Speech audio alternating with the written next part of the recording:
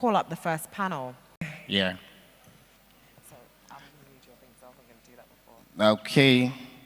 Okay, to lead this discussion, we have an exceptional moderator. Ladies and gentlemen, please, we have an exceptional moderator to join us in welcoming our esteemed moderator. Her name is Angela Umwelu. Please, a round of applause for Angela Umwelu. And she will be taking the panel on emerging African markets, exploring new frontiers, with a focus on Angola, Zimbabwe, Rwanda, and Namibia. Oh, I haven't been to any of these countries, and I'm actually quite sad about that. Have you been to any of these countries? Yeah, I've been there in my dreams. Yeah. In your dreams? Yeah. Oh, wow. Okay. Please, somebody, we need to get him a ticket to either Angola, Zimbabwe, or Rwanda. Because I don't know why you're going to African countries that are like 2 hours away in your dreams. Okay, with that being said in English, cette session de panel explorer les manières et les marchés émergents du jeu en Afrique et entrer sur le marché, la réglementation et les opportunités. Merci. Et on a déjà appelé la personne qui va faire ça pour nous. Et on va continuer avec les panélistes aussi. And now at this point in time, I'm going to let Stephanie Coker call the panelists. Okay, thank you. We have Mr. John Erastus, Acting Chief Executive Officer, Gambling Board of Namibia. Please, round of applause for him as he climbs the stage.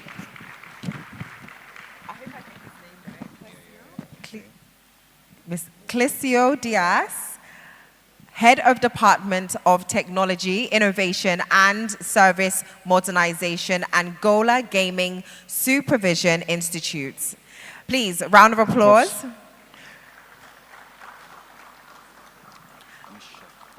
Let me call this one. And the next person on our list is Mishek Pachipano, Executive Officer, the Chief Executive Officer, Lotteries and Gaming Board, Zimbabwe. Please, a round of applause for him as well. And Jean-Claude Mushimire, Executive Director, Rwanda Gaming Association. Round of applause, please. Thank you.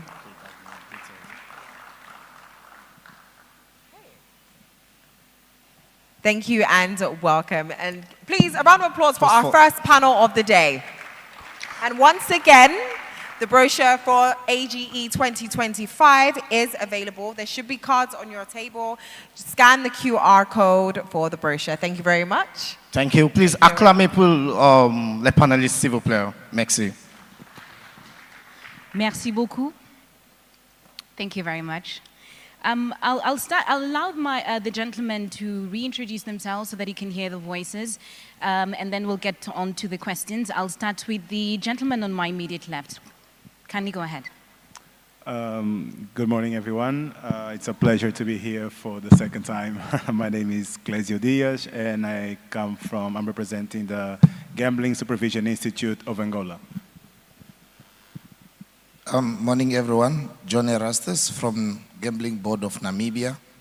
And I believe Namibia is one of those industries that a lot of investors and operators are looking forward to.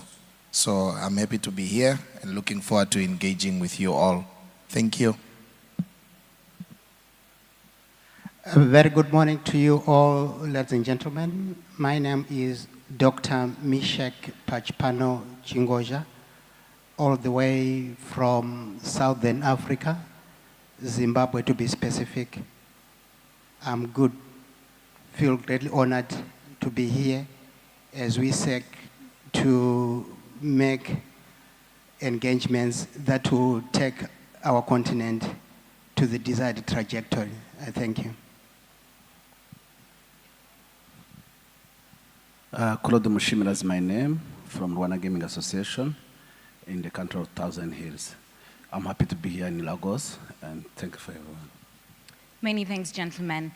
In 2024, the African gaming industry experienced significant growth with total revenues reaching 1.8 billion. Dr. Chingozi, allow me to start with you.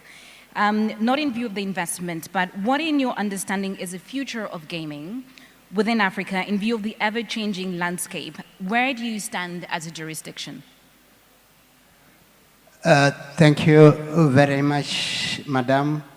Ladies and gentlemen, in response, allow me to first make reference to one or two scholars as I seek to respond to this question that has been put across to me. Ladies and gentlemen, there is one scholar known as William James who says, the greatest discovery of my generation is that people can alter the destiny of their lives by altering the attitude of the mind. This is where I'll take it from. And allow me also to make reference to one Charles Darwin that I know most of us are familiar with, who actually assessed that survival in any environment is not about strength or intellect, but the ability to adapt. And that's where we should be, and that's where we are as Africa, where we are supposed to be responding to the environment as it mutates. Because admittedly, and this needs no contestation, that the environment in which we are finding ourselves, particularly within this industry, the gaming industry, is an ever-changing panorama, which requires all and sundry to be attentive, to be responsive, to be alive to these realities that the environment is continuously mutating. Yes, the need for us all to take every day as it comes. Africa has potential for growth, and the appetite within this industry is so high. I was reading some commentary which was actually saying the appetite for gaming in Africa is like a camel on heat, and you can imagine, ladies and gentlemen, this is where we are. So with this kind of appetite, it then means that the sky is the limit. We can be in a position to take this industry to the desired trajectory. But how does that come to being? We are looking at how the internet has taken this space, and all our people, the majority of our people, in excess of about 80% of our people, who are predominantly the youth, are those that will be in a position then to take this industry towards the desired trajectory.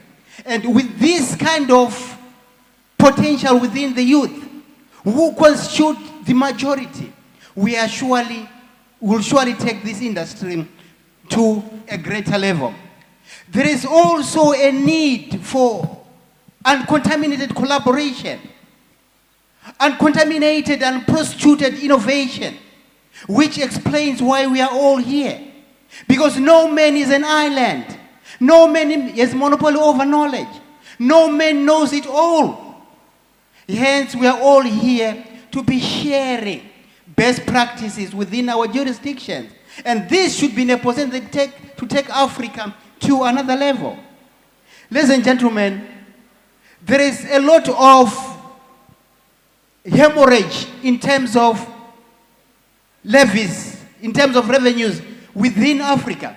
Yes, the need for appropriate technologies to harness and harass such leakages. And I'm hoping, and it will be my prayer, that through this engagement, through this intercourse, we'll then be in a position to get to understand what technologies will help Africa to deal with this challenge. As a jurisdiction, to be specific, we have been alive to this reality, to say the gaming industry is growing, the growing industry is changing, and we are in the process of aligning our legislation so that it embraces online gaming, with a view of ensuring that our people can engage in the comfort of their homes in this game, which is their passion, so that at whatever time they'll be in a position to access whatever games they require. We'll just I take a think pause, with this I submit, Madam. Thank you so much, Dr. Chingoze, for that. From what you've said, it's an evolving industry, and there's need to invest in technology in order to keep abreast with the ever-changing landscape.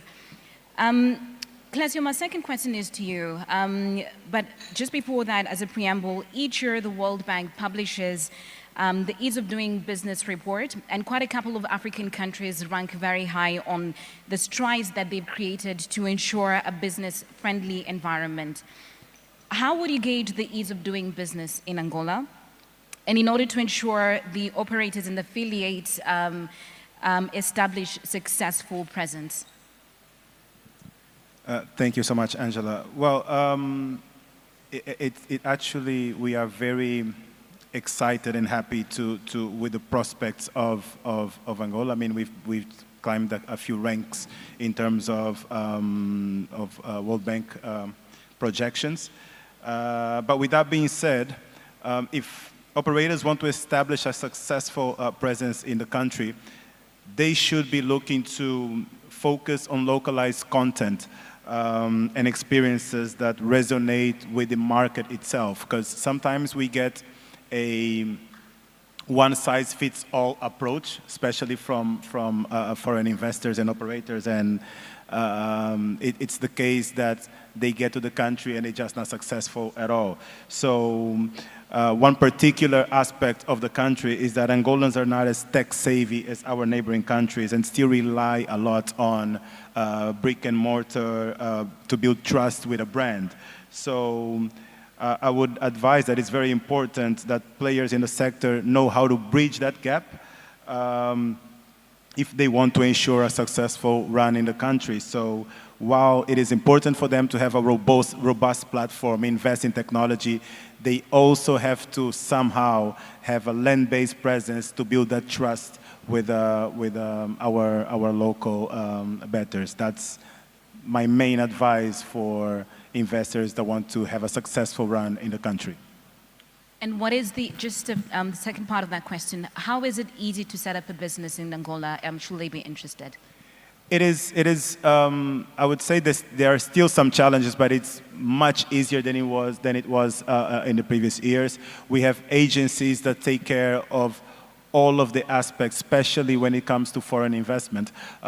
We have particularly an agency that's responsible to catering for all foreign investment that comes into the country. So I would say, let's say from day zero to operations, it would take not more than 3 months for an investor to come into the country.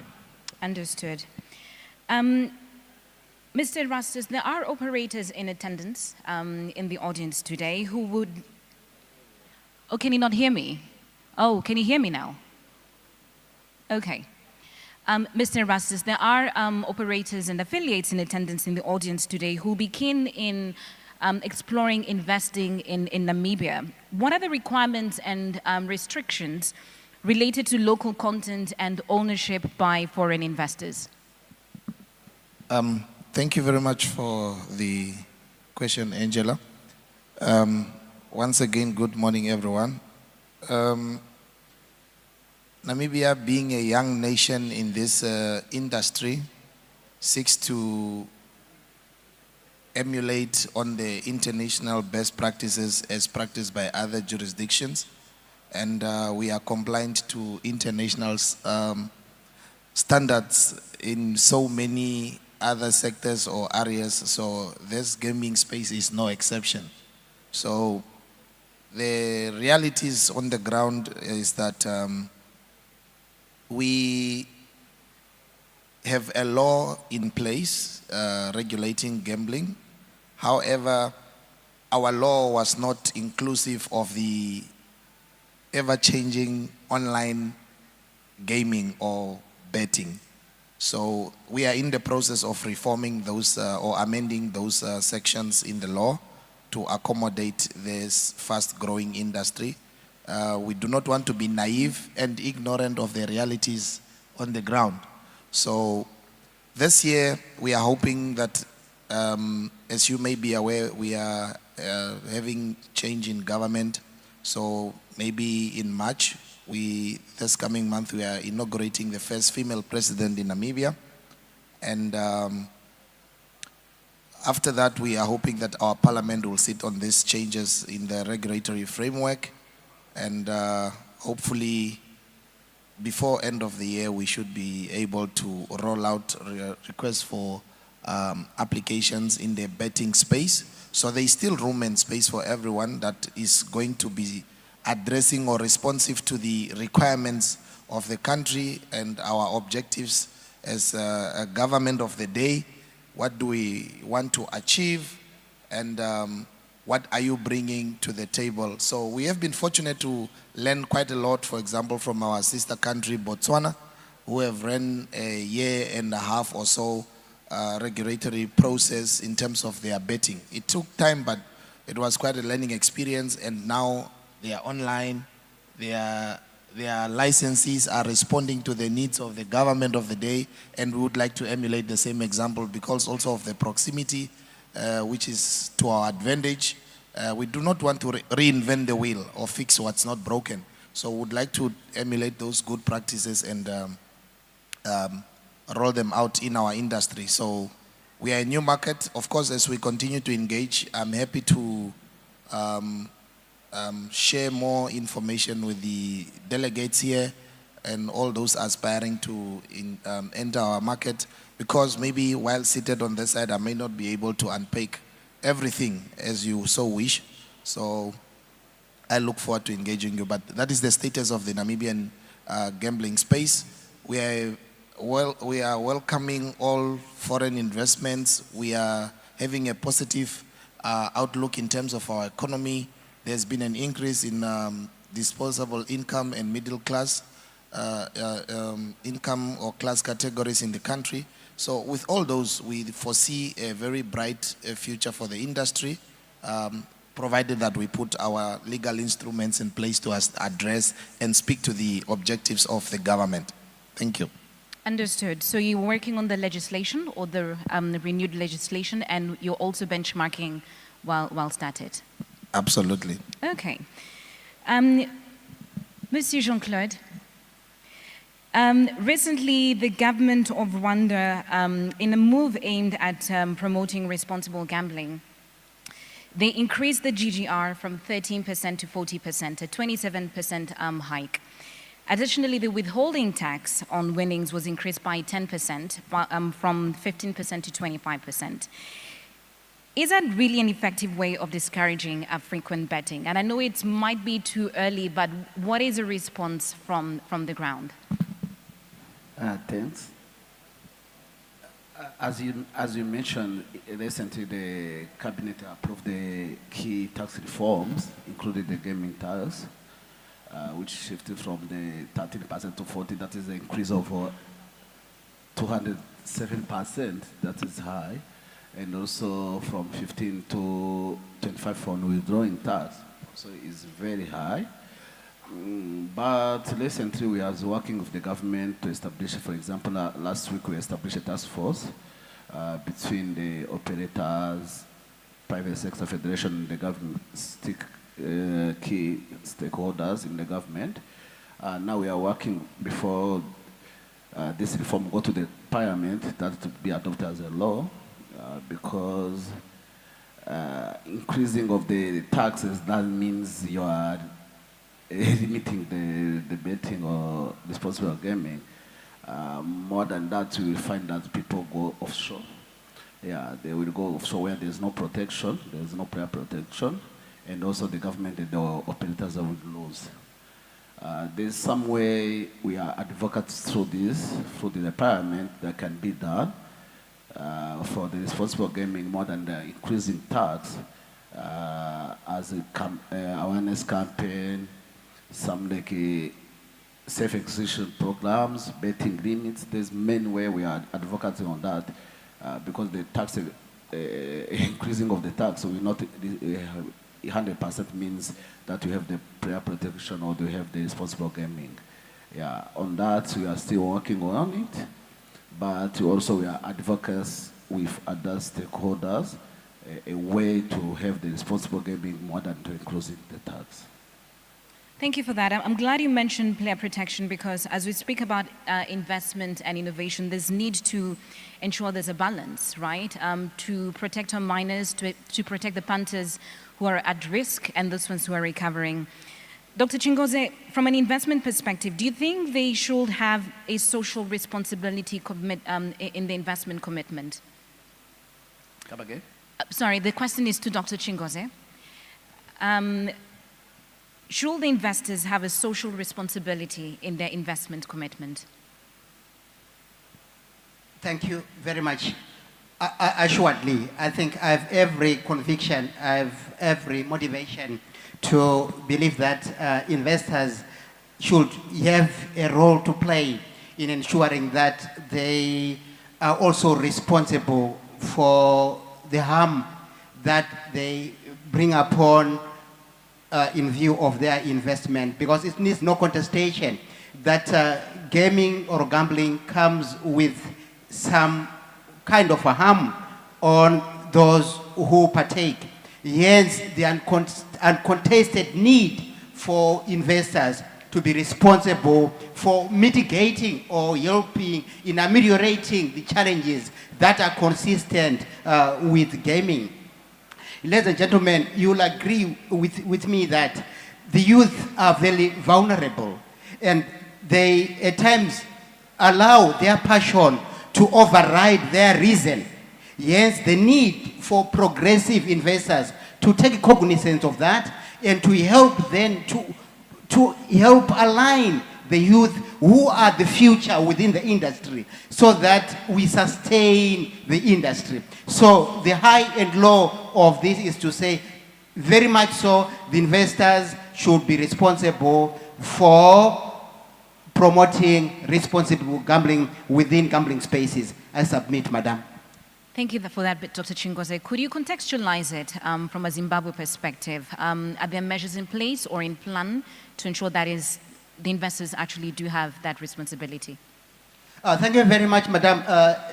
Zimbabwe is a country or is a jurisdiction which is witnessing a lot of growth within gaming, and we are alive to the reality that gambling is actually increasing, so is the harm.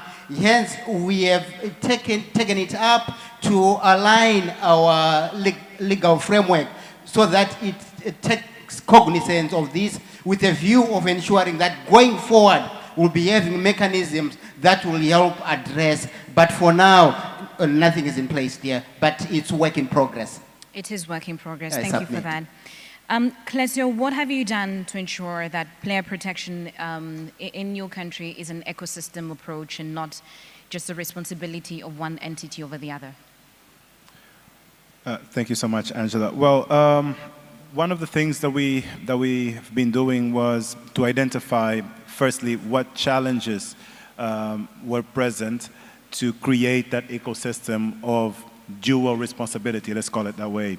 So the first challenge that we identified was actually identifying and assisting the problem gamblers. And to do that, we actually created protocols with the gambling operators themselves to make sure we can identify those problem gamblers and proceed to give the assist that they require.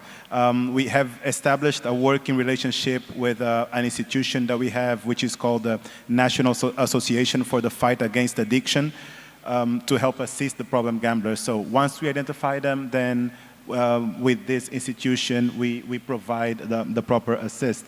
The second challenge is actually preventing underage gambling, which is specifically an issue in our country because it's a market where land-based sports betting is very expensive and cash transactions are the norm. So to make sure you curb underage gambling, it's an issue. But with the protocols that we are creating with the operators themselves, then it's easier. One of the things that we are implementing is to enforce that every bettor presents an ID while betting. And lastly, we are creating a nationwide education program to make sure that the people at large know the dangers and the harm of gambling can bring if not made responsible. Thank you for that. Erastus, what is, from your jurisdiction, are there commonalities from what Clécio has mentioned with Angola in terms that you've encountered in ensuring responsible gambling and especially passing the message that gambling is a hobby and not a source of income? Are there any commonalities or is there any unique challenges in your jurisdictions and what are you doing about it? Thank you very much. Obviously, once again, Namibia is no exception to this question. As a regulator, we would like to see that or ensure that responsible gambling practices are practiced by the operators and to continuously remind the pandas that this should not be seen as a hobby, but a sort of an entertainment. Of as much as other sectors sees it as a source of economic enabler, it can also be serious harmful process to families and communities. But like I said, we are working on refining our laws. Some of these challenges were, or key fundamental aspects were not covered in the existing law. And it's through this type of platforms, Namibia has gotten to learn of the best practices, and that is what we have worked on as a board to ensure that our legal framework is responsive to the ever-changing dynamics of the gambling industry. So I hear you in the same trajectory as Zimbabwe in terms of working on your legal framework. Yes, absolutely. Modernizing it. Yes. Understood. Monsieur Jean-Claude, we've had from the regulators what they're saying that they're doing and what needs to be done from a social responsibility perspective. What is your view? Is it a shared burden? Is it a shared responsibility, and what is a reality from your perspective? On the prayer protections, normally our current law, which was gazetted in 2011, was put some minnow on the prayer protection, only the age limit, prohibited area from the advertising on the gaming. But the currently, in October 2024, the government has put in place the new gambling policy, where we are working on the text on the prayer protection, because we need to know the minnow are not exploited, and also we know to unregulated the illegal gaming, and also from the problem gambling and addiction, and also financial risk and the financial risk. On the current document we are working on, we need to know that this is the shared responsibility of player protection between operators, government, also the players. One of the key strategy we are putting in place is implementing a centralized safe execution register. That is will be shared between the operators and also the government. And also we are enforcing the biometric-based QIC, know your customers. And also to introduce a mandatory responsible gaming policies. We know that the technology is growing up. The technology will not be hidden because the technology-driven player monitoring will be required, and also betting limit and real check. As you know, we are moving from digital to AI. As you know, you are moving to the digital to the AI. The betting limit and the real check will be also mandatory. And also the final will be the public awareness campaign. For the financial institution, they will allow a player to block, and they also set up spending guarantee for the player. This is some key area we are working on with the government on the prayer protection. Thank you very much. On that, we'll take a pause. I don't know where the ground moderator is in order for us to take some questions from the audience, if there are any. Monsieur, vous êtes là?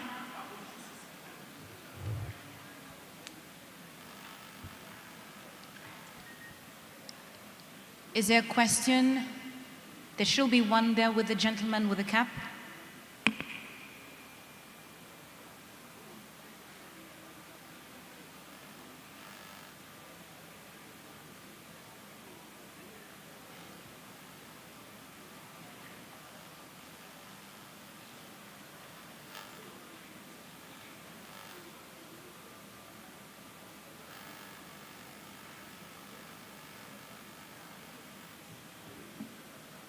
Kindly state your name, the company or firm that you work with, and to whom your question is directed to. My name is Aso Binna. I represent Select Pontas from Nigeria. My question is directed to you. Sorry, I didn't catch the The name. gentleman, Yeah, Mr. and Clasio, yeah. okay, from Angola. Yes, exactly. So this is about regulation. In Select Pontas, one thing we are big on is the social responsibility. And some of the conversations we've had is that therapy, and speaking to these Pontas, is not enough. It's not enough. I double in the industry, the financial market actually, and one thing that is done there is that traders are given opportunity to practice with demo accounts. So I'm asking, in this gaming industry, I believe that conversations around paper betting should start coming up in regards to regulation and also social responsibility. In Select Puntas, it is a conversation we are having. We want to give Puntas the opportunity to paper bet, test their skills, and eventually dive into the live betting.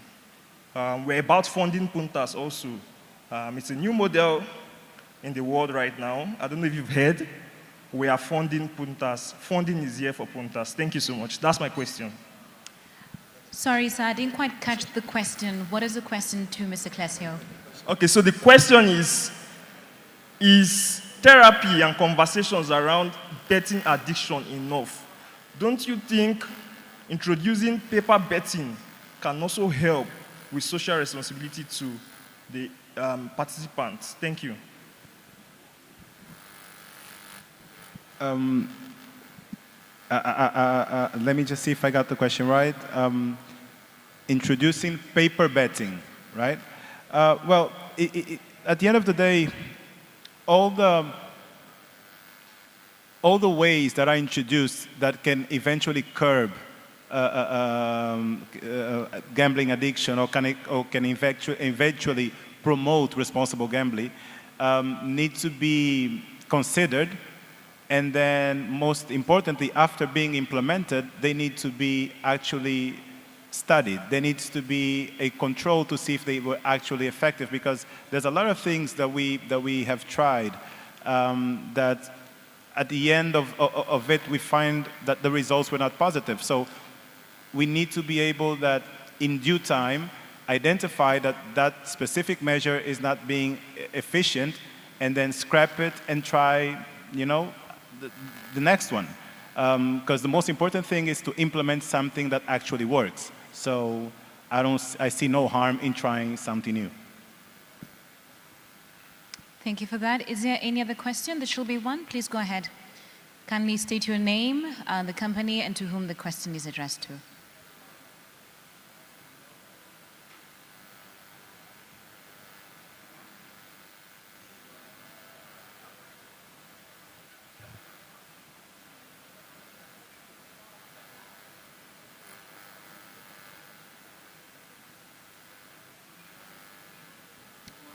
We need a working mic for the We'll gentleman. get you another mic. Thank you.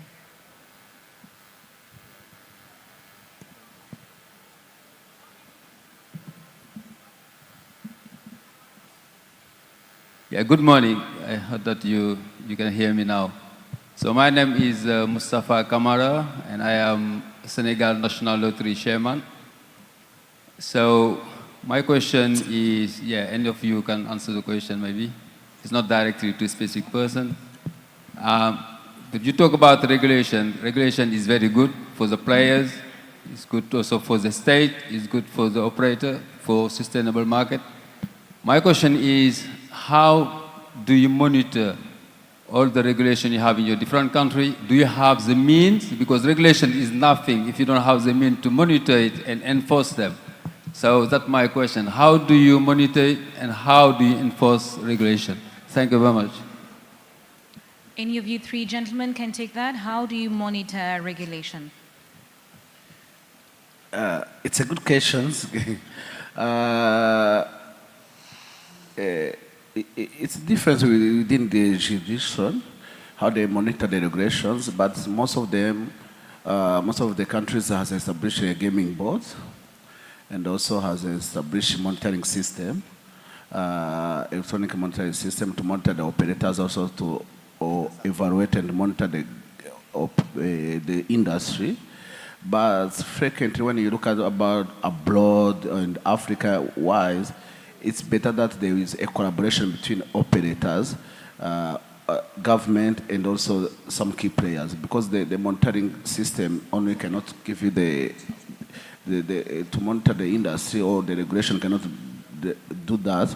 But if there is a forum, a consultative committees, a way that monthly basic or quarterly basic, that's how we see how it's going on, and also to be clear on because the government look about the tax. Most of the time the government comes on the tax, on the strong regulation, but also we know that the gaming also is entertainment. That is, we need to have the collaboration between all the sectors to be able to monitor the industry. Please go ahead. Kindly keep it brief in view of time, but please go ahead. Thank you very much. Furthermore, in coming up with any functional legal framework, there is need for stakeholder consultation. So once it has been put into effect, the efficacy of such is then measured through a feedback process, so that we are taken through the entire ecosystem on what will have been achieved in terms of the intended outcomes, the intended goals. Basically, it's just the feedback from all and sundry within the ecosystem that helps to pronounce the efficacy of the legal framework. I submit. Thank you for that. So it's a mix of technology, of processes, and of course of people, and in between an ecosystem collaboration. In view of time, I think we'll go for the closing remarks. I'll start with yourself, Mr. Rastus. As an elevator pitch, with the investors in here represented and beyond, why should we or should they come to invest in Namibia? No, thank you very much for having me once, first of all. And well, like any other industry, Namibia is open to investment, provided that you are willing to meet the requirements of our laws and operate within those laws of our country. Namibia is one of the safest places to be in the world. I'm sure most of you are aware of that. If not, please see me so that I can justify or expand on that. And lastly, I would like to borrow from the words of Mr. Arep Bashir. You know, he used these words at ICE in Barcelona. So Africa is not going to become a dumping site of these obsolete technologies. Namibia is no exception. We do not want investors that are coming to bring us outdated technologies or wish to come and distract our industry. We want good investors with good intentions and that are looking forward to sustainability and prosperity. I so submit. Thank you. Thank you very much. Very quickly, Clesio, I'll submit the same question to you. Why should we or they, investors, potential investors, come to invest in Angola? Well, they should come to Angola because, honestly, it is a dazzling gem for investors. I'd like to share some numbers. Like, in the first quarter of 2024, our GDP had a happy dance of 4.1% year-on-year growth. By 2026, we expect debt to slow down to 58% of GDP. World Bank predicts a GDP per capita of around 2.3K, also boosting our total GDP to $180 billion. Of course, this means more money in people's pockets, which is music to the ears of investors looking for a growing consumer base. Adding to that, mobile money, which is, let's call it the superstar behind online gambling, has skyrocketed by over 4,000% last year. And to top it all off, we have a new Gambling Act of 2024, which brings a fresh perspective on a sector, showcasing the government's dedication to regulating and formalizing gambling. I believe this creates a rock-solid and predictable playground for future businesses to thrive. Thank you very much. And to the two gentlemen, the closing remarks. Monsieur Jean-Claude, I'll start with you and finish with Dr. Chingoze. Very quickly, what will, in your opinion, be the enabling environment for you to thrive from a gaming perspective? Sorry, can you recast, madam? The question was for Jean-Claude first, and then I'll ask you a question in closing remarks. Come again for the question? Yes, what, from an operator's perspective, what will be an enabling and inhibiting environment for success? Most of the governments are struggling for something like few things. One, they are looking that the society is not exploited. Second, there's the tax for the government. Thirdly, we are looking the return of investments of operators, and also to see there's no addiction. For the environment in the gaming, we are looking that the ecosystem to be well done, and also to see that the industry is growing in the proper manners. Without do that, I will also say there's some need for Africans to come like one voice. Why not to establishing a gaming association, the operating association in Africa, that we can exchange ideas, and when any country goes in to do the laws, to do the policies, that African association can come together to exchange experience. That will be a good environment for us to take in place. I like that call for action, an operators association for Africa. Okay. Dr. Chingoze, closing remarks. In your opinion, how do we sustain this industry in order to future-proof it? In very few words in the time that we have left, kindly. Thank you very much, Madam. Sustaining this industry into tomorrow is a shared responsibility. It takes you and I to join hands, to collaborate, to have the understanding that we are a team together. We are all team players. And those who think it cannot be done should not really interfere with those who are doing it. You will because we are saying we can. We can because we are saying we will. It's all about the attitude of the mind. I submit, Madam. Many thanks for that. Gentlemen, thank you once again. I'll hand over to the moderator. Over to you. Thank you very much. That was an amazing panel on emerging markets. Please, a round of applause for them, our moderators Merci and beaucoup. panelists. C'est un bien. S'il vous plaît, acclamez pour des gens ici. Oh, we'd like to please take a picture with you all. Cameramen, thank you. All right, thank you.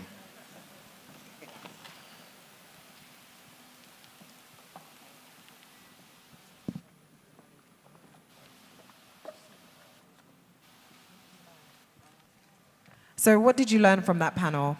I learned a lot. But, you know, adding more technologies to the gaming sector to improve the market is something that is like very, very important. That's the only point I pick, and it is very important. Yes, indeed. Well done. Well done for paying attention. Yeah, thank you so much. Okay, we'd like to move on to the keynote address, which is going to be on harnessing the power of artificial intelligence to transform Africa's gaming and fintech market. This will be presented by Mr. Carl Olutokun Toriola, CEO, MD, MTN Nigeria, who is ably represented by Mrs. Aisha Umar Mumuni, Chief Digital Officer, Digital Services, MTN. Please, a round of applause for her, please, as she's coming.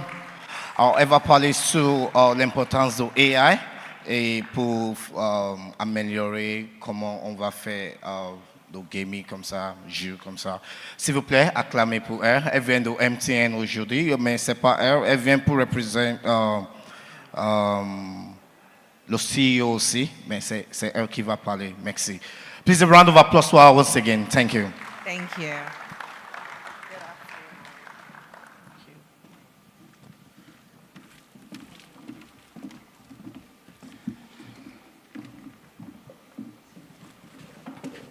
Good morning, distinguished ladies and gentlemen. My name is Aisha Umar Mumuni. I am representing Mr. Toriola, our CEO from MTN. I am the Chief Digital Officer of MTN Nigeria, so and what I do in my role as Chief Digital Officer is I am responsible for onboarding gaming services onto our network so that our customers can access your services. So my keynote address is on harnessing the power of artificial intelligence to transform Africa's gaming and fintech market. I will start with what is AI. AI is really data, gathered, cleaned, arranged, sorted, and then served, cross-referenced, and then served as information. I actually had some help from ChatGPT when I was drafting this speech, and what the definition I got from ChatGPT was AI is a process of gathering, cleaning, sorting, analyzing data to turn it into useful and coherent information for decision making. Now, I then thought to myself, that sounds like software. What is the difference between AI and software? Now, software is static. It's a set of instructions that you give a device telling it what to do. So start playing music, turn off the TV, and so on and so forth. The difference between AI and software is that AI is always learning. It's a database, it's a data set that is constantly being enriched, arranged, cleaned, and cross-referenced to give better information. So the question is, what can AI do for the gaming industry in Africa? So one of the very first use cases is fraud detection and security. Basically, online gaming is facing, I'm aware because this is what we see. Online gaming faces major security challenges, including cheating, account takeovers, and fraudulent transactions. AI-powered fraud detection systems use machine learning to analyze player behavior and flag suspicious activities in real time. Advanced AI-driven security solutions such as anomaly detection, biometric authentication help gaming platforms mitigate financial losses and maintain fair play. One of the problems that we experienced as MTN was customers complaining. It turns out that they were subscribed for some of your services without their permission. So we put in a web fraud detection system to analyze the steps, the processes to subscribing for a service. And one of the first things, when we first implemented it, one of the first things that we noticed was that all the traffic that came towards our network was blocked.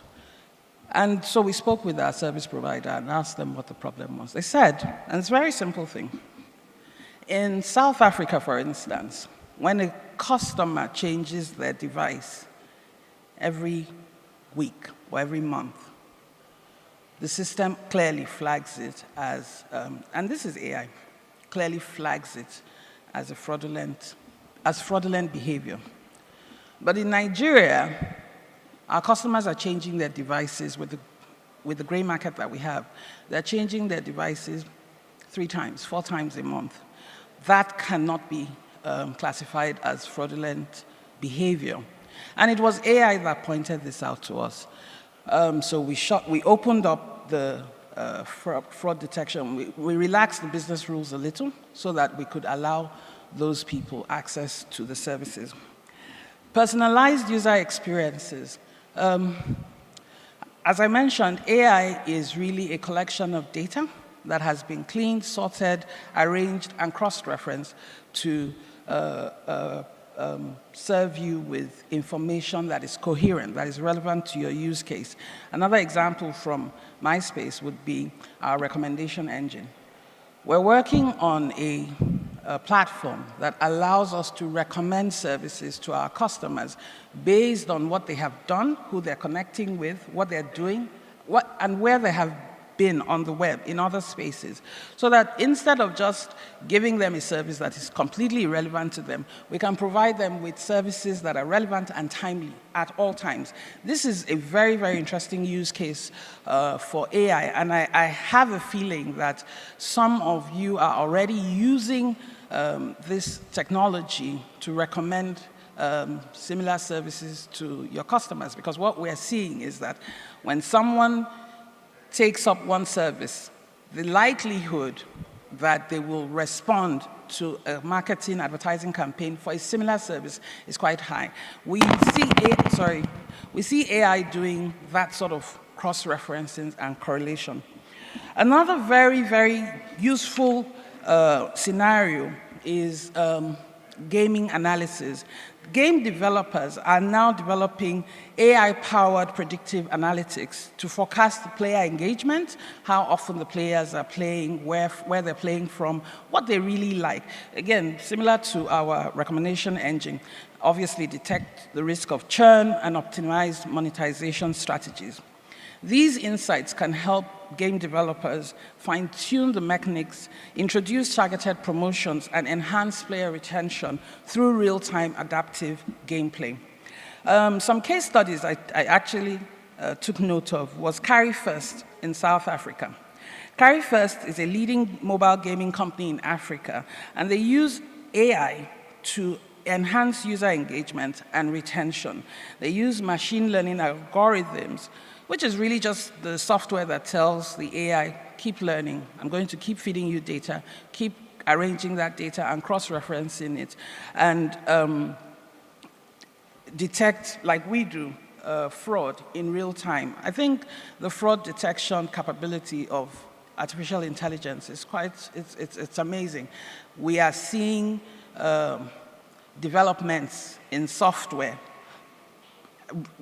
growing exponentially.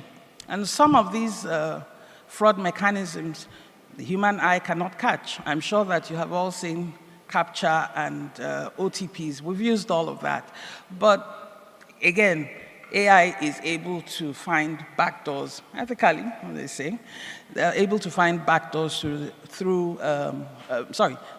hackers are able to find backdoors using AI. And it makes sense to use AI to close those backdoors. Kuluya is a Nigerian gaming company that utilizes AI-powered chatbots and personalized marketing to improve user engagement. Their AI-driven analytics tools identify gaming trends and tell them what customers are looking for, what sort of games, the gameplay that will resonate with the customers that they already have. Again, speaking to some sort of recommendation engine. So what can AI do in fintech? Now, across the continent, AI is transforming Africa's fintech landscape by providing efficient and accessible financial services. The use cases I gave just now regarding fraud detection, predictive analysis, and gamer retention easily apply to fintech. So they have AI-powered chatbots, robo-advisors. I'm sure you have the bots on your bank apps. We have Ziggy. on MTN, but I know the banks have bots as well. All that is AI-driven. While AI-driven and credit scoring can enable financial institutions to serve underbanked populations with more accurate risk assessments. Again, fraud detection and risk management is a good use case for AI, especially where we have issues with identification, human-to-human identification. I cannot go into the issues of NIN or BVN in this, in this gathering, but I'm sure that you've experienced some of the things that, some of the problems that we have experienced in identifying our customers based on these metrics. Enhancing access to digital payments is something that AI is also good at. They streamline the mobile money services and automate financial transactions. Everybody has a standing instruction or payments or what have you. We can use AI to make some of these payments seamless. I mean, in Nigeria, the literacy rate is quite high, but in understanding some of the technologies that we're using, we might need to stretch ourselves a little. AI is able to do voice, able to do speech, speech to text, text to speech, video, and so on and so forth. So you can use some of these, the fintech companies can use some of these technologies, these AI-driven technologies, to include, to bring their services to a wider base of customers. AI-powered digital wallets, I mentioned voice recognition is AI, facial recognition is also AI, and I'm sure that you've seen some of these applications on some of your bank apps. Two very well-known case studies are Flutterwave Nigeria and M-Pesa. Flutterwave is one of Africa's leading fintech companies, but it integrates AI into fraud detection, risk assessment, transaction monitoring, by leveraging machine learning models, which is really just telling the software, telling the AI, you need, when you see this data set, this is what you do. By leveraging machine learning models, Flutterwave secures digital payments, they reduce fraud rates, and they enhance financial inclusion across the continent. I'm sure that everyone in this room has used Flutterwave, but the precursor to Flutterwave was actually M-Pesa from Kenya. M-Pesa was the pioneering mobile money platform on the continent, but in addition to the old technologies that they started out with, they now employ AI to drive risk management and obviously to prevent fraud. AI tools analyze user transactions to detect anomalies and reduce fraud cases. They also use AI to improve financial access in remote areas. Now, regulatory and ethical considerations is a big topic in AI adoption. It is huge, and you can imagine why. We're working with data sets, just data. There's supposed to be no bias, no subjectiveness in the results that are served to you when you're using AI. However, there are other issues that are at stake. Data privacy. Did I give you permission to use my data? We will have to, and we're working very closely with the NDPR, which is Nigeria's data protection regulatory agency. We're working with them to ensure compliance with all their regulations. Also, trying to ensure that there is a balance in those regulations, because I'm sure all of you will agree with me that we have a tendency to overregulate some industries, especially the ones that, we're not quite clear on how they work. So data privacy is a big problem. Algorithmic fairness. Okay, so you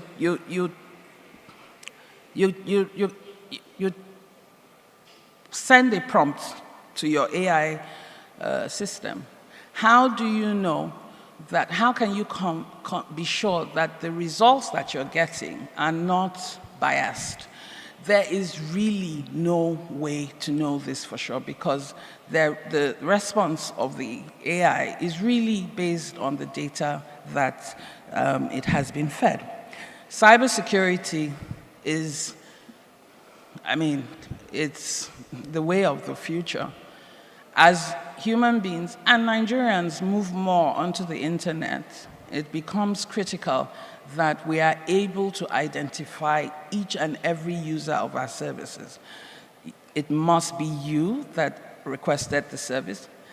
You have agreed to pay for the service, and you do not want to use the service anymore. We have to be 100% sure of that, those three elements. And the only way to do it is cybersecurity. A quick example, something that we're experiencing as we speak, is we have found some chatbots, or some, I believe it's AI, has found a backdoor, I think I mentioned earlier, to our web fraud detection system. So I asked the team yesterday to please send a prompt to any of their AI systems, asking them to find a backdoor. And all the responses we got were, they're not allowed to hack. So we changed the prompts a little, and we got some quite disturbing responses about not necessarily what to do, but how to go about it. And I said to my team that this is our reality. This is our new reality. Every day, you should expect a backdoor, right? But every day, you should look to closing that backdoor. And I am convinced that AI is the only way that we can beat those backdoors, because guess what? AI is probably the one creating the backdoors as well. So cybersecurity is something that we're going to all have to take very seriously. I'm sure that you have, in each of your companies, experienced some fraudulent subscriptions, fraudulent plays, and so on and so forth. AI can help reduce the occurrence of this. Now, African countries, including Nigeria, are actively developing AI regulatory frameworks to guide responsible adoption in fintech and gaming.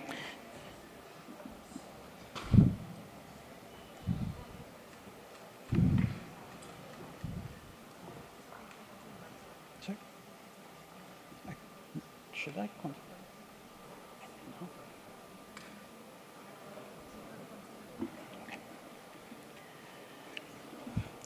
So learning from international best practices, such as Europe's AI Act, can help African regulators create robust policies tailored to local challenges. Now, opportunities for collaboration, which is why we're all here: gaming, fintech, and AI innovation.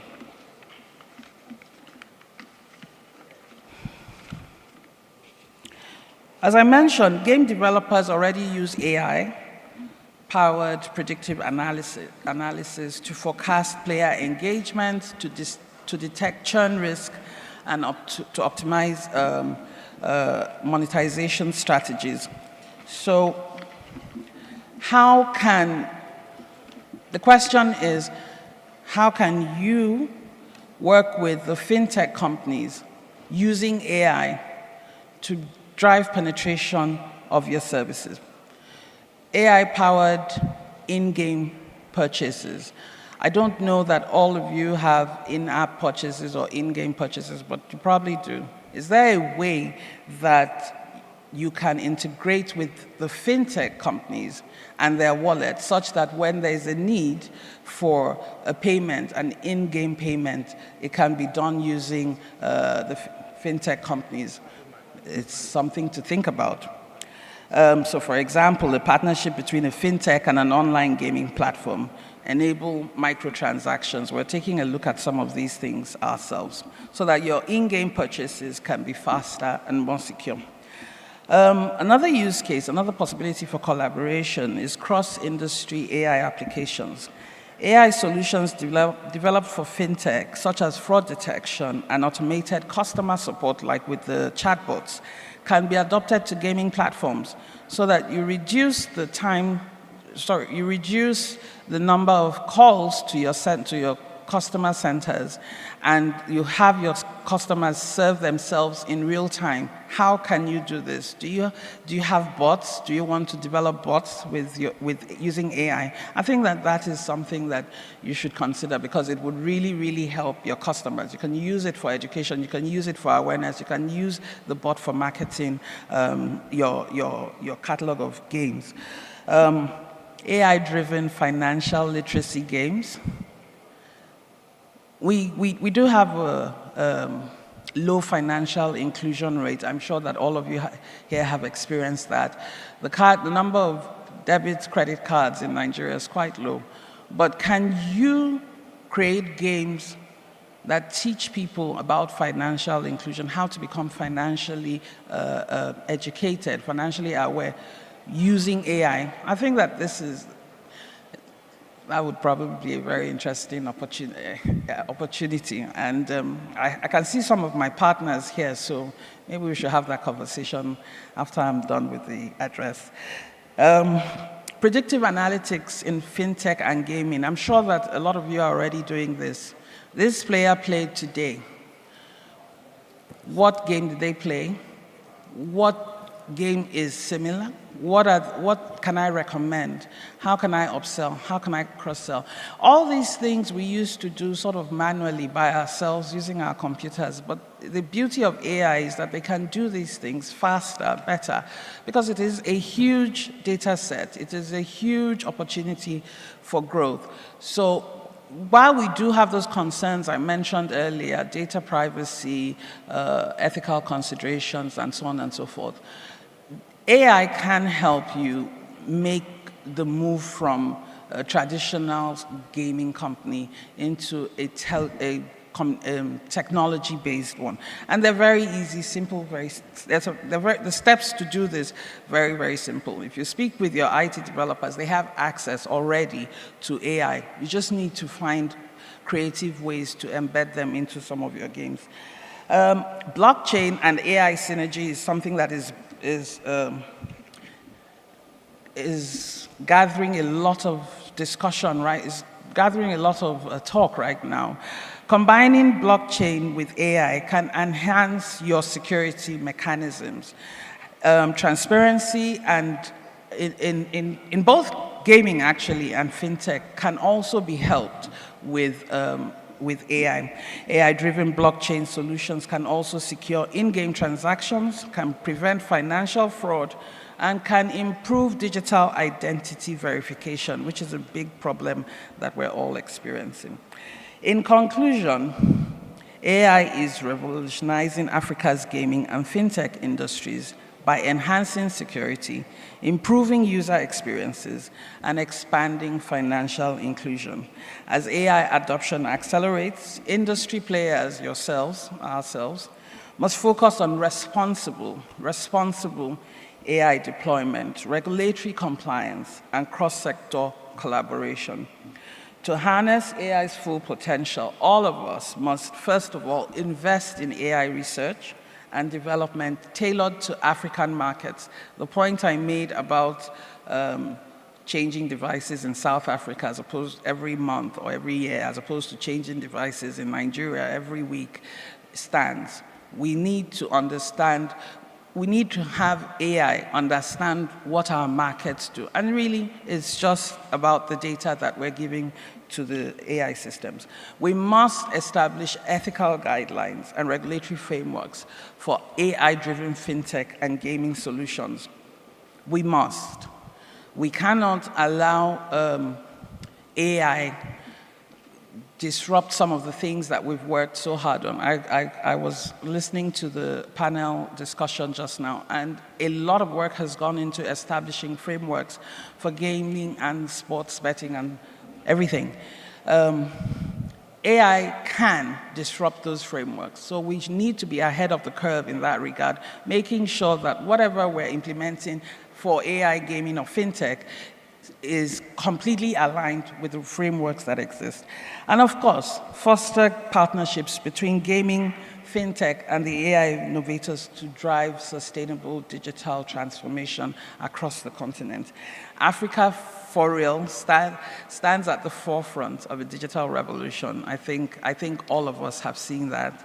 And by embracing AI responsibly, we can create a more inclusive, secure, and innovative digital economy that empowers millions of Africans across the continent. Thank you very much.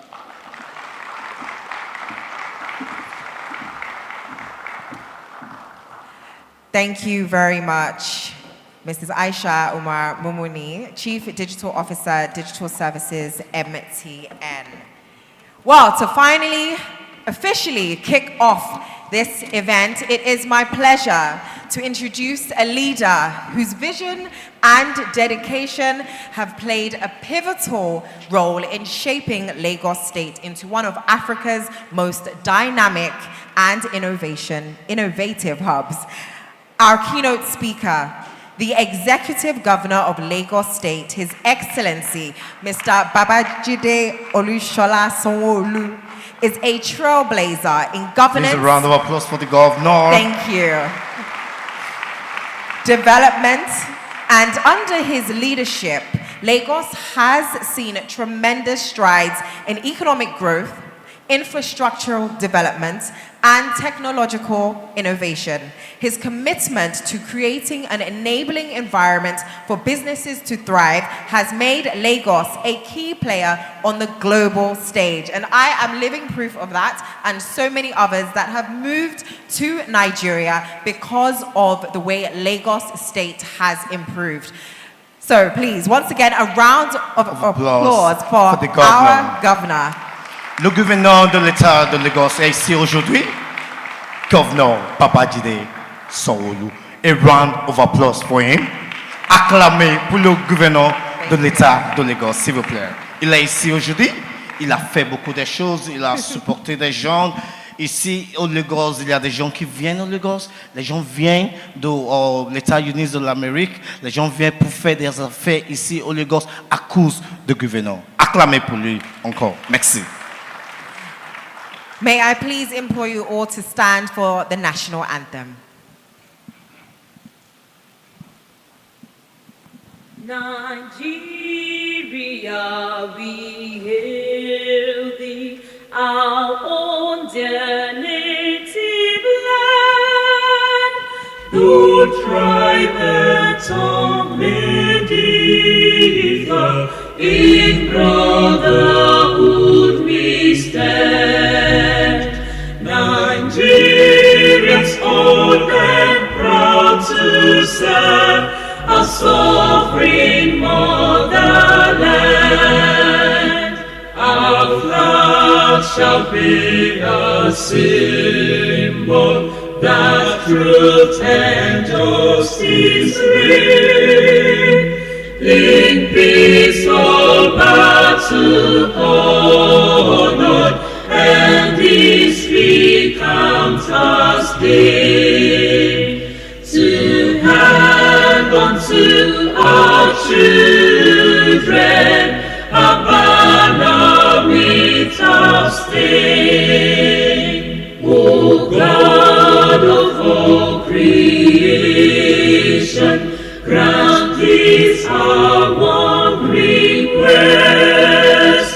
Help us to build a nation where no man is oppressed, and so with peace and plenty, Nigeria may be blessed.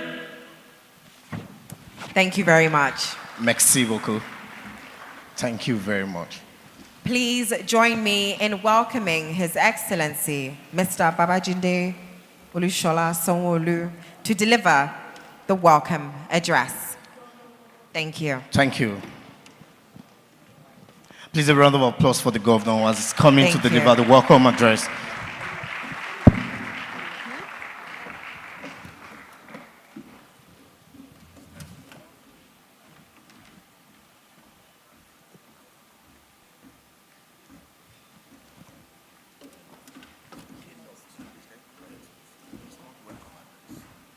Once again, our governor is here Thank to you. deliver the keynote speech. Thank you very much. Please be seated. Thank you very much. Thank you.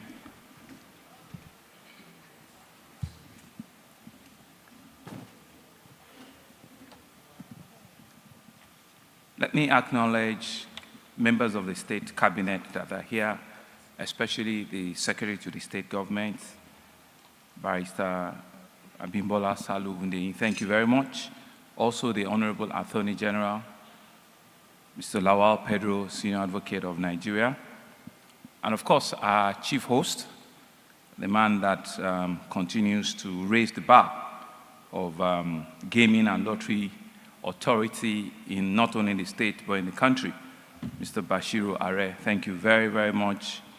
The Chief Executive of African Gaming Expo, Mr. Charles Ekundayo. Other regulatory chief executives that are here, the representative from MTN, one of our key sponsors, the Managing Director of GSA Europe President, International Gaming Standard, Mr. Mark Peace, all of our various moderators that are here, some of our key ambassadors in this sector. There are people that have also earned their peace and their space. I can see JJ Okocha, the master dribbler, who they've just been said that, well, so maybe he never played for Real Madrid, Barcelona, but indeed put his own space in the sand of time. JJ, we're always, always, always, always proud of you. And of course, a Nigerian that chose to go to Togo, Emmanuel Adebayo, who we've forgiven him, but I cannot forget the day he scored against Arsenal, and he had to run the race with Man City all the way to the Arsenal stand just to go and show us that, Emmanuel Adebayo, nice to see you. Please let's give him a big round of applause. And that's the beauty of where we're here in Lagos. That's the beauty. I can see you, some of my great friends, DSTV. Thank you all very much for coming. And that's why I want to truly, pleased to have all of you, all of our friends from Europe, from North America, from South America, from Canada, and of course our brothers from other African countries, from Ghana, from Cote d'Ivoire, from Cameroon, from Angola, from Rwanda, from Botswana, from Namibia, from South Africa. Please, you all deserve a big round of applause. Thank you very much. Thank you.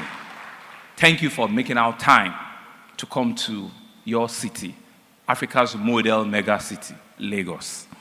And so I stand here with a lot of joy and with great pleasure, profound sense of humor that I welcome all of you to the second in edition of the African Gaming Expo 2025. Sometime last year, we had a first of the edition, which is the first African Gaming Expo, and I'm happy that Lagos State is playing host year on year to the second one. And I was asking the chief executive, when are we going to go to other cities? He says, when we're sure that we'll have all the verticals and all the drawings well put together. Thank you very much for making this happen again. And so this year's expo is being hosted in Lagos, a city that embodies innovation, a city that embodies entrepreneurship and economic excellence. Lagos is not just a commercial hub, but a thriving epicenter of Africa's creative economy, where we see gaming, we see fintech, we see entertainment, we see AI coverage as a means to create an unprecedented economic opportunity. And we're not just using these words loosely.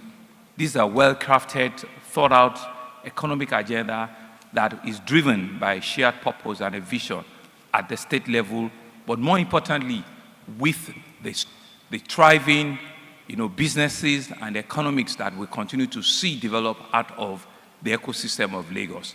It's no longer news that most of the unicorns that have come out of Africa, 4 out of the 7 have all been birthed, out of Lagos.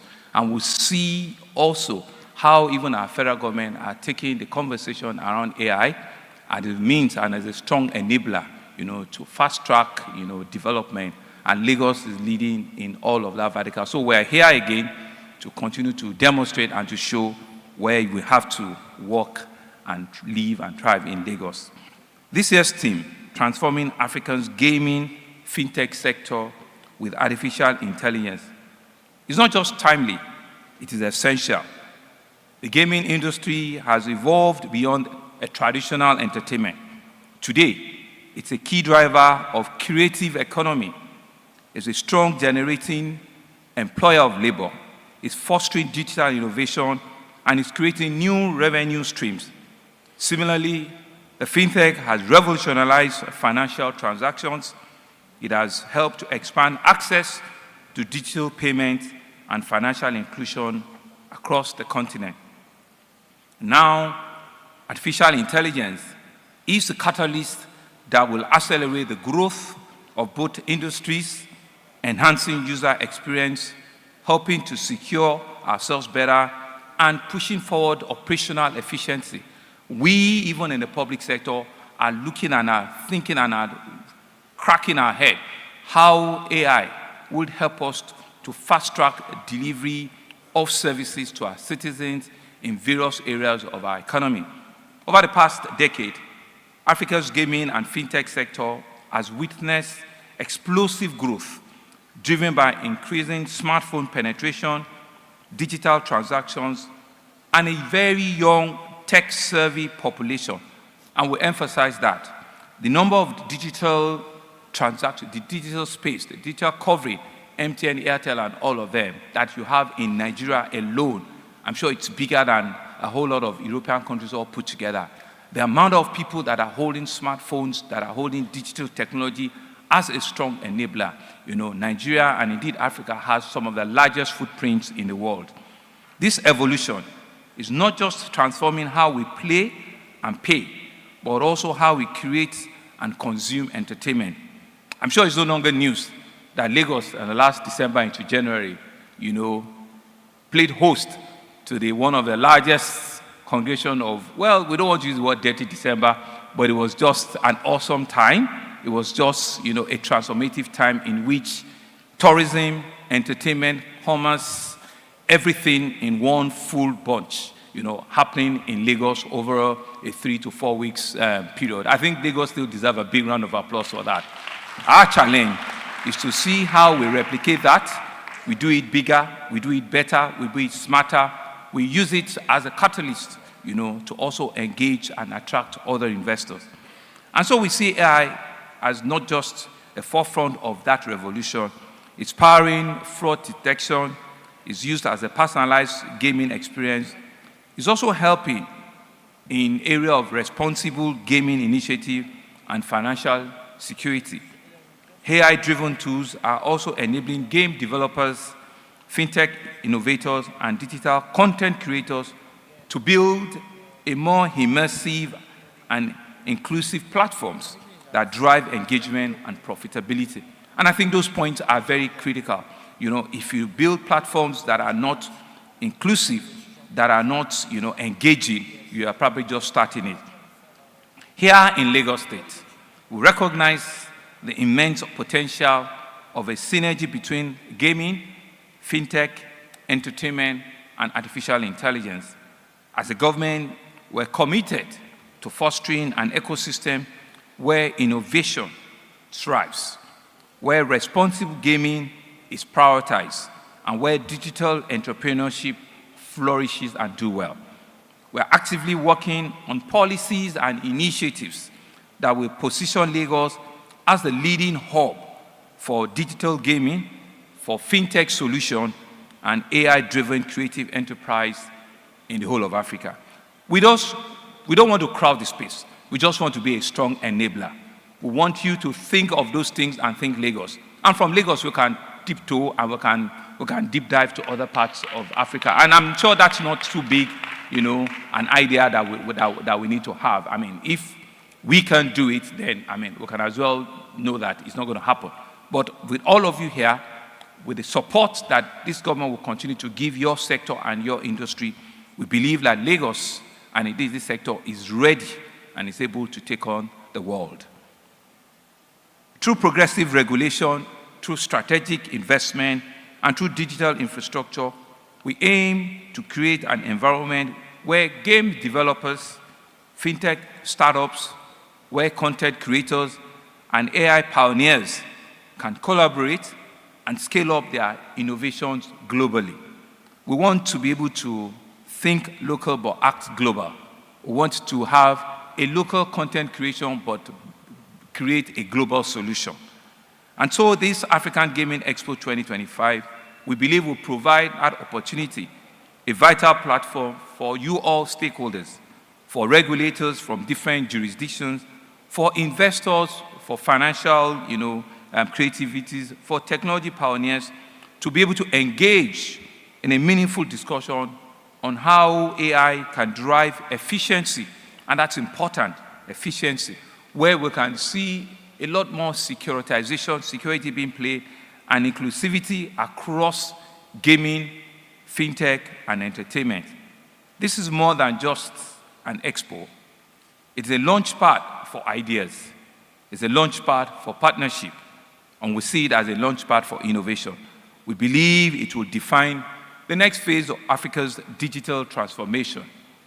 I therefore encourage all participants to take full advantage of the exhibition, the panel conversations, and the network that this will present at various sessions. I believe you can forge a collaboration and you will use it to unlock opportunities in gaming, in fintech, and especially in the creative economy. The future of Africa's digital industry is intelligent, it's dynamic, and it's borderless. We believe that people in this room can help us situate all of that. A borderless digital industry, a very intelligent and robust digital space, and a very dynamic one that will be the envy of the world. We believe that we can enhance the power of artificial intelligence to build a more inclusive, a more transparent, and a more globally competitive ecosystem.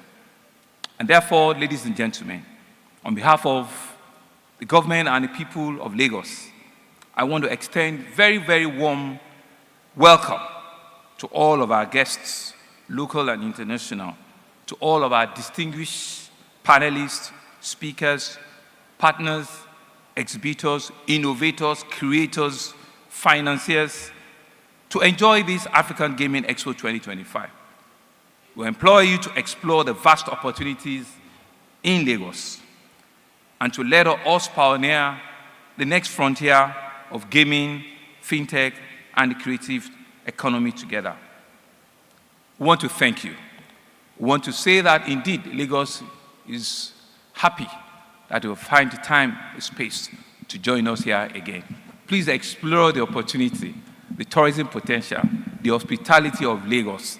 Don't just leave it to this room. Let the organizers take you around the city, and you will truly, truly be amazed the power that we have in this Africa's great mega city. Thank you very much for listening. Thank you very much.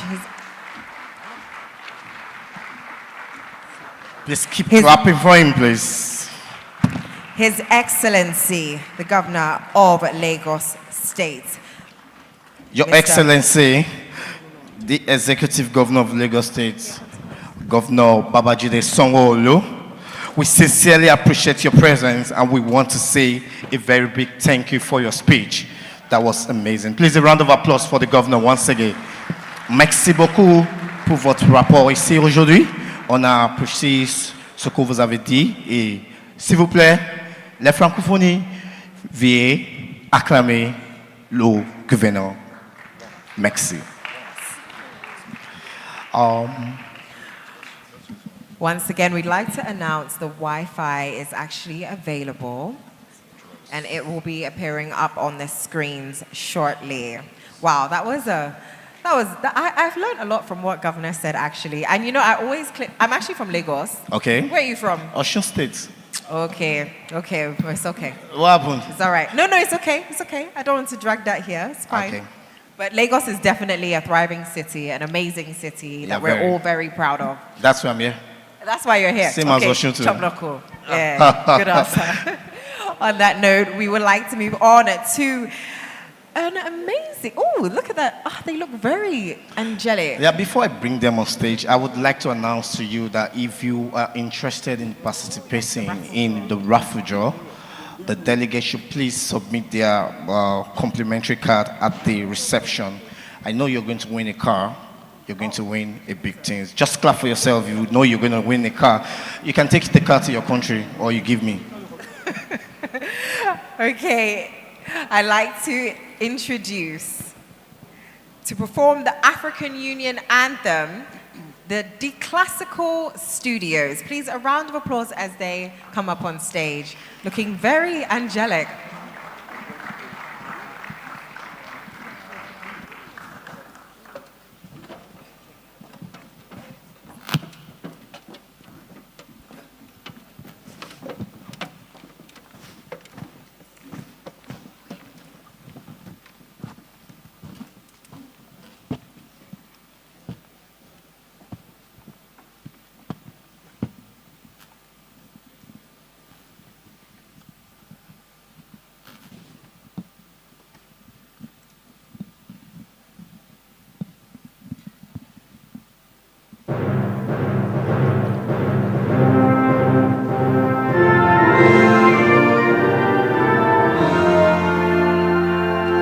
Let us all unite and celebrate together.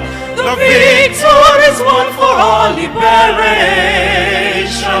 Let us dedicate ourselves to rise together to defend our liberty and unity.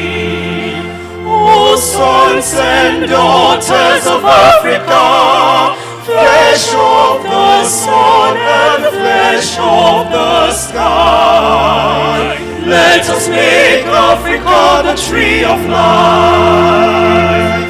Let us all unite and sing together to uphold of love that frame and destiny. Let us dedicate ourselves to fight together for lasting peace and justice on earth. O sons and daughters of Africa, flesh of the sun and the flesh of the sky, let us make Africa the tree of life.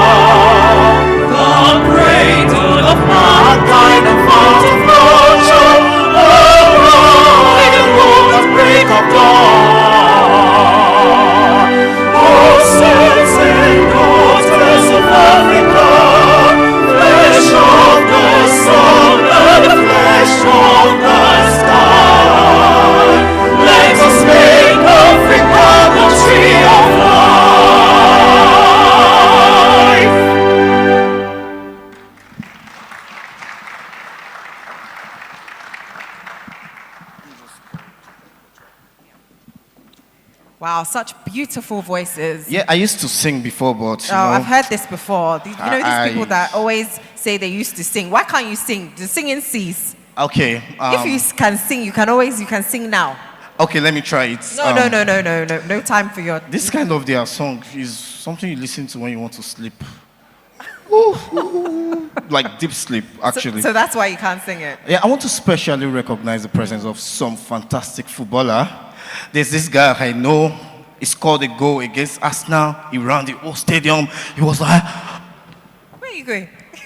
See, you can't even run. please guess the person's name. Please guess his name. Please put your hands together for Emmanuel Adebayo. And there's our man from Nigeria.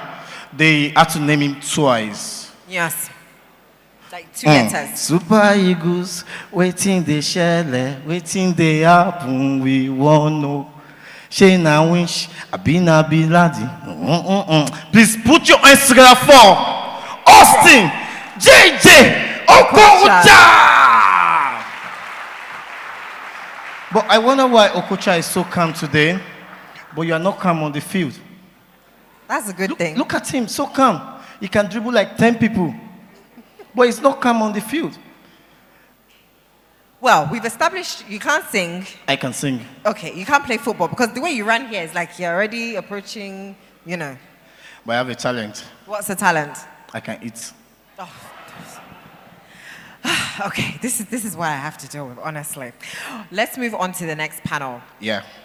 Yes, now while we might not always love it, we know it is necessary to keep the engines of the economy running smoothly. So let's see how we can strike the right balance in the African gaming industry, ensuring we create a tax framework that fosters growth while not leaving the playing field too harshly.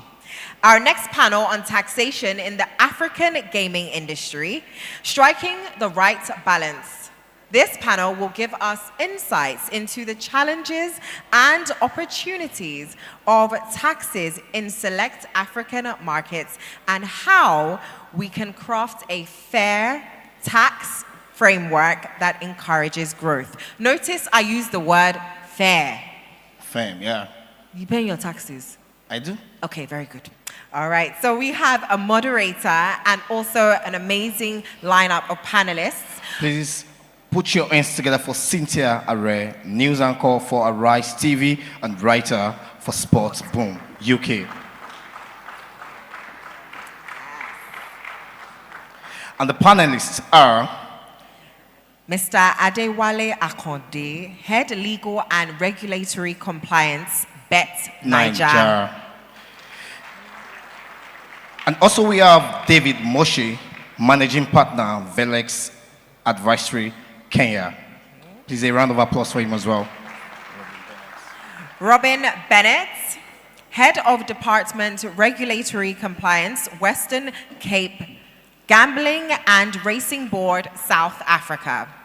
Wow. Round of applause for him, please. And also we have Professor Abiola Sonny San, Dean Faculty of Law, Unilag. Please a round of applause for him as well. And last but not least, Mr. Kilian Kanoba, Senior Partner, Creston Pedibo. I hope I got that right. A round of applause for him as well. Thank you. Handing over to our very able moderator, Cynthia.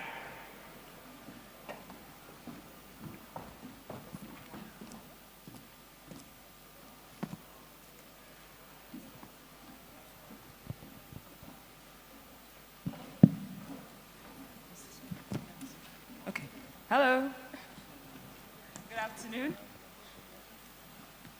So, of course, I'd like to introduce myself one more time. I'm Cynthia Array. It's an honor to be here.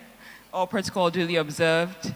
And, of course, I'd like to introduce the panel real quick just to make sure that I'm getting everyone's names correctly. I already know you. I have the pleasure of knowing you, Mr. Adewale Akonde. David Moshi, you're with us as well. Pleasure having you here. Gifty Rita Amoa. Unfortunately, it appears she's not with us. We also have Professor Abiola Sani SAN. Is he here? Not here yet. All right, we'll proceed as we're missing a few people, but it's completely fine. So, of course, the only two things that are certain in life are death and taxes.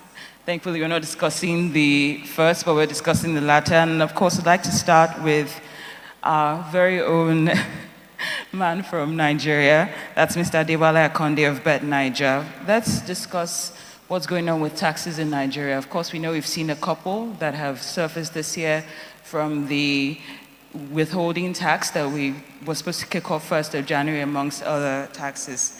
How has Nigeria's tax framework impacted operator profitability and market growth? Okay, thank you, Cynthia. It's a pleasure to be here again. Nigeria taxes are, on the one hand, friendly, but on the other hand, not too friendly. Gaming in Nigeria is still a very nascent industry. let me speak to our own segment of the industry. That's sport betting. The first sport betting in Nigeria was incorporated in 2009. That's roughly about 15 years ago. And within that period, the sport betting industry in Nigeria has contributed significantly to the economy of Nigeria in terms of payment of taxes and levies, in terms of employment opportunities, in terms of empowerment of the youth and the generality of the country. But in recent time, the unnecessary attention has been shifted to the industry, the gaming industry generally. From the 1st January of this year, 2025, the withholding tax regulation was to commence. And the implication of that is that for every winning that a customer has, that customer will be subjected to 5% withholding tax on winnings. And we see this having potential to discourage players from participating in the licensed gaming industry. A player will prefer to patronize black market operators as opposed to licensed operators who will deduct from his winnings. So, of course, we are engaging the regulatory authorities and the tax authorities across the country on this, and this is probably the reason why the implementation has been suspended for now. Not just the issue of withholding tax on winnings. Yesterday, the National Assembly commenced a public hearing on the tax bill forwarded to the National Assembly by His Excellency, the President of the Federal Republic of Nigeria. And one of the provisions in that tax bill has to do with excise duty. Prior to the Supreme Court judgment in November 2024, there was this provision in the tax bill providing that all gaming activities will be subjected to excise duty. That is upon the enactment of the Act. And we are of the view, now that the Supreme Court has ruled that gaming is exclusively the right of the states to regulate, we want to believe that the National Assembly should actually expunge that provision from the bill before it. The reason is this. Other companies that are operating in Nigeria, they are not subjected to the multiplicity of taxes and levies that we pay in the gaming industry. The gaming industry operators are subjected to the normal corporate taxes, withholding taxes, value-added tax, company income tax, education tax, and so many other levies. So we are wondering why we are having this negative attention on the industry. Why are we coming up with new taxes against this industry? And when you look at, and I'm happy the representative of MTN is here, they are not creating special taxes for MTN. They are not creating special taxes for the banks. Why the gaming operators? To that, but we'd like to proceed with the other members of the panel. Of course, it's been noted what you mentioned, the winning tax, excise duty, and what you think the National Assembly should do. Let's go on to the man right next to you. That's Mr. Robin Bennett. Thank you so much for being here. Now, in your opinion, I'm just wondering, how do we balance revenue generation with the need to maintain a competitive gaming market, in your opinion? Thank you, Satya. Okay, firstly, one of the main reasons why any jurisdiction either legalize gambling or they start licensing gambling is to generate revenue. But at the same time is they got to, when they legalize that is they got to determine exactly what the tax rate is going to be. I'm sure at that stage it's a bit easier because they would have done some type of research to do that. The other issue is that's the one time when they got to set the tax rate. At another instance is to have a tax reform while people are in operation already. That is the other time they take the decision. But now what happens is you got operators that have been operating in a jurisdiction. They may have been very successful, they're generating the revenue. We got to ensure that the tax reforms that you're going to introduce don't become so prohibitive that it prevents operators from being innovative in terms of development, because you've got to ensure that the industry continues to grow. So based on various factors depending on the jurisdiction, you've got to look exactly what is the need in terms of the revenue generation that you need to determine exactly what type of income from a government perspective you want to get. And then you also got to look at the other aspect which my colleague alongside just mentioned. You got your gambling taxes that they got to pay, but coupled with that is there's also other taxes and other fees that license will have to pay. So when you become too prohibitive in terms of your reforms, you are going to actually diminish the market in terms of people, operators not wanting to invest there. The other aspect when it comes to the increasing of the taxes is that in a normal industry, if there's an increase in taxes, generally this is passed on to the consumer. But that is almost acceptable because they are purchasing something, so it's something tangible. And they can see the product and the value. Within gambling, they're purchasing entertainment time. So when you're going to start increasing taxes, you may find specifically casinos, they start looking at the RTP percentages, changing that. As a result, the player is spending less time on the game with the same amount of money. Players become a bit frustrated with that and asking themselves, am I actually getting value for my money? Now, they could then decide, well, you know what, I'm either going to stop playing totally or I'm going to another operator. But likely, it's going to happen the same thing with the other operator because they got the same policies in terms of the taxes. Then you could have people go into the illegal market where, you know, they believe the offering is better. So finding the right balances is important. And from a regulator's or a policy point of view is you've got to make sure that the reforms that you introduce is not restrictive or prohibitive, especially when it comes to growth.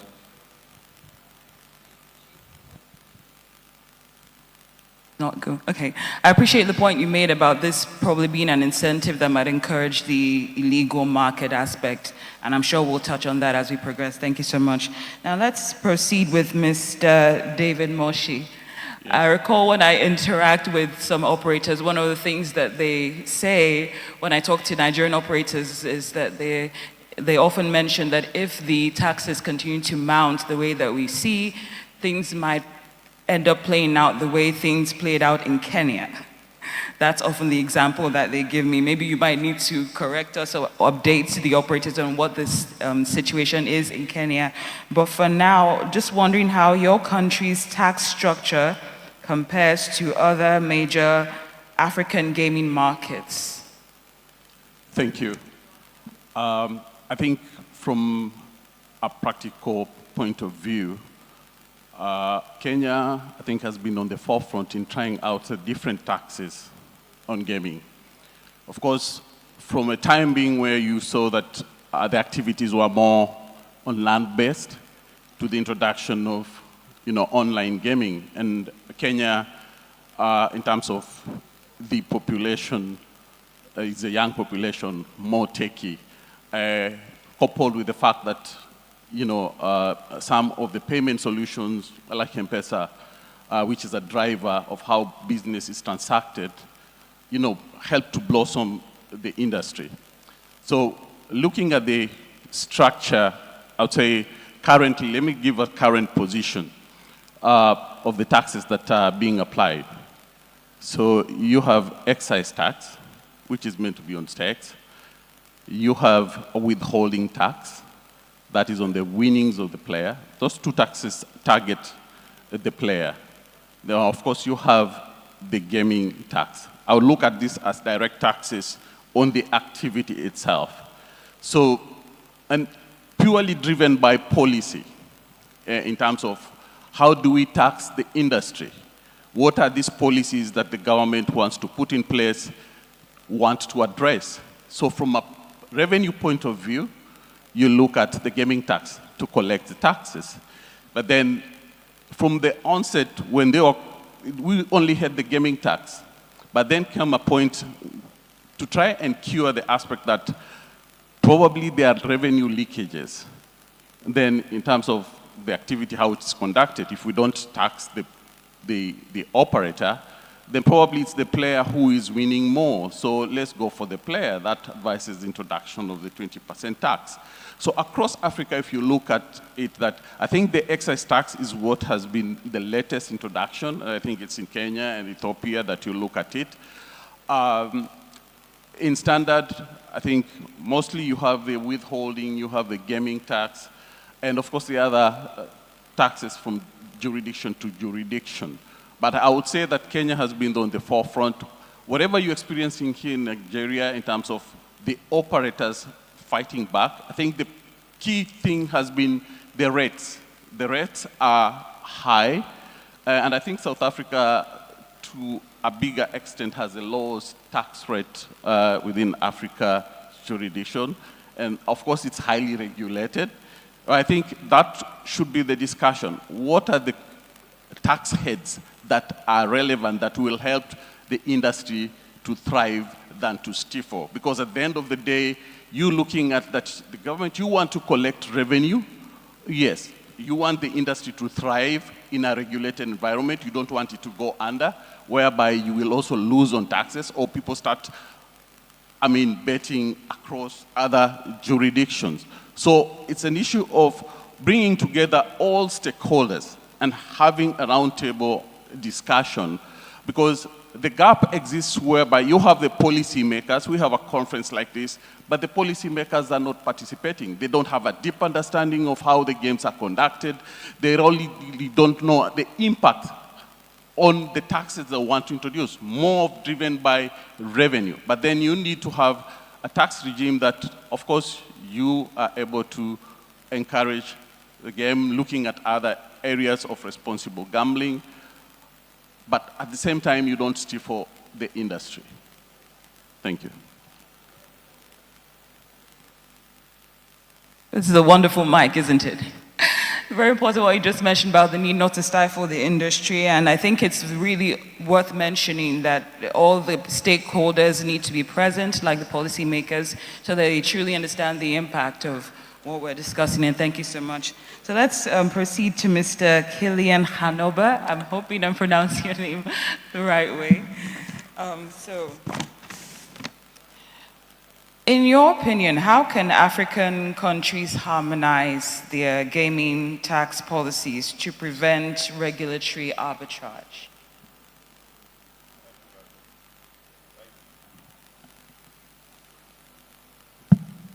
Thank you very much. I think it's natural for businesses to try to take advantage of loopholes in tax laws. There is nothing unethical about it, because at the end of the day, the businessman, the entrepreneur is thinking of how to survive and how to thrive. So naturally, they will gravitate towards jurisdictions where the rules are more favorable to them. The tax itself, globally, is a competitive thing. Countries try to situate themselves using tax policies in a manner that helps to attract investors to their environments. It's a common thing.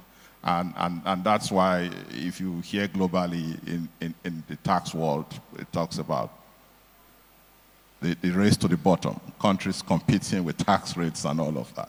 So the gaming industry is certainly not an exception. Investors in the industry will naturally look for jurisdictions where the rules are more favorable. And that is the reason why it's important that policymakers are aware of this and are educated about the essence of the industry itself. and not just look at it from the negatives that seems to be projected a lot when it comes to making regulations, when it comes to making tax rules. Okay, and so talking about how do you prevent arbitrage, regulatory arbitrage, I think the key word there is cooperation. Countries in Africa need to take regional cooperation very seriously. Unfortunately, I cannot say that we really have succeeded when you look at the issue of intra-Africa trade, when you look at even the issue of migration and movement of goods, people, and services. It's a big challenge, and of course, there have been initiatives that are being taken to try to address this. So I think the gaming sector itself should not be left behind in this. There is a need to exploit initiatives that are already on ground. Look at the African Union. This should be one of those things that is discussed. Look at the regional bodies like the ECOWAS, the SADC, and the AEC. Because whether you like it or not, somebody has got to play in that field. So if we do not find a way of localizing and taking advantage of the growth opportunities in the industry, non-Africans certainly are going to continue to reap from it like we see currently. Thank you. Very well said, the need for regional cooperation. Thank you so much for highlighting that. Now back to you, Mr.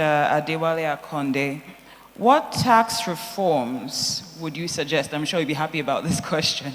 What tax reforms would you suggest to create a more sustainable gaming industry? Okay, thank you. In the gaming industry in Nigeria, we would love to see tax reforms that we encourage operators to run their business in a sustainable way, that we encourage operators to continue to do their businesses. There is no serious businessman that will want to run a business like Father Christmas. Every businessman is into the business in order to make profit. But where the tax obligations imposed on the business is discouraging patronage from the punters and then from the operators themselves, then the tendency is there for operators to be discouraged. So we are looking at a situation where the tax on our industry will be reasonable, and I'm happy the governor of Lagos State is here, which is the pioneer state in gaming in Nigeria. I'm happy he's here. So we would love to see a situation where taxes are friendly to the operators, friendly to the customers, the winners. In this case, we have tried as much as possible to engage the Federal Inland Revenue Service as well as the Tax Reform Committee on the need not to impose certain taxes on the players.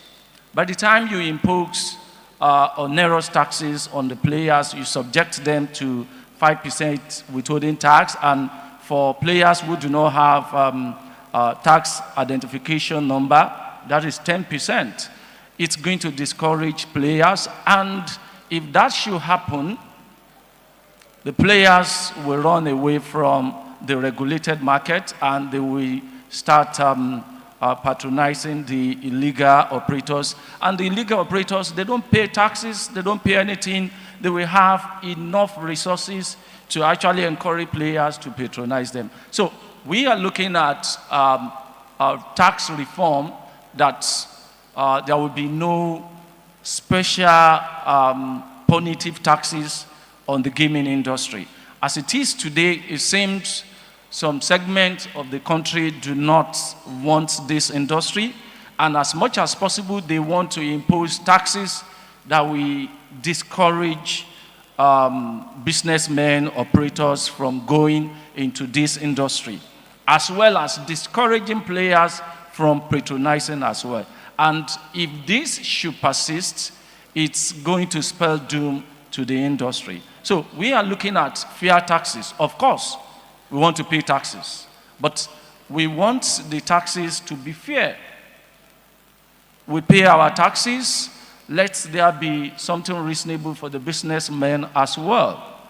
So that is what we are looking at. Fair taxes, fair taxation system, do not impose negative taxes on this industry. Just last week, we saw that Nigerian Brewery crossed over ₦1 trillion in terms of their revenue for the year 2024. Nobody is suggesting that that revenue should be subjected to extra taxation aside the company income tax, which is 30%, which we in the gaming industry also pay, education tax, which is 2%, which we also pay. But in addition to that, we pay our gross gaming revenue to the regulatory authorities. We pay withholding tax on commission that we pay to our agent. We pay value-added tax on that withholding tax that we pay to the agent. And we also pay VAT on vatable items. So we don't see any need where there should be additional punitive taxation imposed on the industry. So what we are looking at is fair taxation. There's no need to, I'm looking for the appropriate word to use. There's no need to be negatively biased about this industry. This is an industry that is generating a lot of revenue to the country, to the states. This is an industry that has provided hundreds of thousands of employment opportunities to the youth who otherwise ordinarily would have been disturbing the peace of the state, the peace of the country. So we are looking at fair taxation. We are not saying we are not paying tax. We will pay tax, but let it be reasonable. Let it be fair in a sustainable way. Well said. Staying away from punitive tax, and I think that resonates with a lot of the listeners. And just to add to your point, the withholding tax aspect that you're talking about, not directing the taxes to the winners, for instance, or that's the withholding tax. One of the points that was mentioned when I can't remember who I was interviewing, he did say that if the government is not going to partake in the losses, then why should they dip their hands in the winnings? But that's just an opinion that was shared. Thank you so much. Your points are duly noted. Now, Mr. Robin Bennett, what enforcement mechanisms have proven most effective in ensuring tax compliance from your experience? Thank you. Okay, firstly, with the taxes, the board or the regulator want to ensure that license holders are always paying their taxes. So we first start off by having a security amount for each license holder. So there's a certain amount based on their revenue that they have that we deposit into account. So we will hold on to that for the duration of that they are operating. That's the first thing. Second of all is there is a huge penalty imposed for either late submission of your taxes or incorrect submission of your taxes. And when we impose the penalty there is also a condition that would indicate that if this is going to happen another time we will actually place a condition on your license regarding your taxes. Now, to have a condition on your license could actually mean that failure to comply with that, you could actually lose your license. During that whole process, the regulator will also engage with the license holder just to find out what the reasons there. If there's a justified reason, that can be acceptable. But that is the one aspect that we have to be very strict about. It's the payment of the taxes. The whole reason why the industry was licensed, like I said initially, was to generate revenue. And if operators are not paying that revenue, it does become a problem. I do agree the tax rate has to be fair. It has to be in a manner that it makes license holders being operational and innovative at the same time, but with due regard for all that taxes must be paid. So when there is non-compliance with that is, you got to impose the sanctions, and if that doesn't work is, you got to move it over to the license conditions. As a result of that is a license that could lose your license. So they do take it very seriously.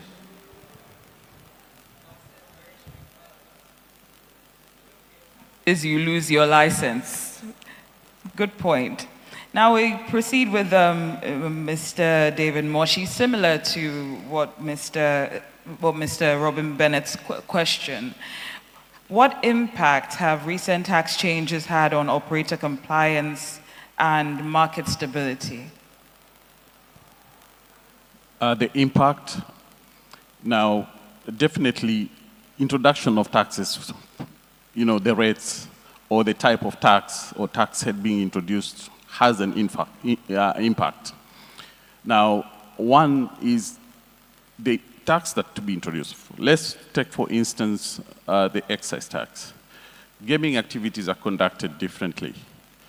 So the implementation has been a challenge in certain sectors because of the preparedness and time that the tax needs to be introduced. So if you look at a tax that is introduced and it's on a physical game activity on the floor, and the way the games are conducted, to determine the tax incidents become a challenge. So that's one of the things that when a tax being introduced, you have to factor in the practicability of introducing such tax. Of course, we've seen situations whereby the operators are forced to go to court for litigation, which does not help anyone. Stay orders are given, so the government loses out in collecting taxes at that particular point. So that's one of the impacts that you look at the tax being introduced, how relevant it is, and has the intended purpose been achieved. Secondly, of course, you look at in terms of operations. So to certain extent, taxes being introduced, the players end up, or the operators end up taking up the tax. Because the scenario whereby it's low, it's difficult to implement, but then how do you go about it?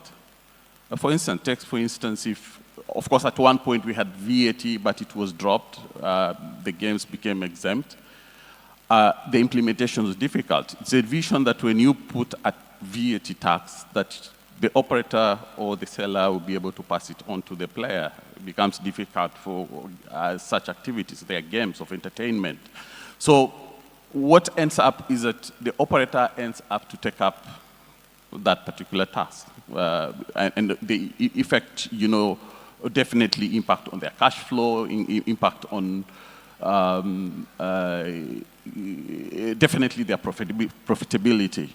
Now, on the player, now this is where, in terms of competitive advantage within a given environment of operation.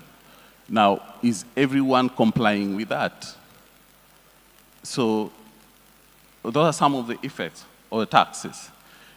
If you impose a tax and you start collecting from the player and the other operator is not collecting, then the shift, you lose out on business. So that environment becomes a bit not, you know, fair in terms of how operators operate. So the effects are there. We've seen exit from the market, certain operators who feel the market is not friendly, and of course move to jurisdictions where they feel that probably the tax regime is more friendlier, is more accommodative.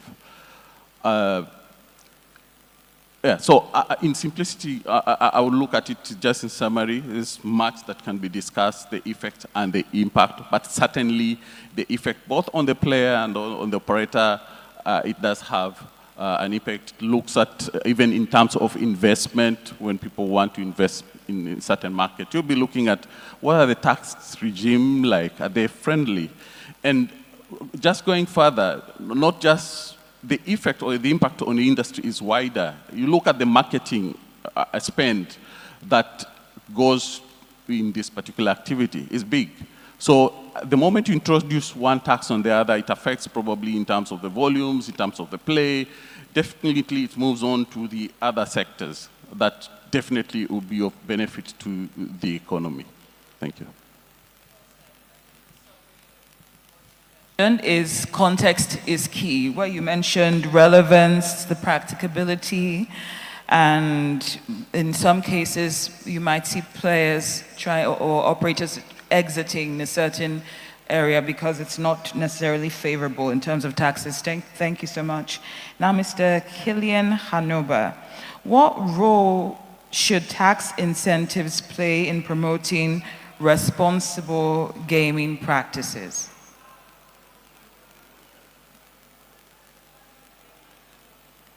Thank you. Let me just quickly clarify. Tax itself is not a bad thing. Tax itself is a responsible expectation from every responsible member of the society, be him corporate or an individual. But I think the situation we have had is we've had an industry, taking Nigeria as an example because this is where I play. We have an industry that has grown faster than the regulators. It has grown so fast and the regulators are playing catch up. That shouldn't be the case. I think regulators need to match the pace of the growth of the industry. When I talk regulators, I'm talking about regulations from the ambit of taxation. So in Nigeria, for example, I don't think there was clarity as to how the industry should be taxed. And so coupled with the fact that Nigeria operates a three-tier government system, system of governance, every tier of government has been looking for an opportunity to exert taxes. And that has created some confusion. Hopefully, with the ongoing tax reforms, some of these confusions are going to be addressed. But members of the industry need to be in the room where these discussions are had in order to provide the clarity that the policymakers should have in exacting taxation on the industry. Currently, for example, as part of the reform of the VAT system, inadvertently, betting and gaming have been covered. And that is in addition to the issue of excise duty that my colleague on the panel had mentioned. Okay, and I say inadvertently because it doesn't say gaming, but if you look at the new VAT regime that is being proposed, it covers all transactions except where they are exempted. Okay, and gaming is not exempted. So there is a need to provide clarity that gaming as a service is not like every other kind of service, and so you cannot have multiple charges on the top line as is being proposed. So I needed to make that clarity. But in terms of taxing the individuals, in terms of withholding tax, there is really nothing wrong in that. The rate is not high. The only thing I think that needs to be addressed with regard to withholding tax on winnings really should be the need to introduce a threshold. Right now, it's a flat rate. Whether you win 50 naira or 100 naira, it is deemed that that should be taxed. And that on its own discourages people who play games for the entertainment of it. And this should be differentiated from those who bet as a profession, so to speak, because some people go to bet to make money, some bet to be entertained. And so there is a need to differentiate between those who are betting to entertain, to be entertained, and those who are betting to win, and all of that. Now, coming to your question regarding incentives, yes, the gaming industry should not be different from all other sectors where tax incentives are provided to promote them. And I think there is a need to address that very carefully. There should be incentives provided to gaming operators who promote responsible gaming, for example. Those who comply with the rules, what do they get in return? Those who, especially rules that help to curb irresponsible gaming or problem gaming or gambling, as you may call it. Now, there should be policies that incentivize, that promote the industry in a responsible manner, and not just waiting to wield the big stick against those who go against the rules. That's one. There is also the need to diversify the impact of the industry itself. How does it impact on the entertainment industry? How does it impact on sports? Those who invest their returns in the promotion of some of these ancillary sectors that feed into the industry, they should be incentivized in order to encourage that practice. Thank you. You raised on the need for a threshold when it comes to the withholding tax. I'm getting a signal from the floor moderator. Just wondering if we have time for a question from the audience. Do we? Okay. Does anyone have a question, please? I think we're fine. Okay. No. Okay.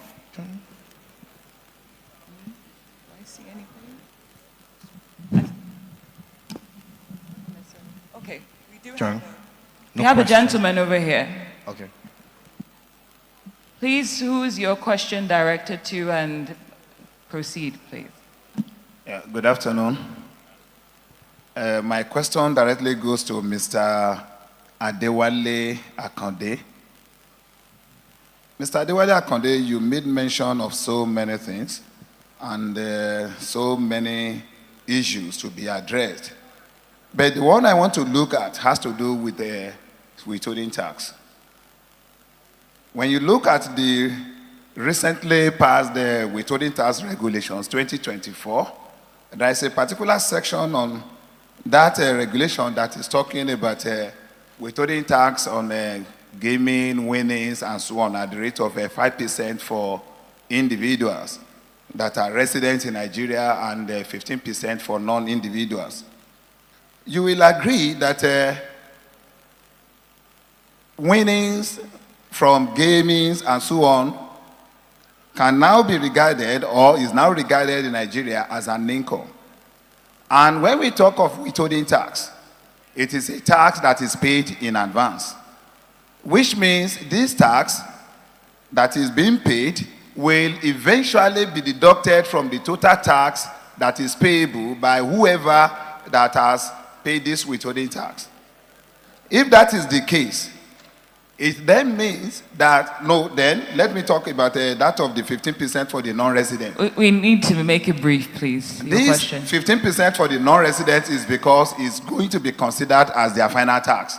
While the one for the resident will be used later as a form of a credit when paying their final tax. Now, you also agree that a government has a lot of services to render to the people. And to render these services, government needs a lot of money. So one way by which government thought that we can easily generate revenue to take care of these services is through withholding tax. Now that you are opposed, vehemently opposed to this concept of withholding tax, now what are the kind of revenue which you can suggest should be imposed by the government for the government to generate revenue to take care of these services? Thank you. All right, thank you, sir. I'm happy you mentioned the issue of withholding tax on winnings. Now, one of the major lacuna we have in that withholding tax on winnings regulation is the interest of the players.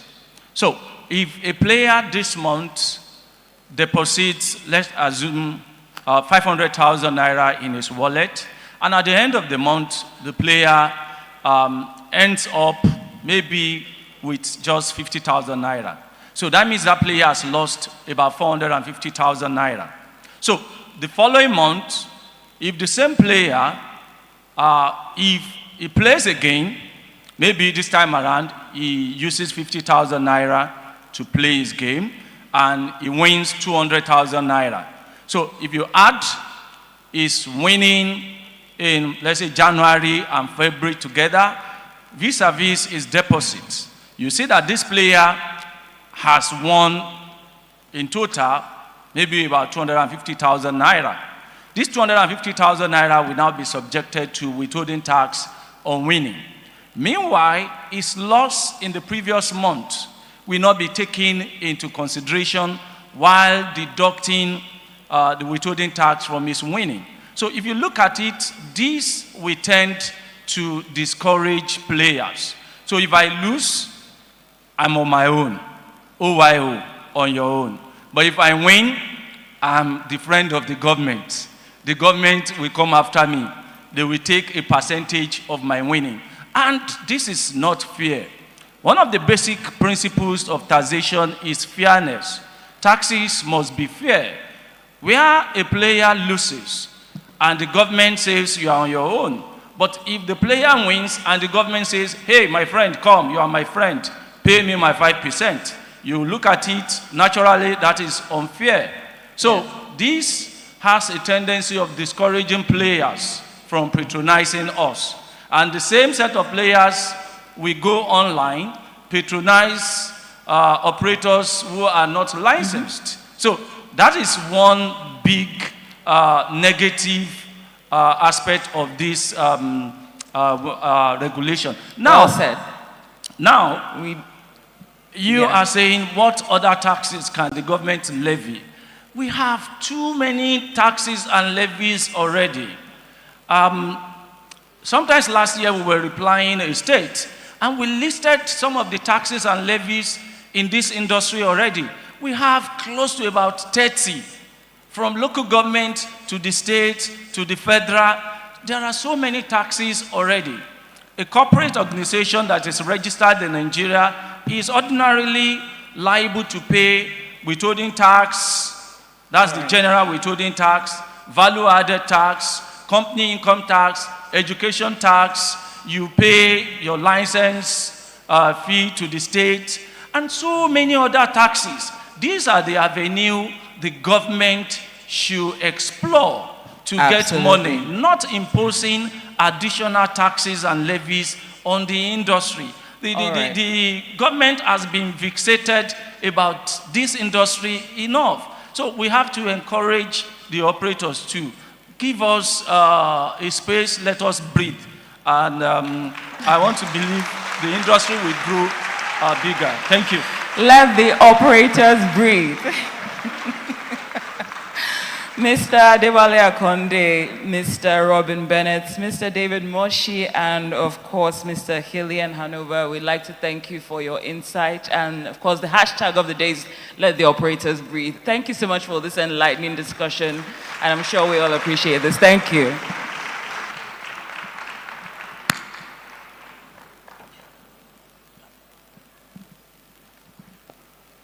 Thank you for such an insightful panel on taxation. This panel was sponsored by Promatic.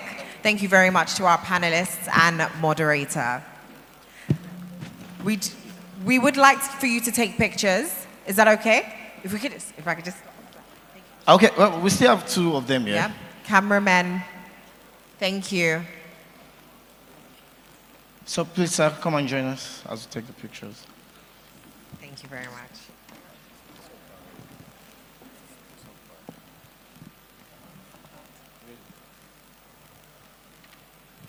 Once again, this panel was sponsored by Promatic Nigeria.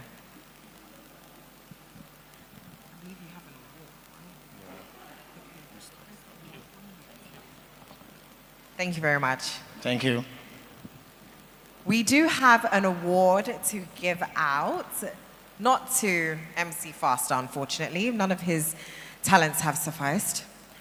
Or did you think the award was going to you? Yeah, the 18th competition. I have the world record for the fastest. This award is for a gaming influencer. Okay. Gaming Influencer Award. This award is for individuals who have served as role models and inspirations for young Africans and have contributed significantly to the achievements and advancement of African gaming in Africa through their advocacy. to present And this to award. present this award, please join me as we welcome the Executive Governor of Lagos State, Governor Babajide Sanwo-Olu. Please a round of applause for him. Keep clapping. Keep clapping. Is the governor. Please a round of applause for the governor. Governor Babajide Sanwo-Olu. Can you please have the award? Are you welcome?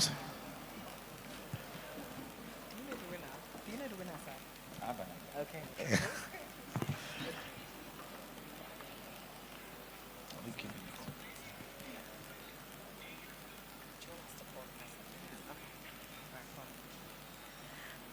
And the winner of the Gaming Influencer Award goes to, not you, come and tell us the real winner.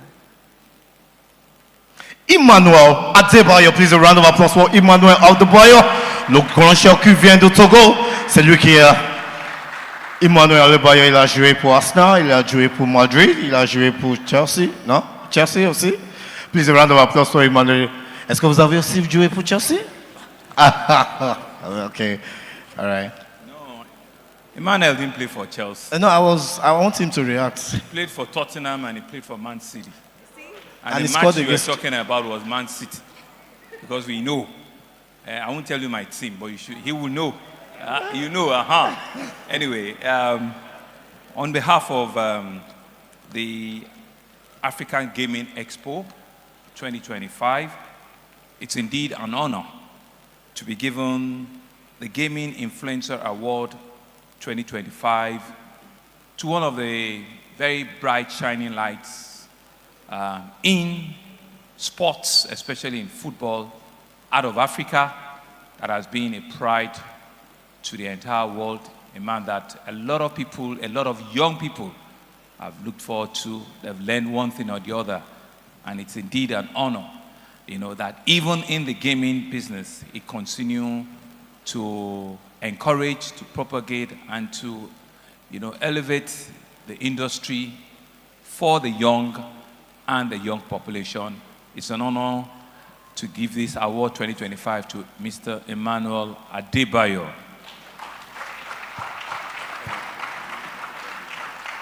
Oh, okay, I'm also told tomorrow is his birthday, so it's a very good birthday wish for him for tomorrow, yes.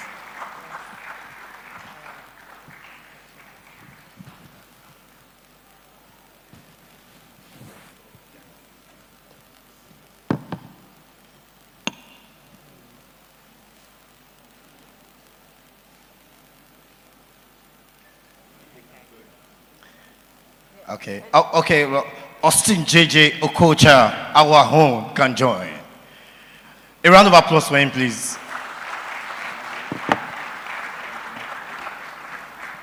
The camera in real life, the wicked man on the screen.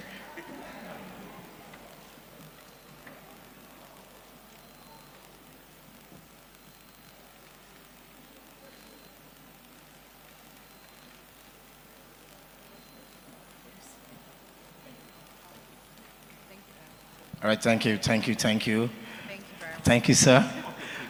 Yes, sir. I can. Please a round of applause for Emmanuel Adebayo. Merci. All right, now, ladies and gentlemen, it's now time for one of the most important sessions of this event. Our discussion is leveraging technology for fraud prevention and detection in gaming. And to do that, we're going to be calling Sarah Kelly. Please a round of applause for Sarah Kelly.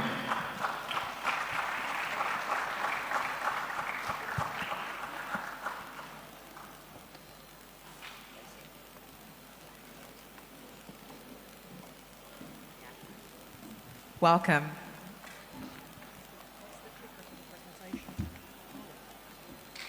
Can we please have the clip up for the presentation? We have a presentation coming up. Thank you.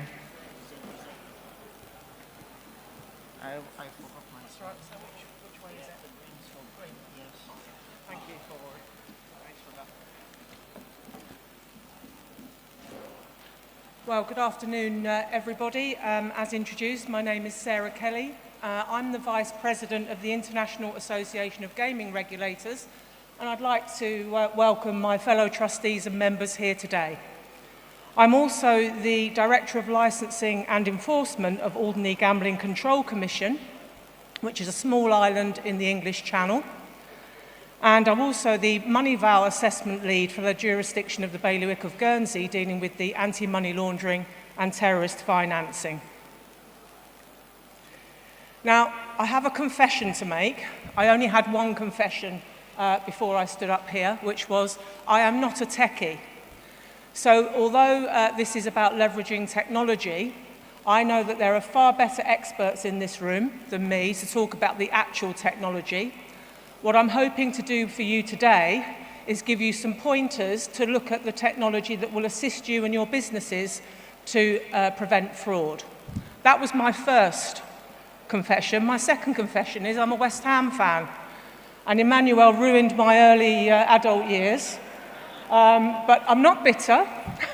I did clap your award, but very begrudgingly. So, where will we start? This is from an online perspective. My jurisdiction regulates online gambling only. However, there are going to be some crossovers with land-based, as always, and I'm hoping, again, those that are in the land-based jurisdictions will take some pointers from this presentation. I'm going to talk about types of fraud. I'm going to talk about the technology available to combat that fraud, when you should use that technology, what might be right for your business, what the regulator expects to see from you running your business from a fraud detection point of view, and some future talking points. But actually, the big question is, why would you have to tackle fraud from a business point of view? Well, I guess the main one is that it will cause you revenue loss. Fraud leads to costly chargebacks, lost bonuses, time spent managing fraudulent activity. But there are other issues as well. Your processor issues, your money payment service providers charge high fees for chargebacks. There's a resource strain. Combating fraud within your departments causes strain on your resources in time, money, and staff effort. Customer support overload. Fraud usually leads to many complaints from genuine customers that their customer profiles have been hacked, and therefore you've got that resource issue as well. From a regulatory point of view, you've got compliance risks. Us regulators don't like the fact that you're accepting fraud in a business, and therefore there may be regulatory sanctions if you're found not to be combating fraud to the satisfaction of your regulator.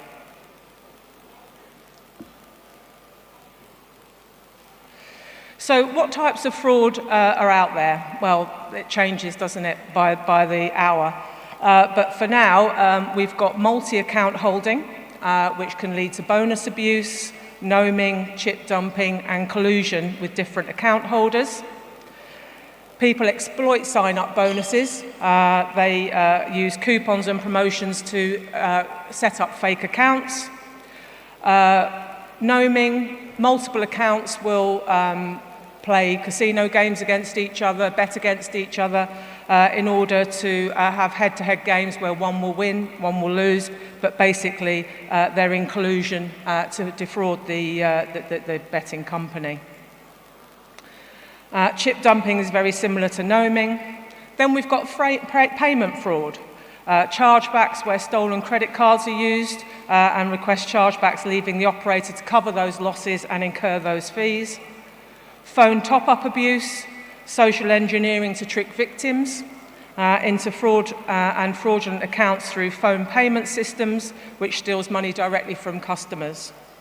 And then, of course, there's the big one, AI tactics, where actually it makes it very difficult to detect the fraud and opens up more avenues for the fraudsters. So what technology is out there to assist in combating fraud? Obviously, know your customer. This is the essential starting point, in my view. Once you know the genuine customer, You have a backdrop of information to then move on and then identify if that customer account has been hacked or whether it's been subject to fraud itself. And therefore, all that information that you receive from your customer in relation to, location, their basic details, allows you then to move on to the other aspects of fraud detection. So device intelligence, IP fraud scoring, digital footprint analysis, behavioral and velocity checks, critical interventions, and again, AI, fight AI with AI, and that's going to be the future. So in relation to behavior and velocity checks, to give you an example, if you have a customer that continually has a sports betting account, only deals with sports betting, but all of a sudden they've started to go into the casino environment, that should send alarm bells and think, well, hang on a minute, that's very unusual behavior. Intervene, contact your customer to see whether it is actually them in relation to that behavior. We've also got biometrics, track actions across touch points, such as repeated login attempts from the same IP address or abnormally fast withdrawals, which I'll talk about in a moment. So when do these fraud types and detections come into play? Let's have a look at the transaction journey. So for sign up, know your customer is where you start. Most jurisdictions, most regulated jurisdictions don't allow you to have customer interaction unless your customer is registered and verified, and therefore you have the details there to rely on. But then you've got device intelligence, digital footprint analysis, and behavioral analysis. And this should combat multi-accounting, bonus abuse, and gnoming. Deposit monitoring, once you've signed up your customer and they want to have gameplay. You've got device intelligence again, IP analysis, are they logging in from various other points and other jurisdictions that you identify as unusual. Velocity checks, have they suddenly increased their betting habit or their gambling habit, and has their behavior changed, as I indicated earlier. This will send alarm bells and then obviously identify stolen credit card abuse, phone top-up abuse, and I mentioned there money laundering. Again, many regulated environments have strict rules against anti-money laundering and terrorist financing, and your regulator will expect you to have processes and procedures in place to ensure that money laundering and terrorist financing and proliferation financing now isn't something where your business is an avenue to do that. Gameplay and table monitoring, again, device intelligence, IP analysis, velocity checks and behavior analysis are the same, but here we've got perhaps potential fraud being gnoming and chip dumping. And then withdrawals, probably one of the main points to consider. When we look at, for instance, behavior analysis and velocity checks, are you being asked to send withdrawals to a different account?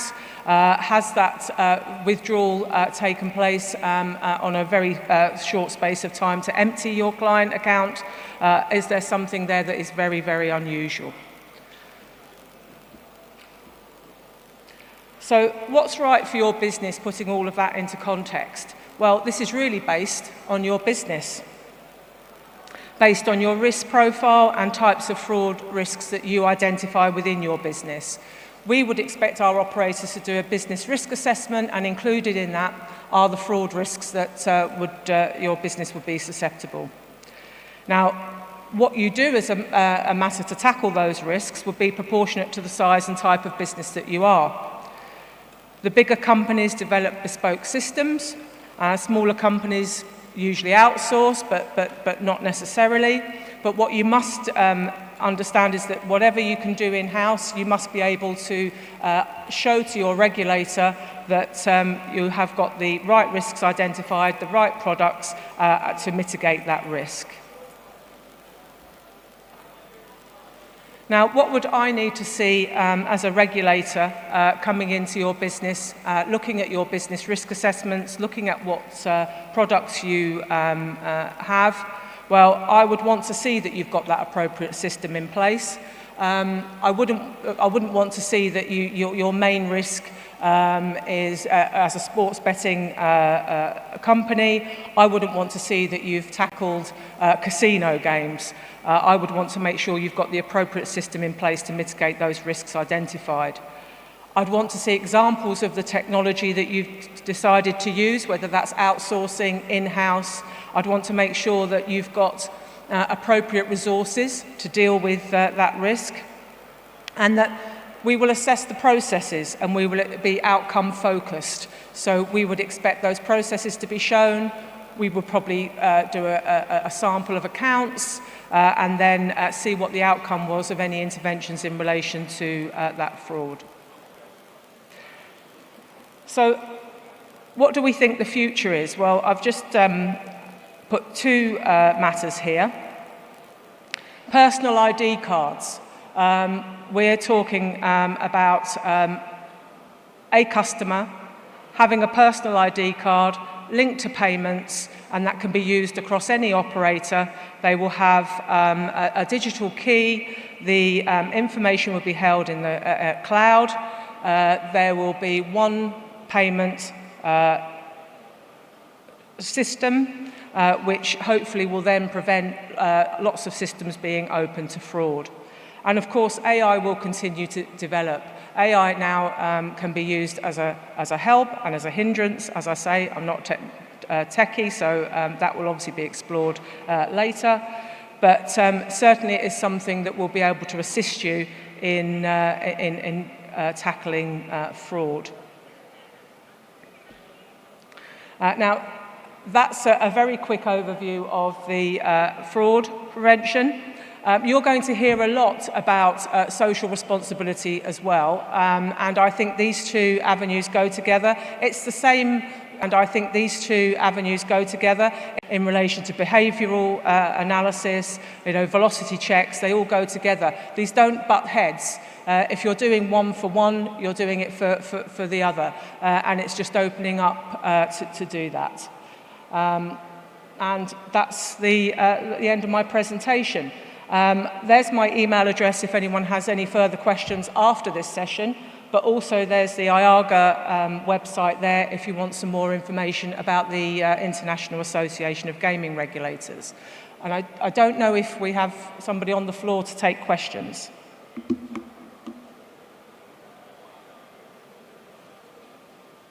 No? Excellent. Well, thank you.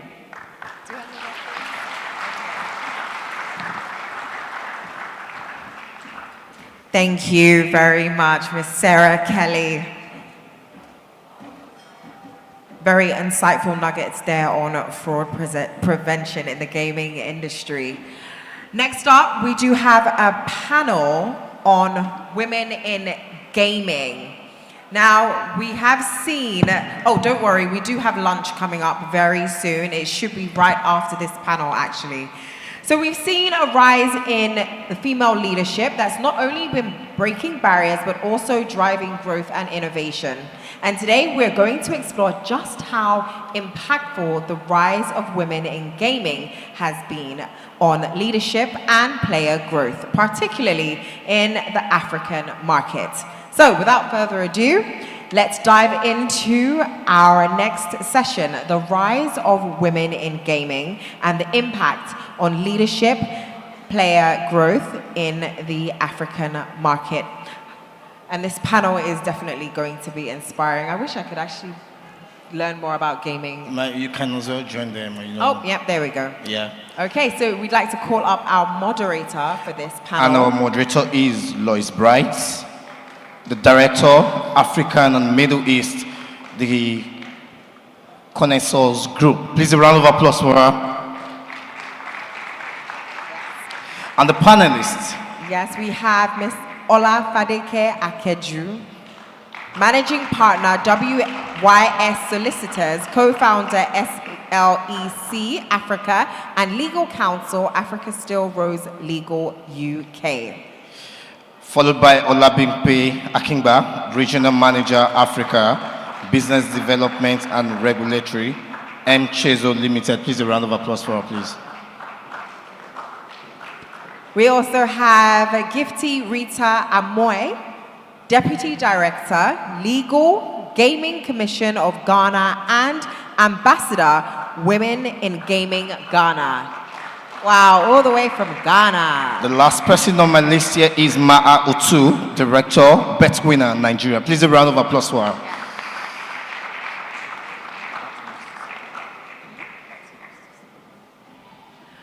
Wow, don't you feel outnumbered? You should be afraid. Can you see our panelists and moderator are all comprised of women? Wow. What are you still doing on this stage? Bye-bye. Please, a round of applause for them once again, please. Me? Okay, great, now it's working. This is really exciting. This is my first time in Nigeria. I've been conversing with all these ladies for, well, definitely for the last year, but probably longer online. So I just wanted to do a quick introduction, just thanks to the introduction we had, but I just want to go into a bit more detail in case you don't know who they are. So we're going to kick off with just from this line inwards. So Fadike, you've been in the industry for close to 2 decades. You're a gaming lawyer, and you head up WYC Solicitors in Nigeria. And you're the only one sitting on the panel that isn't an ambassador for Women in Gaming Africa, so I'm hoping we're going to change that very soon. Moving on to Bimpe. Bimpe has also been in the industry for 13 years, is that correct? Also comes from a gaming law background, but is also working on the operator side now, so that's why it's quite an interesting mix here. And then moving on to our Ghanaian representation here, also has been in the industry for over a decade, is a gaming lawyer from Ghana, and also proudly the ambassador for Ghana for Women in Gaming Africa. And then we're moving down to our newest member into the industry, Maha. Maha has been in the industry for close to 5 years. She's a director of Betwinner, and she's had quite a meteoric rise to where she is, and is also an ambassador for Women in Gaming Africa. So thanks, ladies, for joining me. Just a quick one in case you don't know who I am. I know I was introduced with regards to Connexus, but I'm also the founder of Women in Gaming Africa. If you haven't already seen us, I'm sure you will do now. We're also having an event this evening, so if there are women in the audience that aren't already coming this evening to our event, please find me after this panel and I'll gladly put you onto the guest list. But let's kick off. So let's delve into this. We've got some quite interesting topics we're going to talk about. It's not just going to be the standard kind of women in the industry topics, but I do think we need to start looking at leadership.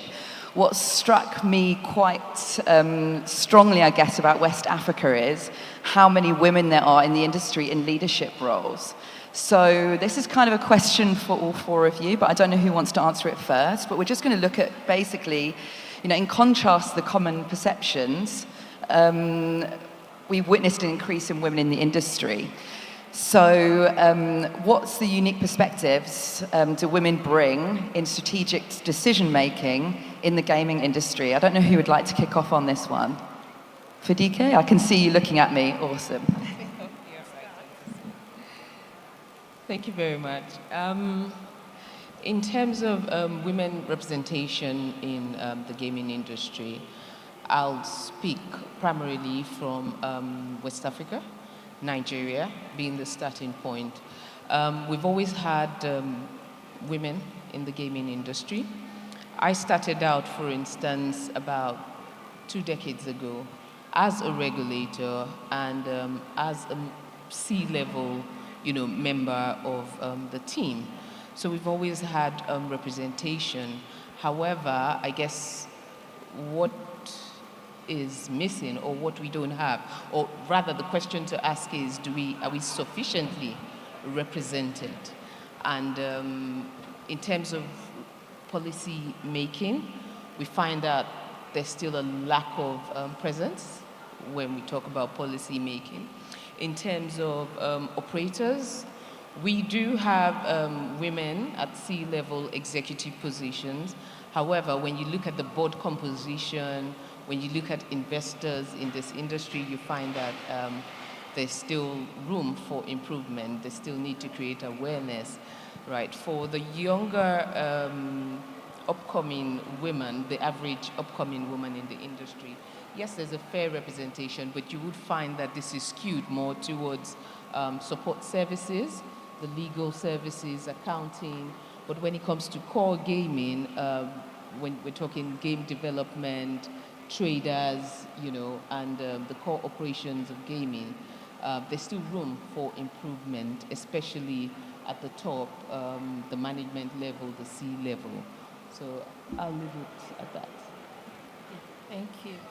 Thank you, Fadike. And just to add to what she said, truly what you see around here, you know, Nigeria, West Africa, is there's a number of participation by women in the industry, but maybe at a much lower level and more in the professional space.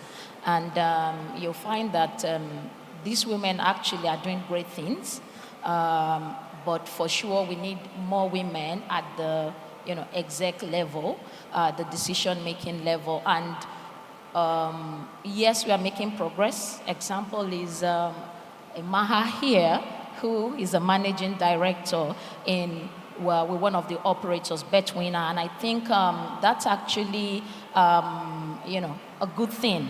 And I feel Betwinner should be applauded for, because you don't find that much. That's women being in such positions. And I feel that, well, a number of companies are missing out not having women in that position, because the perspectives women bring on board, by nature, women are more empathetic.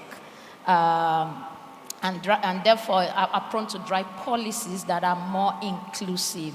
I mean, that is just not profit-driven, that can look more holistically at things where everyone across, but every stakeholder of the company is benefiting, the customers, the employees. Women are more driven towards things like that. And it is important that, every company has more women in those decision-making space, so that they're not missing out, on these kind of things. Thanks.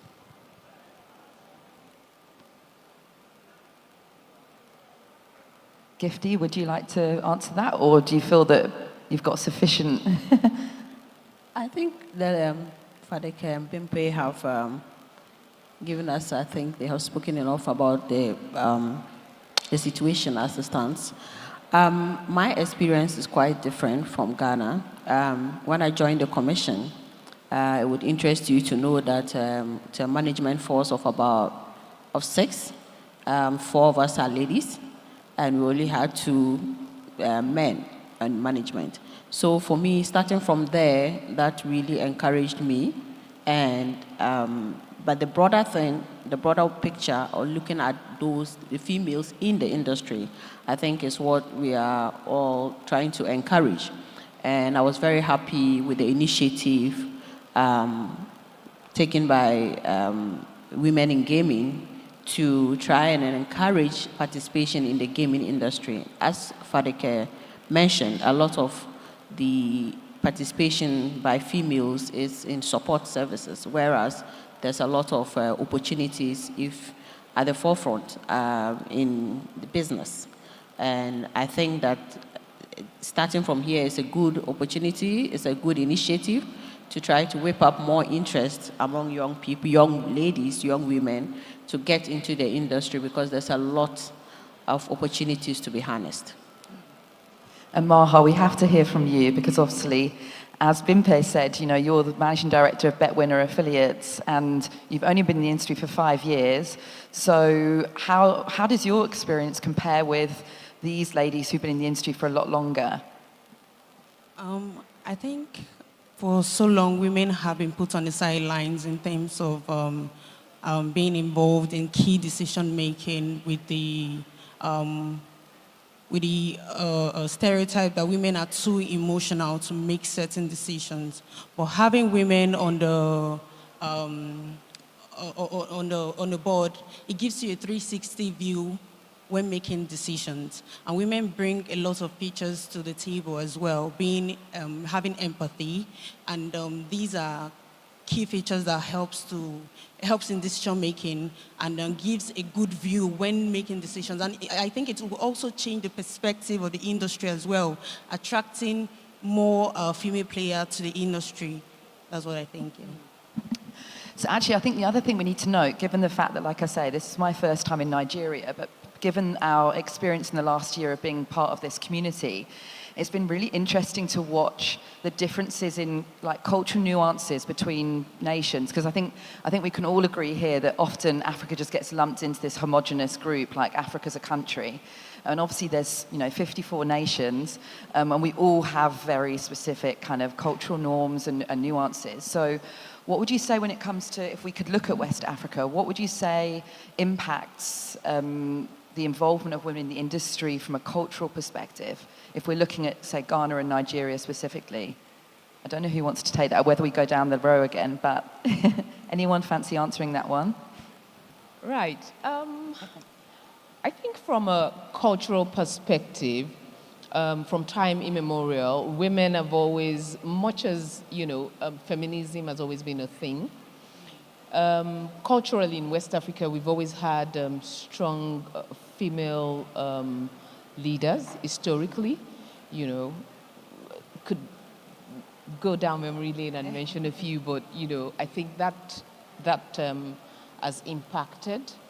Much as women have probably not taken the forefront in things like politics, but in terms of leadership, in terms of business, women have always been in the forefront.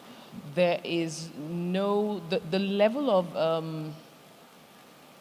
relegation is not as much as you would find probably in other cultures. Women have always been, pretty strong. So what you're seeing in the gaming industry is the effect of that. As a matter of fact, the reason why we probably don't see much more participation is because of the reputation that the industry has, and probably because of a lack of awareness about, the potentials that the industry has, which is one of the things that, personally, we're trying to solve by having a platform, capacity building, where people can be educated and enlightened. And very recently, in one of the sessions we had in-house with one of the operators, we found out that there were quite a number of women unknown who've been in this industry, in this business for decades. Wow. Right here in Nigeria. And, as someone who also operates across Africa, dealing with advisors, finding support services for clients, I find that there are quite a number of women who are in this industry. Perhaps what we don't have is they're not in the mainstream operational service, and then, they're not in the limelight. The men, I guess, right now what we're seeing is women asking to probably step up and step out and be seen and noticed. But in terms of, women in this industry, it's a reflection, generally of what obtains in the West African culture. Okay, and what do you think, Gifty, in terms of Ghana? Because obviously you're going to have a slightly different perception.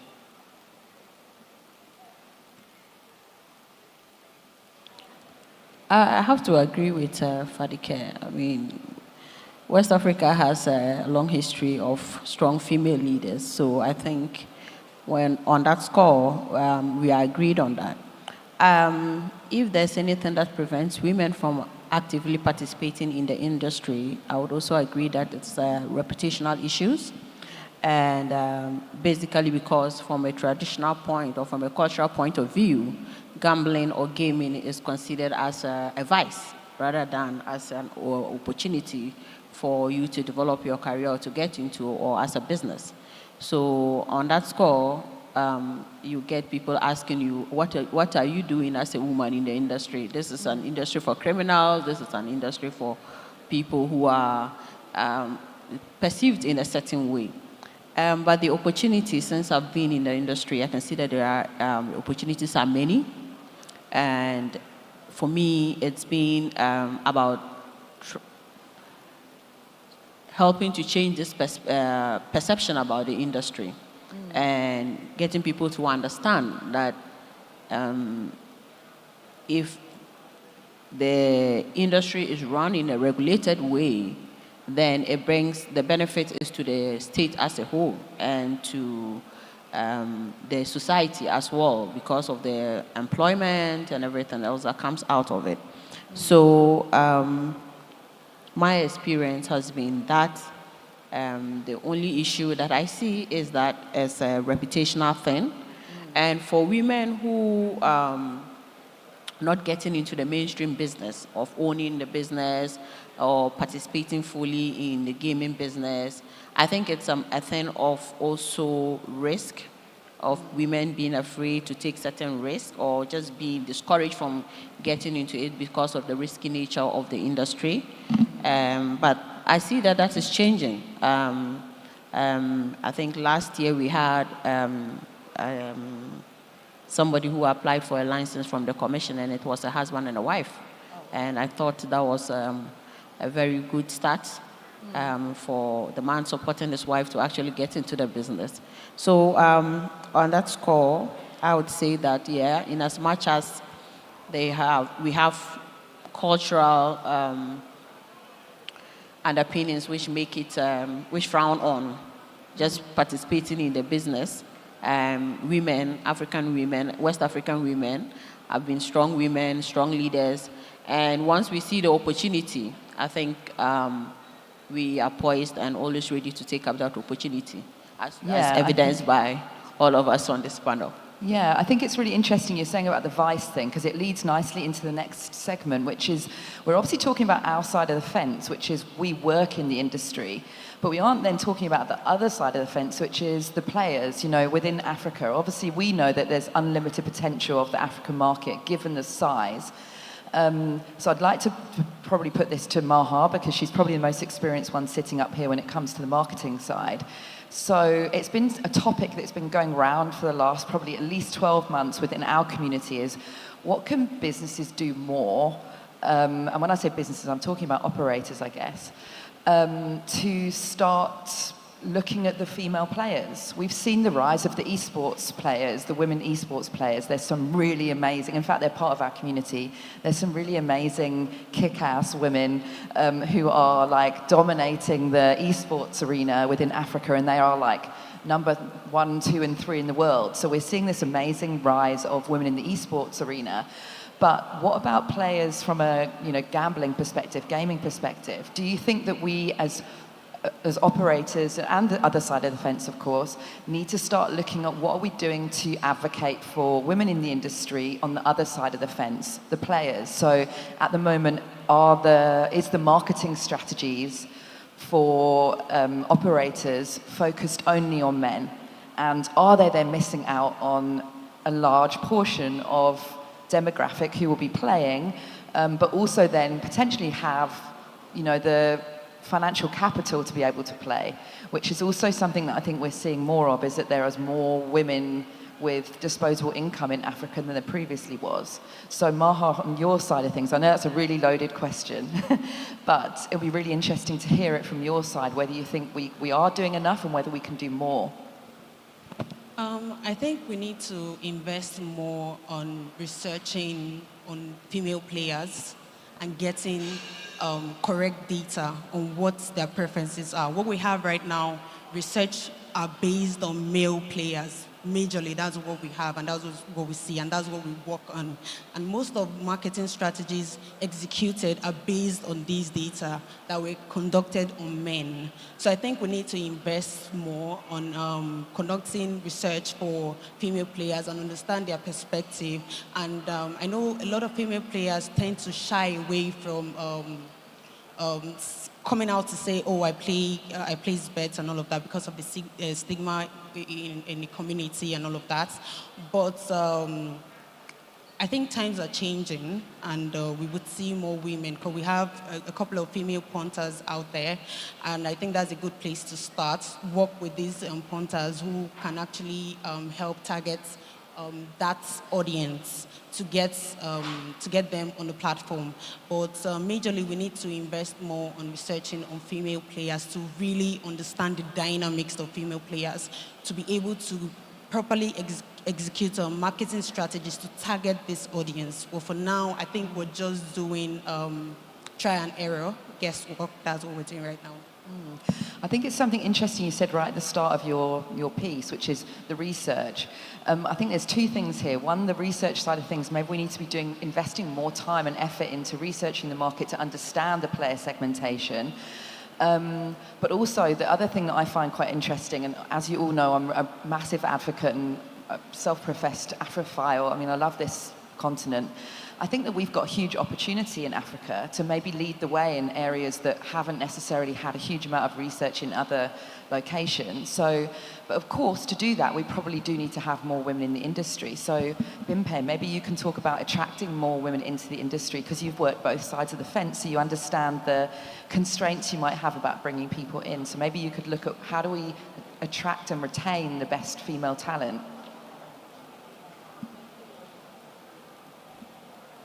Thank you. And like you rightly said, I think companies need to put in place policies that allow women to bring their whole self, to work. Because what we have is, or what you find is, women actually trying to be like men, You don't want to be perceived as being emotional.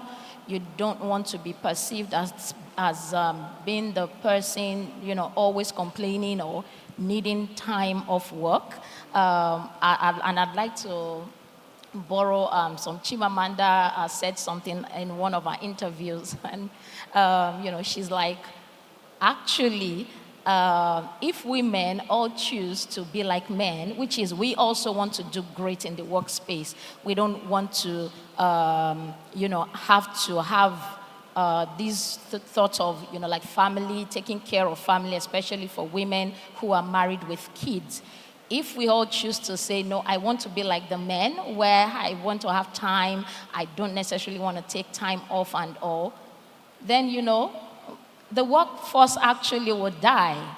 We could be selfish because we are actually the one procreating, making, sort of the entire world fruitful, and the next generation of work. If we choose to say we don't want to do that part, the human race will be extinct.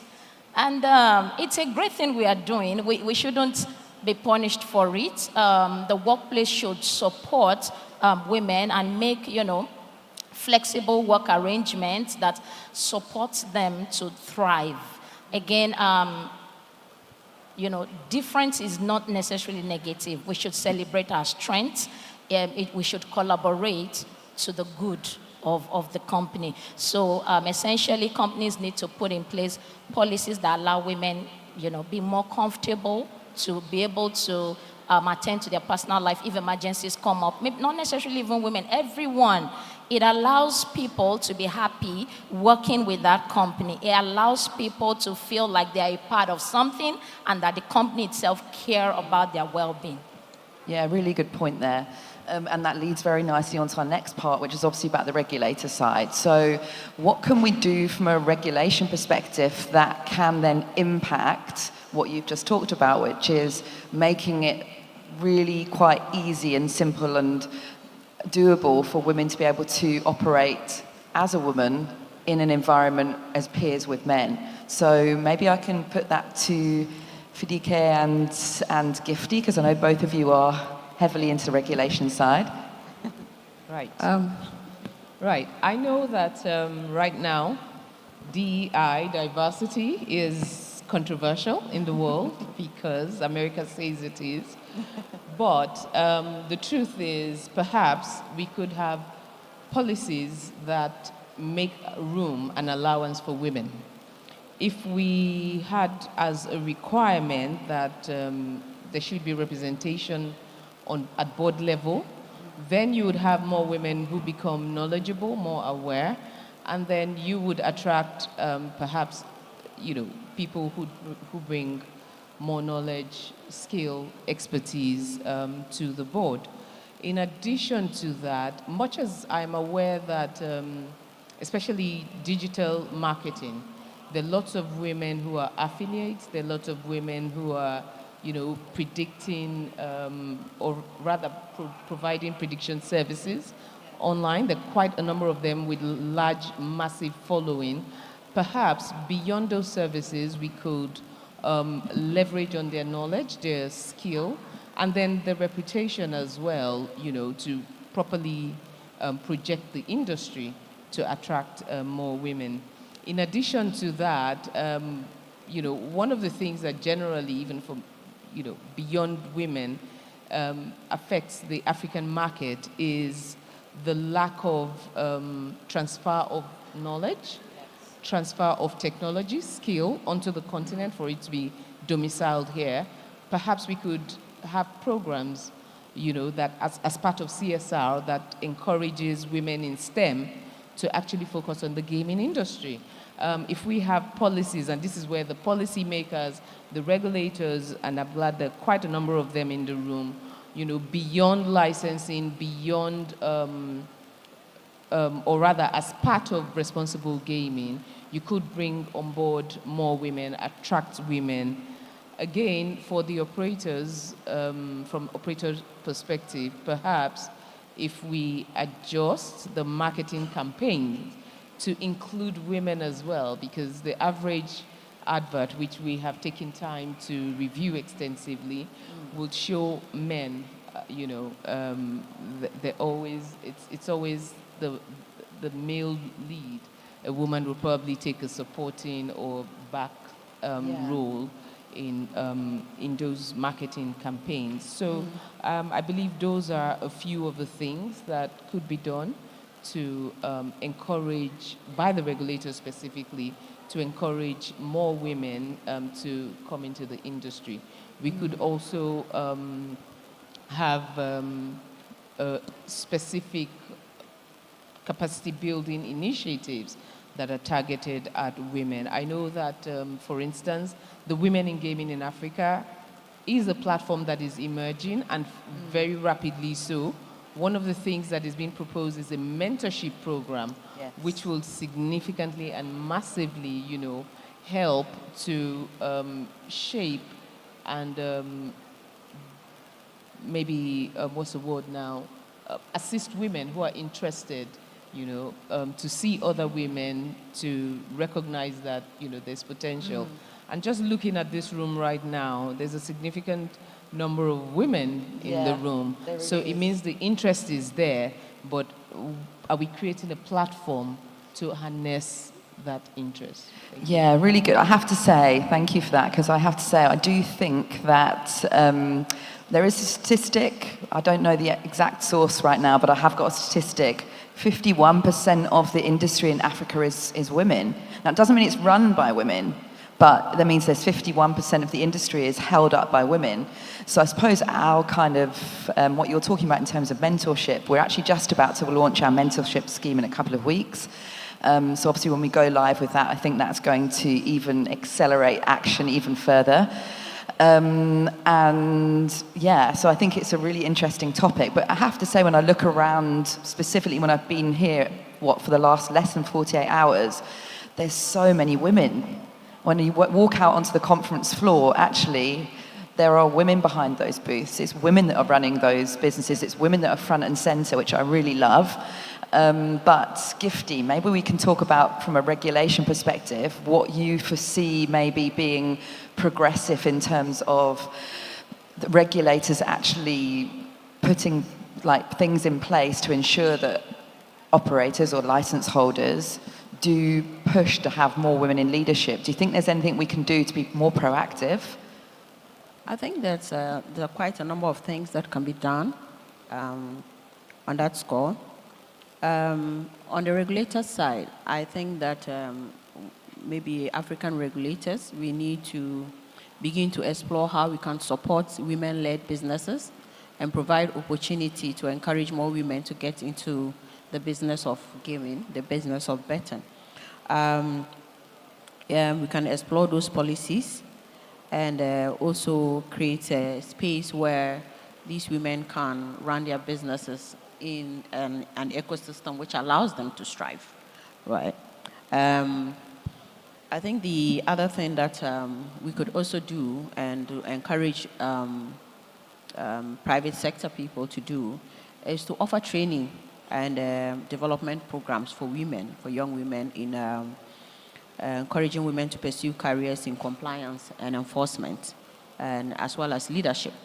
A lot of the training programs that are there are generalized training programs. So if we are looking to encourage more women, maybe we should consider having training programs that are specific to the needs of women, but that also encourage them to get into these gaming compliance and enforcement leadership programs or rules.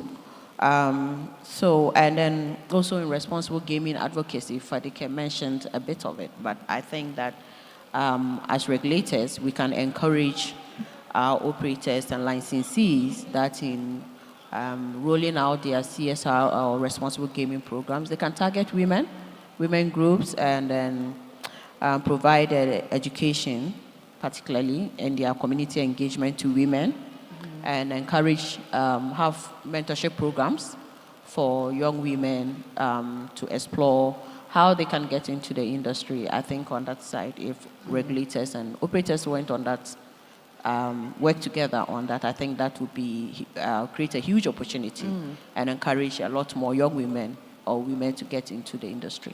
Yeah, I think you've coined something nicely there. It's the working together part. I think that goes not just beyond the, whether it's regulator, operator side, but I also think women working together.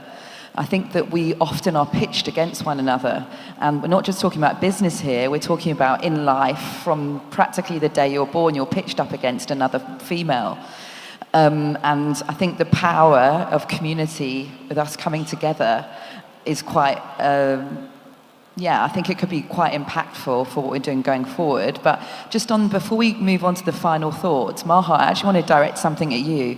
You're a woman in charge of a business, and you're a young woman in charge of a business. Do you think that because you're in a role of leadership, are you attracting more women into your organization? Do you think more women are attracted to come into your business because they see a female leader and they feel that would be a good place for them to incubate their careers? Because I've seen a lot of people inside your business are women. So I'm just interested to see whether you think you being at the leadership role has impacted your contingent of staff. I think me being in a leadership role, in an executive role, has actually changed the perspective of certain women to think that they can achieve this as well within the industry. I like to advocate about the industry and the opportunities in the industry, and why women need to be prepared for, when these opportunities come. You need to be ready at the time when these opportunities come. Seeing a female face in an executive role, I think it brings this sort of relief. Meaning, in a male-dominated space, if you are in a male-dominated space, it gives this relief that you can actually get to that height at some point. And also, I think it changes the perspective of the industry as well.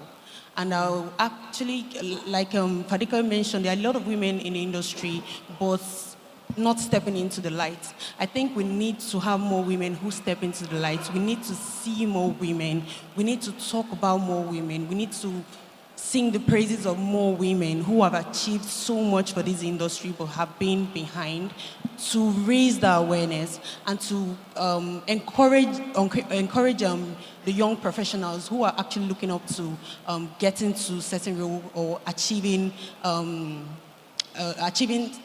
these particular roles in their career journey. So we need to do more in terms of that. And I strongly believe that having feminine faces in such executive role, it changes the perspective of the industry, both within and outside as well. And there's this soothing feeling where you know that a female is in charge of something. I think it will actually change the player's perspective as well. Yeah, really good point to finish it on. So we're just going to go to our final thoughts for future outlook, because obviously we've done a bit of a look back, especially where you've been in the industry for 2 decades. So I'd love to hear your thoughts to kick off, because you'll hopefully by experience will know what you think might be coming. So thanks for DK. Right, so the future is bright, yes, for women in gaming. And incidentally, I find that from experience, the women who find themselves in gaming, they tend to have something to prove, So I would encourage every business owner, every regulator, every operator, every PSP, every business in the gaming ecosystem to consider giving women a chance. It's a chance you probably wouldn't regret, if you open your hearts, your business to women. What you would get is, a whole lot of hard work, very high ethical standards. You get loyalty as well. You have to remember that women have been equipped, trained, raised to be nurturers. So whatever you give to a woman, it does multiply. So my hope for the future and what I see is that the future is very bright for the women, for the women and the women specifically in the gaming industry. So I guess my final thoughts are, the future is indeed very bright. My final thought as well is that I'm excited about the future. And this is speaking from personal experience in the company that I work for, in my team. Women are the majority in that company, yes.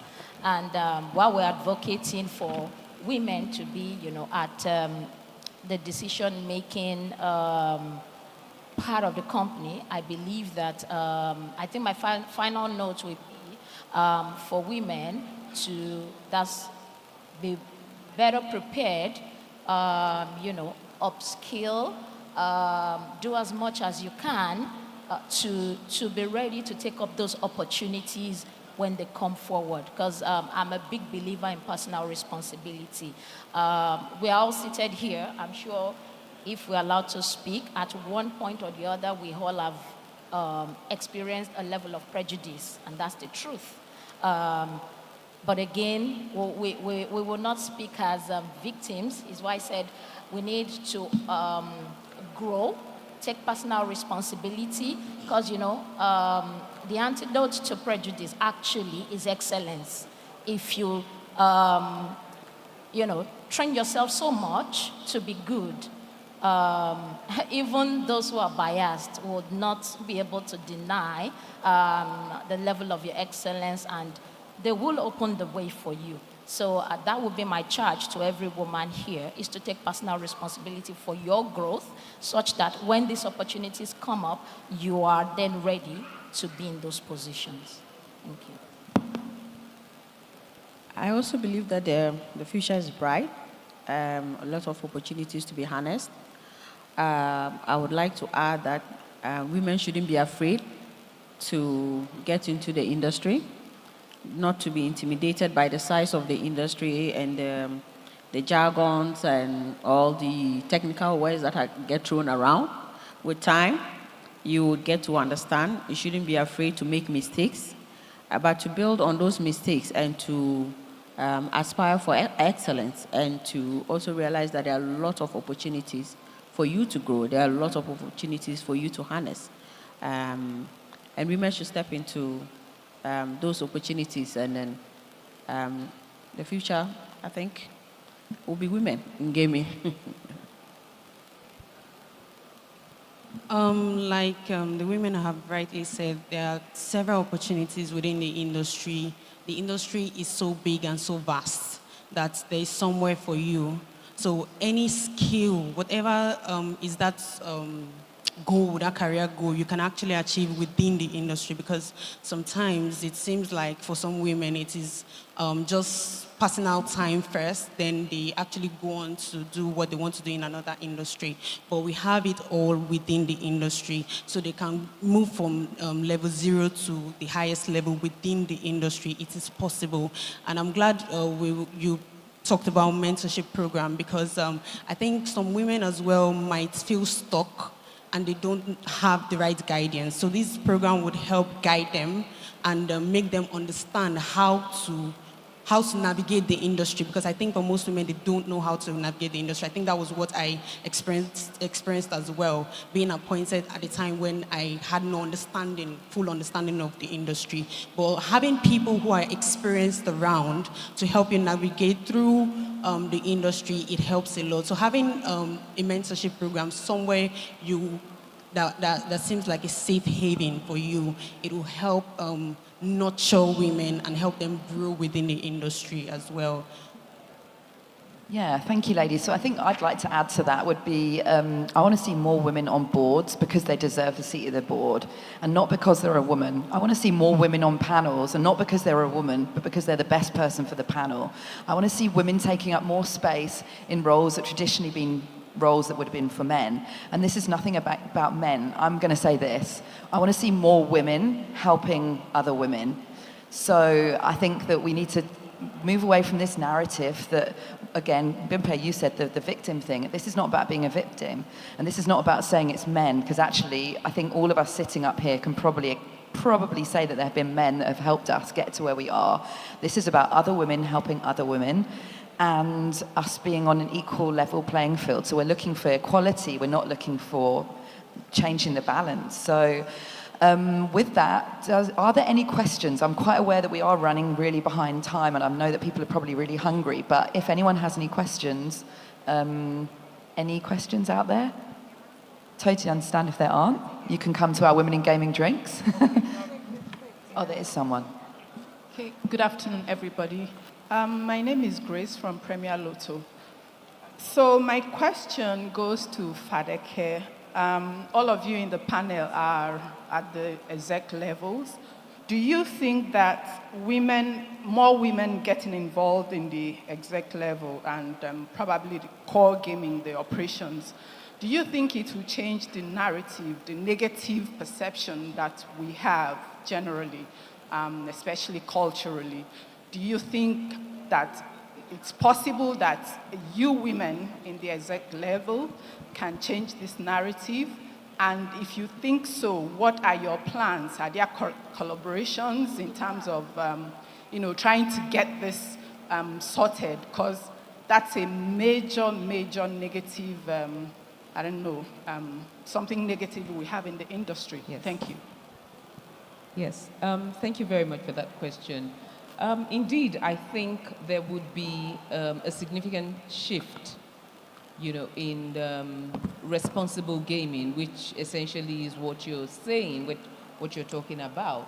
There would be a shift because a woman, the average woman is a nurturer. The average woman would, in whatever she's doing, would think holistically. Bimpe alluded to the fact that a woman needs to come, or rather businesses need to allow women to come in her whole self as she is. And if that is allowed, there would be a conscious effort, to impact and reduce things like underage gaming, to protect the vulnerable. It is, women are instinctively, set up to take care of others, to nurture, to create an enabling environment. So I think there would be a significant shift. Then in terms of what we're doing, now SLEC Africa is a platform.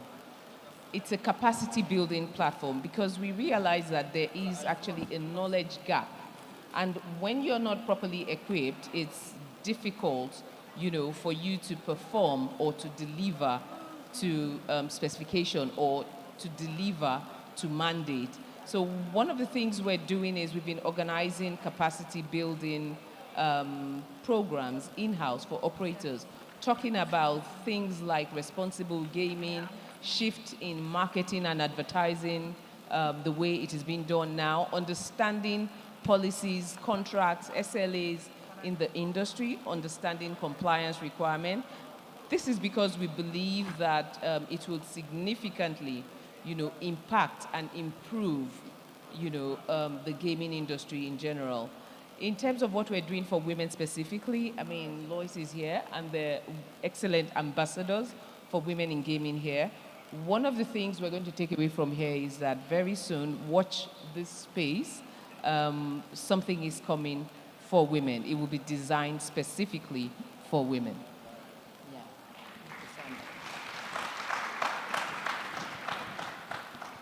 Are there any other questions? Can't see any more. Oh, there is. Annalisa at the front.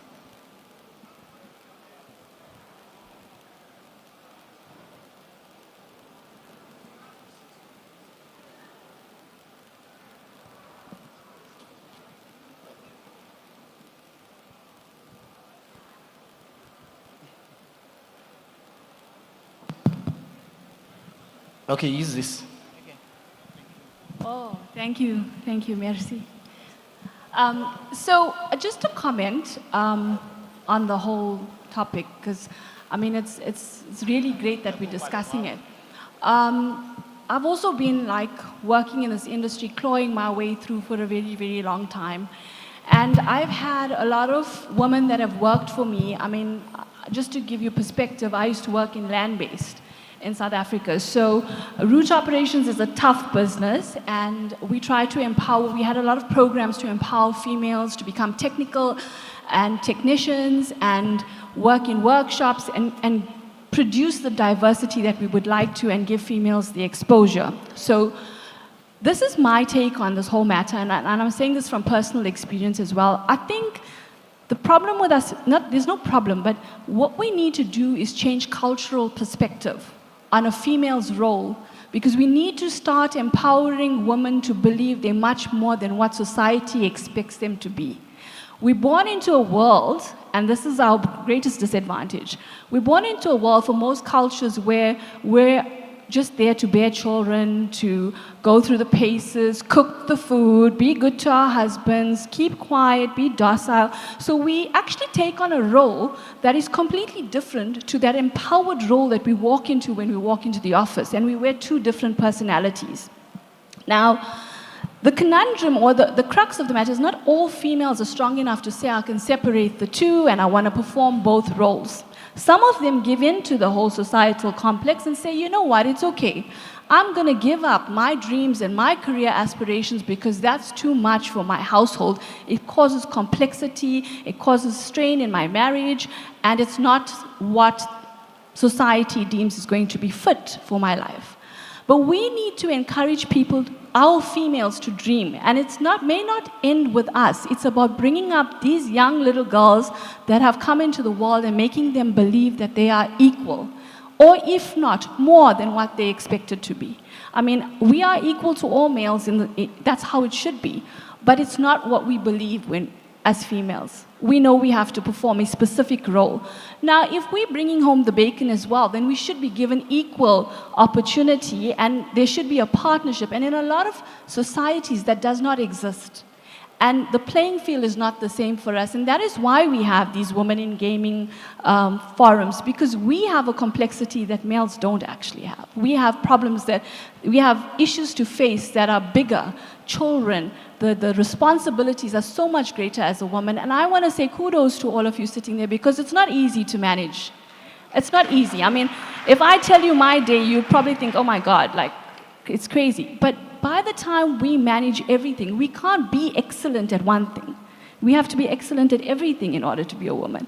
And I just want all the males out there to try and put yourself in our shoes. It's really a difficult journey. So when we're bringing up our kids, our children, our daughters, can we bring them up to be empowered? Start from there. And you'll find that all this diversity will change, and there'll be an equal playing field. Okay, Thanks, thank you. Annalisa. Yeah. And I just wanted to add a final note, especially a special mention to the organizers of the conference.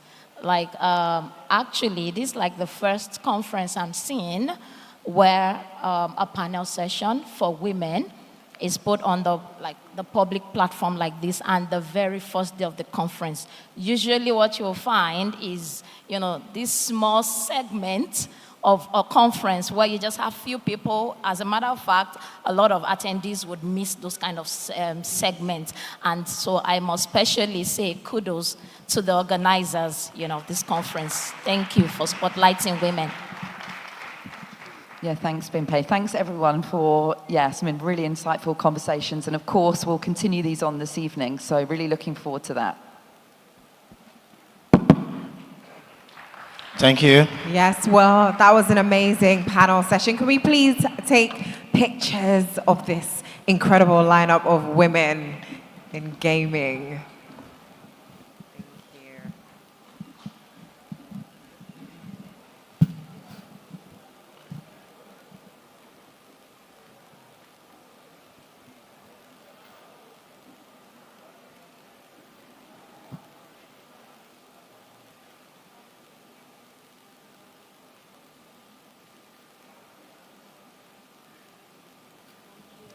Thank you.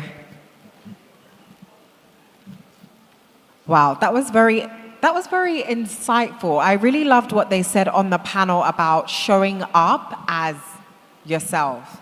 Because a lot of the time when in the workforce, women do feel like they have to show up as men. You can come yourself, you're safe. But the fact that, they spoke about showing up, being emotionally vulnerable, and just being allowed to be yourself, I think that's very important. And that's a nugget that we can all, as women, take home, to be able to show up as yourself and not feel like you have to be strong. They are planning to take over, I knew you were going to say something. Yeah, I know. Anyway, I have some very good news that I know you've been waiting for. I know there's the lady over there in the corner. I will not call you out. But ladies and gentlemen, it has come to that time. It is lunchtime. We do have lunch. Very excited. We do have lunch up at the mezzanine. We have free drinks. There's also 360 booths, age 360 booths at the exhibition space. And we also do have virtual reality games. Yes. Is there anything else you'd like to add to that? Now, the usher will direct you to, as per the launch, the usher will direct us, and let's just follow their direction. That's it. Okay, all right. So we'll see you after the launch. Yeah, he's not speaking French anymore. Okay, Pascal. The reason why I'm not speaking French is because my French people, they need to eat. When we are back, we'll continue. Après avoir mangé, on va continuer avec la langue française. Merci beaucoup. Okay. Merci beaucoup. Please put your hands together for yourself. Thank you. Checking out now. Not babes. Lotto. They have an app now. It is easy to win and fun to use. What's the possibility of that? What is the possibility of me buying a brand new Range Rover and taking out the hottest girl you've ever seen in your life now? Baby, you didn't tell them Maintenant, the best c'est part. l'heure pour manger et il faut aller en haut pour aller manger. Download the app at www.babaijabu.com and start winning today. You play, we pay. So after the launch, we're going to have the next panel section, Combating Illegal Gambling, Innovative Approaches to Enforcement and Public Education. So we are looking forward to the next panel. Yes, and we have about 40 minutes for lunch. That's 40 minutes for lunch. And don't forget to check out the exhibition center, the virtual reality games, and the Age 360 booths. Enjoy your lunch. 40 minutes for lunch.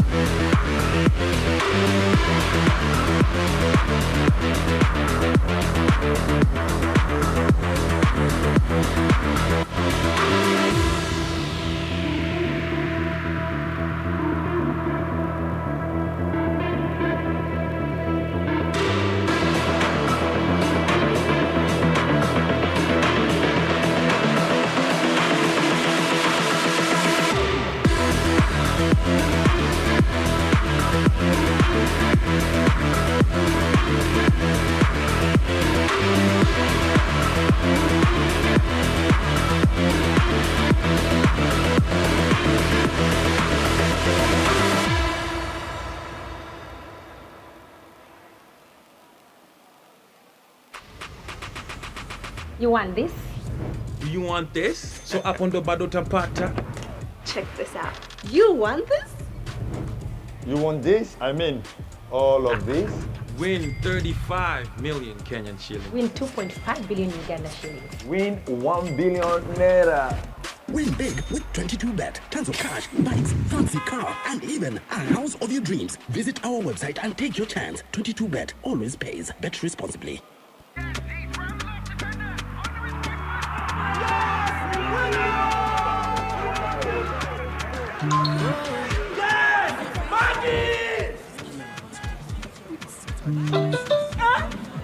Winner! Bangi!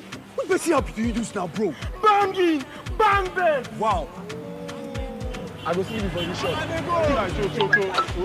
Take us out! Bangi! Let's go. My G, you will give me something. You will give me something.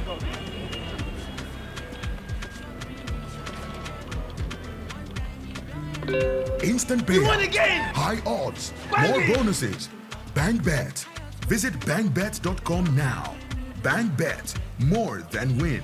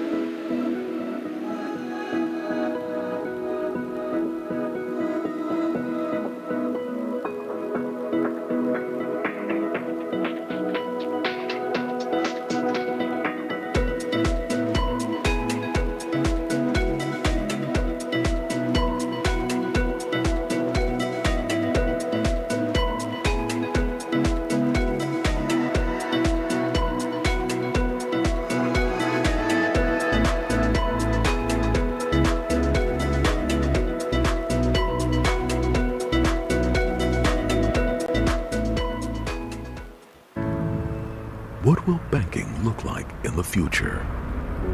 For over a century, we've been growing to meet the needs of an ever-changing world, delivering unique solutions to help our customers reach increasingly bigger dreams. Innovating to create an exciting new world of convenience and freedom, where what you can achieve is only limited by your imagination. Opening up new, more inclusive channels for commerce. Empowering a new generation to reach beyond their dreams and grow into the giants they were always meant to be. We're helping to create a future where the possibilities are infinite, the opportunities borderless, and where the world looks up to Africa. Let's awaken the giant in you. You first. First Bank.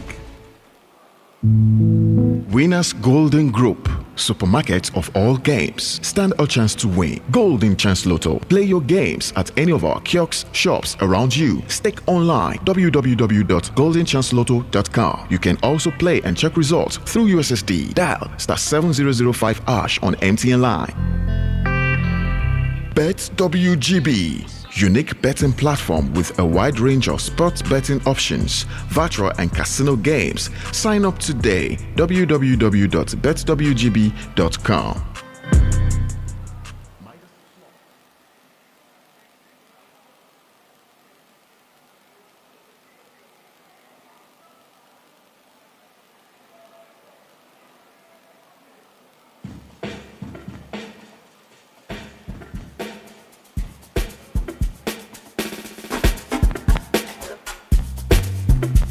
Yeah.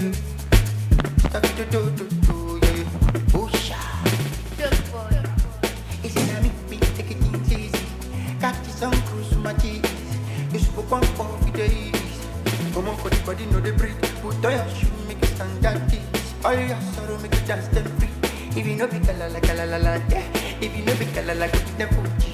One my job, you job, you job. want my jojo, ijogo, yeah.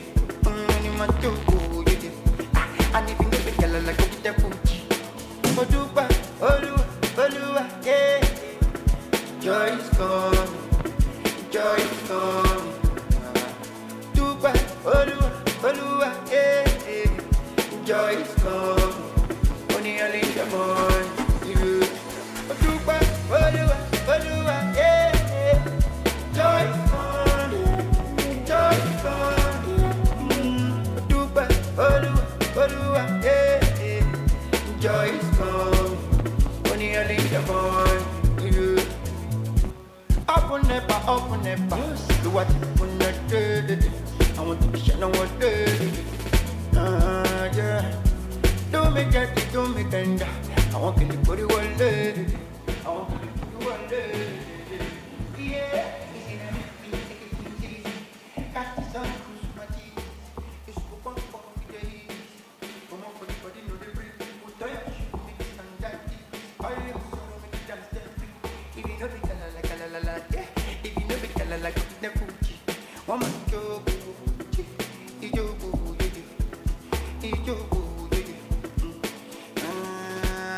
what you want, my jojo, ijogo, my jogo, and if you know the girl like the Fuji, Odupa, Olua, yeah. Joy is coming, joy is coming. Dupa, Olua, yeah. Joy is coming, only a little more. You, Dupa, Olua, yeah. Joy is coming, joy is coming. Dupa, Olua, yeah. Joy is coming, only a little more. You.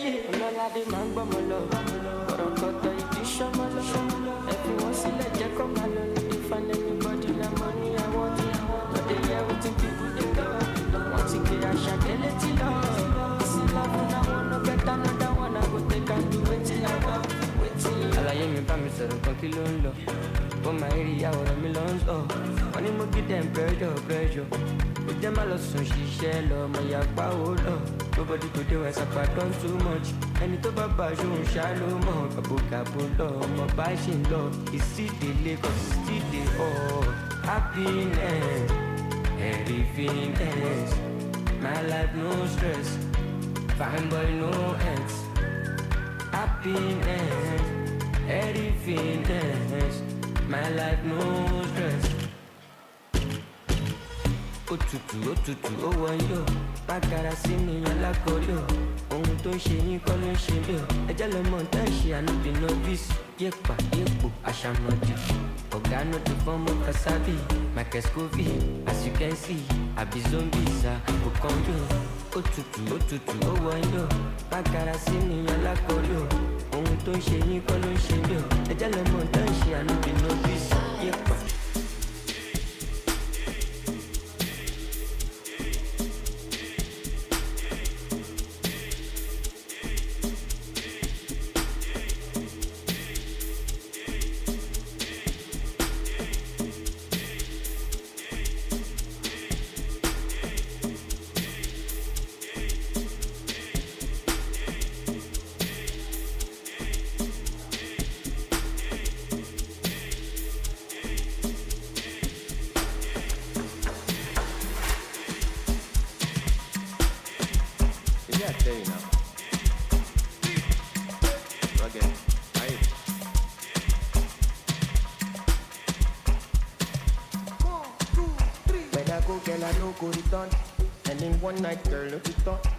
Relationship be like job, and I don't get to see you at all. And you know about though, I'm a thought. I'm a walk with she low down. But the lamb and I turn by turn. You have to wait till you reach your turn again. My head they hurt, my brain they touch. They don't use me back, so no time for love. I be bad boy too far. Baby stand up, move on, a new girl is coming. And your presence is stunning. Stop playing, I see go love me money. If not be Jesus is coming, I know I'm born again. Now, some of us too busy to be back. Some of us too busy to be back. Some of us too busy to be somebody back. Busy to be somebody back. Yeah. Some of us too busy to be back. Some of us too busy to be back. Some of us too busy to be somebody back. Busy to be somebody back. My brain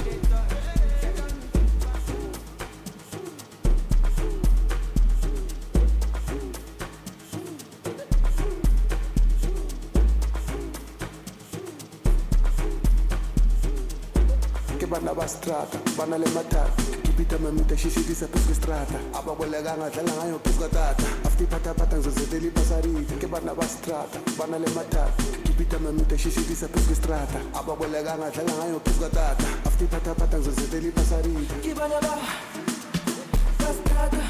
strata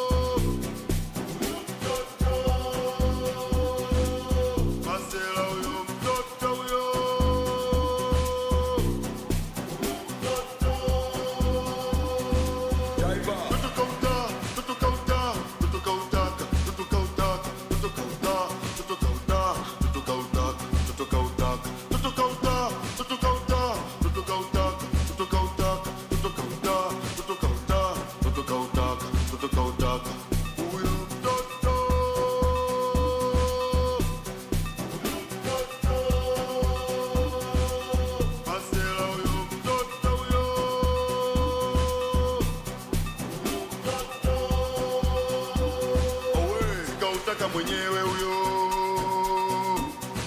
nawaletea unishogo huyo, siko tu watumli kwa macho huyo, sikautaka umaarufu huyo, oya mwana kiseka peleka moto, tutukauta, tutukauta, tutukautaka, tutukautaka, tutukauta, tutukauta, tutukauta, tutukauta, tutukauta, tutukauta,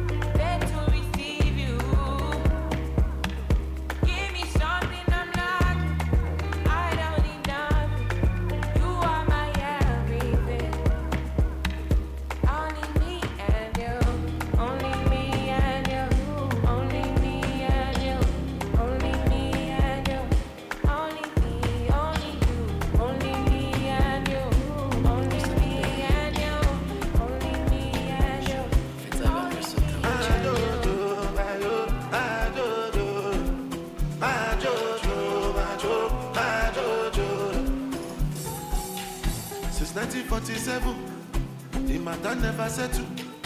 You be what I be get. Masability loan ya walenu. Better recognize. Greatest of all time. No other name they go call mine. As I they shanty them not nice. Monday, down. Tuesday, down.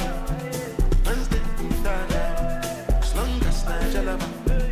And they call me the Godfather. Move like an Italian.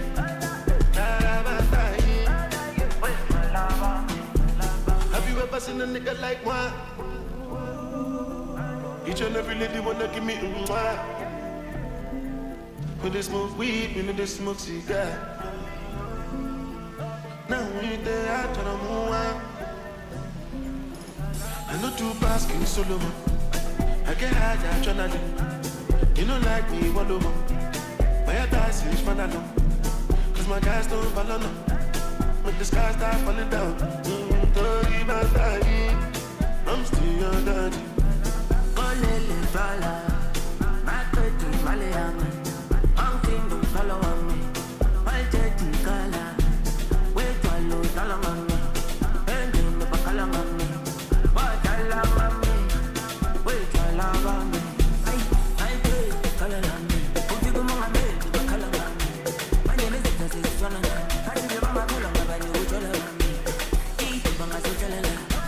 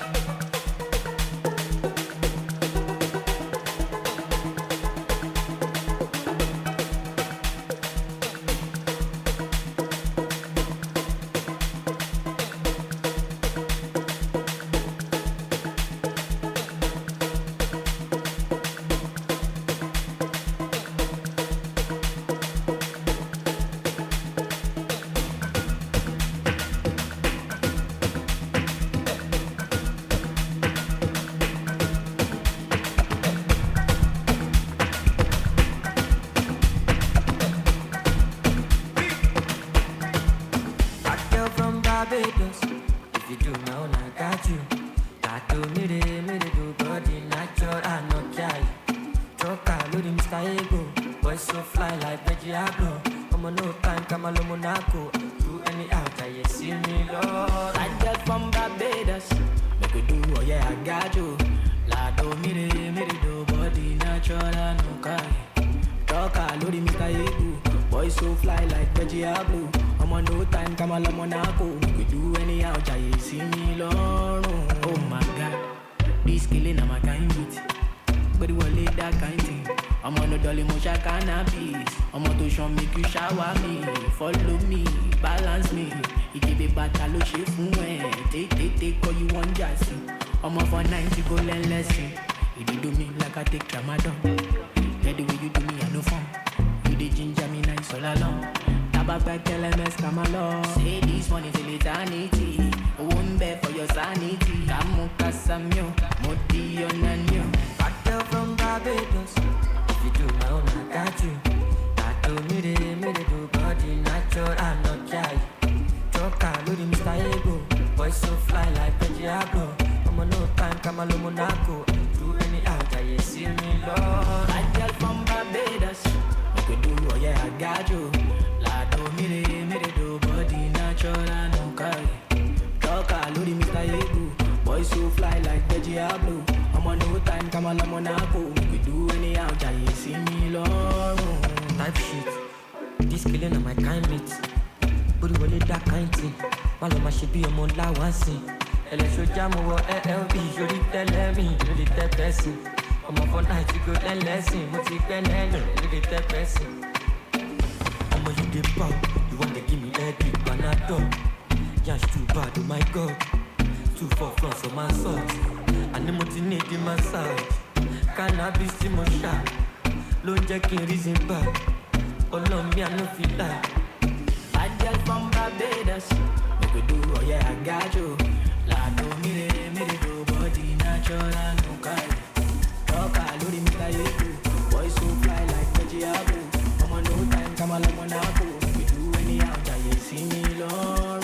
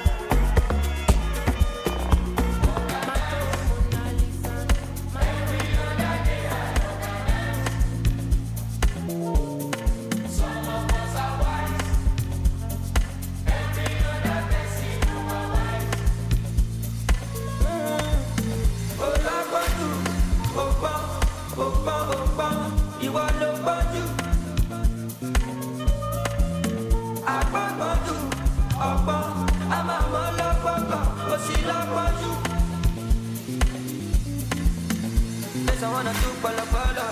In your book, back it your follow. That would just see me, jala. Take me out of someone for Camisoto. I jump a job. If I look to Papa. Sit the night for the club, you go down.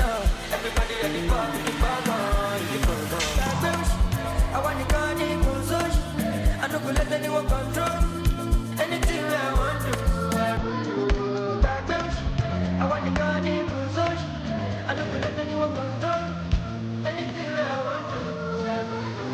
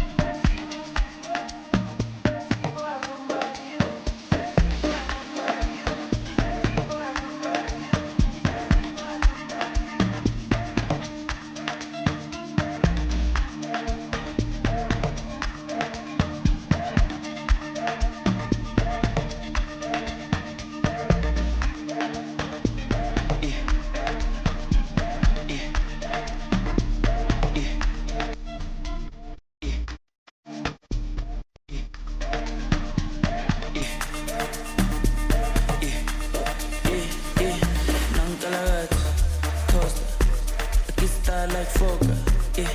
Pull up in a beam, too much, too clean, young taller. I don't foster, serious another. A big time player, crib too big and ganja. I went flexer, yeah. Tina said gym, yeah.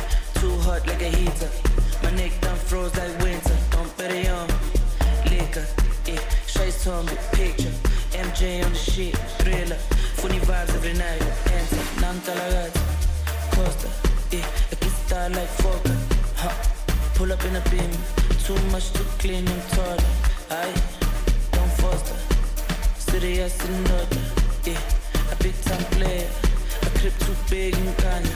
I went flexer, yeah. Tina said gym, yeah. Too hot like a heater. My neck done froze like winter. Don't bet it on liquor, yeah. Shades on the picture. MJ on the shit, thriller. Funny vibes every night. I forget. Recupera the best. 24/7, all time I got jet. Oh yes, my baby's a oh yes. Oh yes, my baby's a oh yes. For the future, go don't be the young. I got the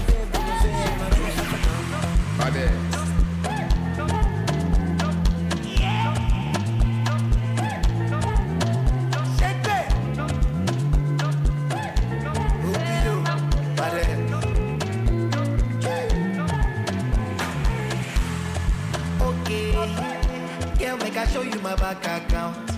2 Face, I get it plenty to go around. So girl, make you dance when you hear this sound. Now we the puppy all over town. So tell me if you did down. Do you know? Say oh, make it ball like oh. Girl I know. Some things that you do not know. Whether na traffic I be go slow. Baby, I promise I go still show. Spending money, Pablo. I suppose she locate, but I go buy Belgium. My money na alele, high pressure. But it's like she my balaba, put on for high tension. You must apply your tea, big boy, you must apply plenty. Mismanage my funds on you, all I really wanna do is mismanage my funds. Mismanage my funds on you, all I wanna do is mismanage my funds.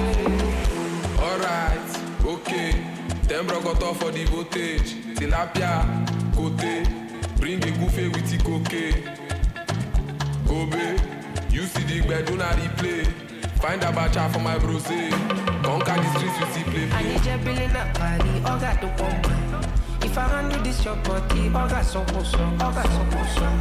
If you put me for palava, just want to give a lot. What can they make? Want be fair, ego them bad.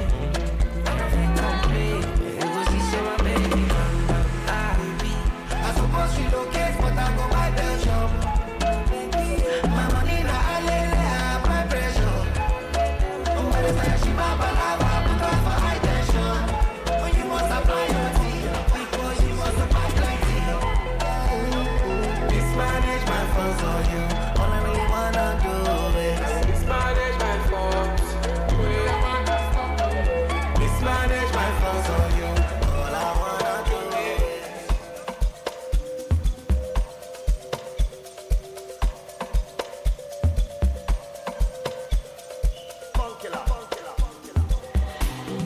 Como me lo soto, be me far away.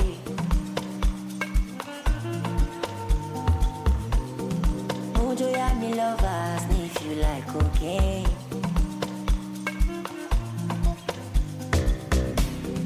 Culosa, que me trabaje.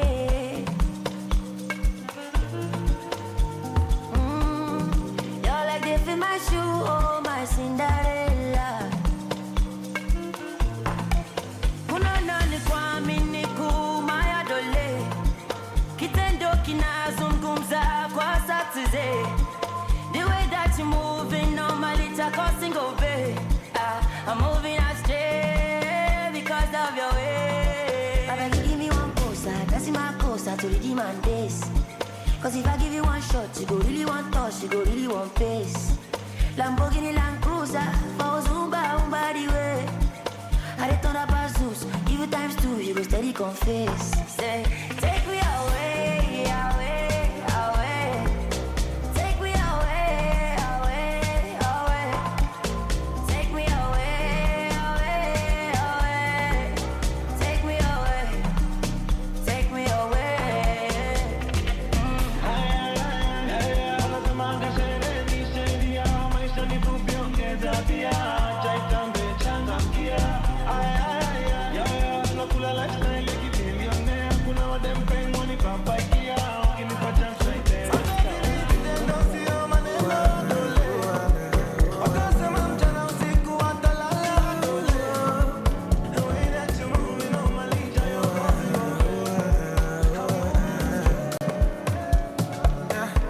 I'm at a point in life, if you understand me or not, misunderstand me or not, me, I'm okay. And if you think I'm wrong or not, long as it's what I want, me, I'm okay. Cause who are you to judge me like say you be holy past? I dey love my life, get my peace of mind, I dey try survive. We all be sinners, my body, nobody holy bad. And my happiness comes first, I never come left to stress, yeah. I be like Terminator, I dey deliver, I pass it doctor. I be like Terminator, I dey deliver, I pass it doctor. I be like Terminator, I dey deliver,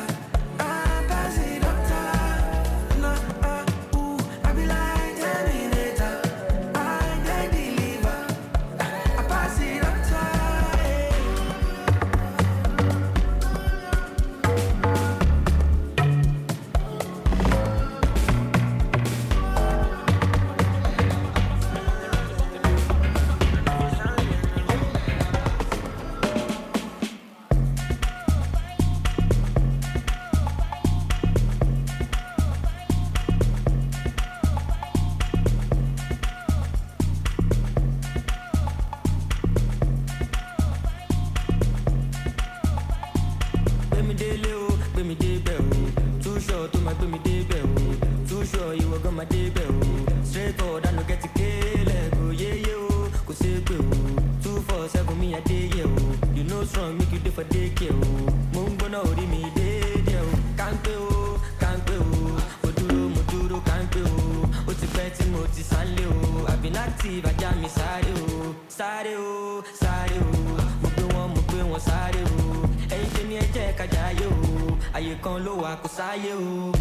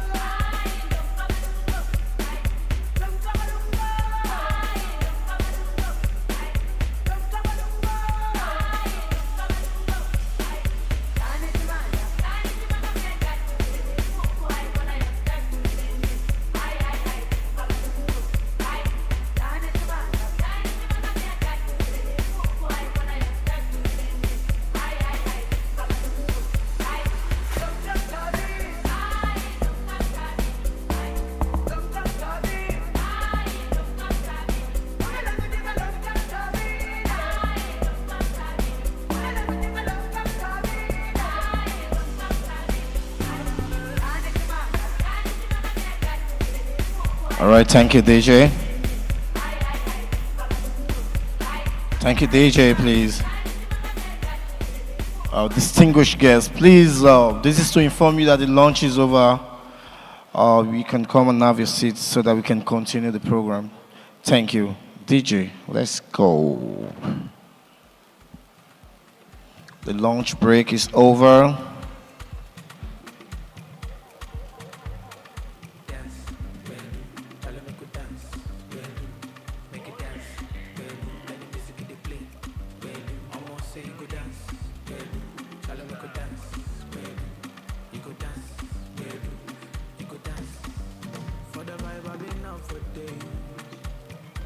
Steady chasing the body, concentrate. Anytime I do, whether night or day, I day on my chain. Even on my leg, they go dey dance to the bed, they go feel like rain. Cause anything where I drop, then go chop a J. Whether night or day, I day on my J. I day on my J. Kese, kese, kese, kese, kese. Kese, kese, baby, kese, kese. How many times they go tell the person? They know the people, they learn the lesson. Shama ya baby, they beg. And they survive anytime we did it. I don't get time, I don't get the patience. Spread the money, plenty. Where do? Tell them make it dance. Where do? Make it dance. Where do? Let the music they play. Where do? Almost say you go dance. Where do? Tell them make it dance. Where do? You go dance. Where do? You go dance. So tell me what you wanna do tonight. You know the party no go make sense if we never did it. Make the party come alive. We turn the 02 to 03. My love best seat, alawa. So baby, tell me why you wanna. She body make you do as you like. Now steady with the bloody canal. Blow some trees, make you feel alright. I don't feel like man, I'm wasted. And I'm feeling reckless. Now buy like a latest. That's why I'm working on patience. I know the joke with my paycheck. If then they sleep me, they wake them. So we go vibe tonight. Come on, deep there. Kese, kese, kese, kese, kese. Kese, kese, baby, kese, kese. How many times they go tell the person? They know the beat, they learn the lesson. Oh me go, gosh. Say your body, che, che, che. Do me, je, je, je. Anytime we be link, do me, je, je, je. Count your blessings and pray for mercy, yeah. Make we roll up the joint, make we make elements, no timing. I wonder if you dey alright, baby, just keep on dancing. Make we give them one, so stand attention. You no go fit to kill my vibe. I get peace of mind, I dey feel alright. Plenty money and I dey my high. Ijo alese, baby shalewa, ready kolole, o ma sisi no karamo. Ijo alese, baby shalewa, ready kolole, o ma sisi no karamo. Make anybody no go call my phone. Oh, la wanna baby no forget you. Roll your body, come and share my love. Eto body, oto kato my yo. Hey, skin tight, body they call me for hotline. Them when they say make I relax, bend the ball for the team with no shingle. Be like, baby you pass perfect design. Them know they tell chicken for night. If you cross in my lane, you must be mine. I wonder if you dey alright, baby just keep on dancing. Make we give them one. Stand attention, you no go fit to kill my vibe. I get peace of mind. All right, distinguished guests. Please, the lunch break is over. Can we please come sit down as we continue the program, please? Can we come and sit down as we continue the program? Let's have our seat. All right, thank you.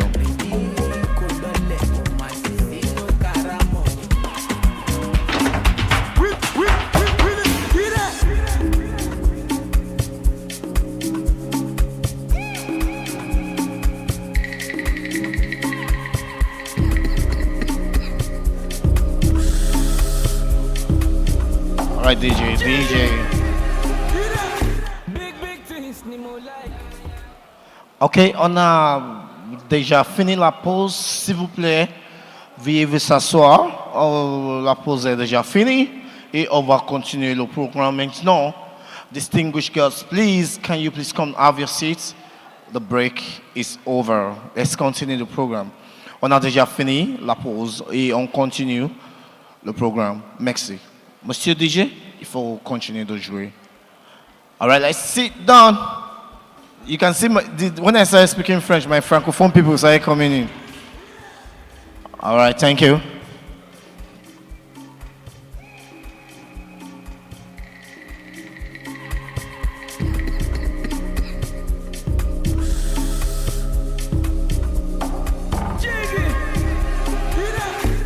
Big things, Nemo like. Shade the show for my life. under the shadow. All eyes on me, cause I came in a Lambo. Came in a She said, why you do me like this? You know I would do anything for your love. No matter, not do me anymore. Big things, me more like. Na money, na money, na money. And na money when they give me more energy. Big things, me more like. Opportunity fair go. One girl no fi do me two follow for threesome. Risky things, me more like. Freaky things, me more like. Only a tell my mommy daddy, man, you more like. So why you do me like this? You know I would do anything for your love. No matter, not do me anymore. Big things, me more like. Na money. And na money when you give.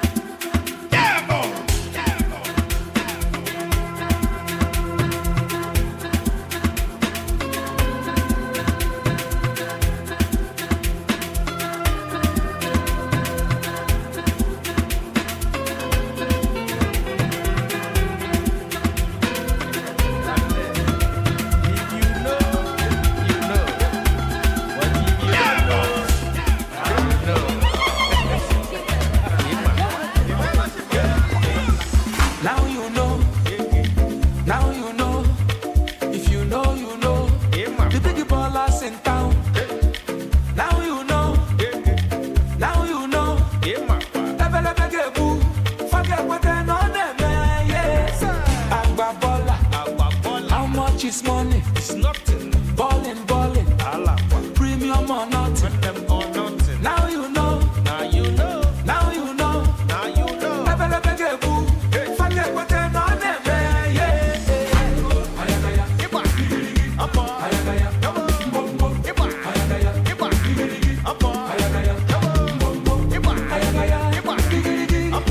All right, DJ, please.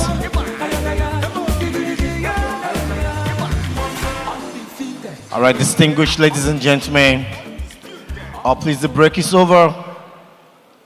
Kindly come in, kindly have your seats so that we can continue with the program. La pause est déjà terminée. S'il vous plaît, veuillez vous asseoir et on continue le programme. Merci. Please, can you please hurry up and have your seat because the break is over. Thank you. On a déjà fini la pause. Il vient la termination de la pause. S'il vous plaît, veuillez vous asseoir. Il faut qu'on continue le programme. All right, thank you. Thank you. Thank you as you come in to your seat. Thank you as you come in. Thank you. Veuillez vous asseoir. On a déjà terminé la pause, s'il vous plaît. Oh no, don't do that. All right, DJ, can you just play? Let's go. Please, the break is over. We're waiting for you. Thank you. Merci beaucoup. On vous attend. Merci. If you know, you know. But if you don't know, you know. Now you know. Now you know. If you know, you know. The big ballers in town.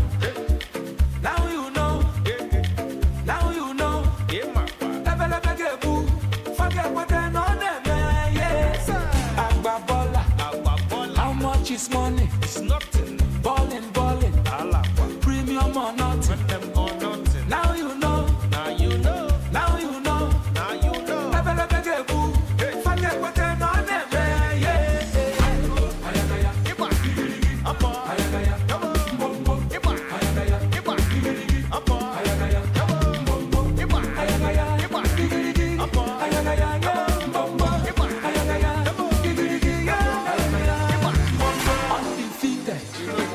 Undefeated, undisputed, unopposed, luxury or nothing. Money is talking, money is talking. Blessings and blessings. Forget what they're on them, yes. Agba baller. How much is money? It's nothing. Ballin', ballin'. Premium or nothing. Now you know. Now you know. Now you know.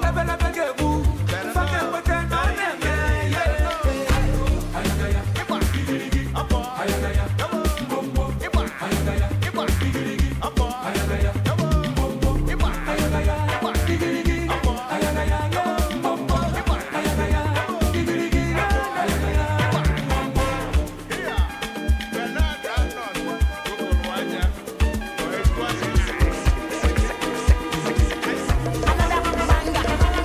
Touchdown Bini boys gang money agba money repete. Remy Ekawaro Shali Sapele. Sata Monica touchdown shakers. They like to the dance the leg baby. Now we dey bully now we dey pepe. If you play with the boys you go collect. See doings you know because say we no get. Colors Bini boys we not dey make too much noise. Now we dey pull up with conference. You know the billings wey we dey take. Many fishes in the river water. All right, thank you, DJ. Thank you, DJ. Thank you, DJ. Thank you. Thank you, DJ. If you know you enjoyed your meal, can you please just put your hands together for yourself if you enjoy your meal? Oh, really? You are the only one that enjoyed your meal. Wow. You enjoyed your meal. Please put your hands together for yourself. Okay, if you know you enjoyed your meal, can you say I? Okay. They enjoyed their meal, actually. Oh, I'm happy to hear that. So I think by this time, they are going to listen very well, and everything the panelist and the moderator will be saying will sink in very fast. Yes. You have the information on the next panel. Yes, I do. Okay. Because I know you've eaten as well, so you're attentive. I don't eat. I only drink water. Earlier you said your favorite hobby or what you were good at was eating. That's Another lie. That was before. Yeah. Oh, I see. Okay, at this point in time, we want to continue, please. And the next panel is combating illegal gambling, innovative approaches to enforcement and public education. Combat contre les jeux d'argent illégaux. And to moderate this for us, ladies and gentlemen, please put your hands together for Jeremiah Mangi, CEO, iGaming Africa. Please, a round of applause for her, please.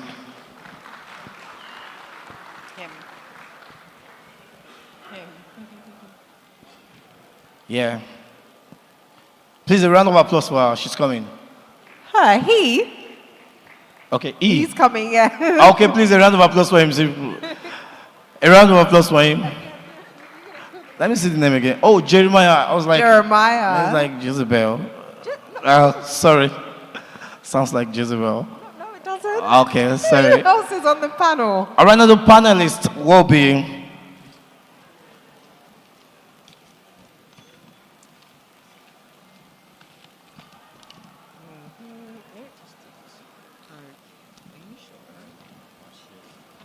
Okay, on the panel for combating illegal gambling, we have Mr. Bashir Are, CEO, Lagos State Lotteries and Gaming Authority and Chairman, Federation of State Gaming Regulators. Please, round of applause as he comes up on stage. Please, a round of applause for him, please. Thank you so much. And the next name on my list is Awings Exter Atieno, Assistant Director, Gaming, Betting Control and Licensing Board, Kenya. Please, a round of applause for her.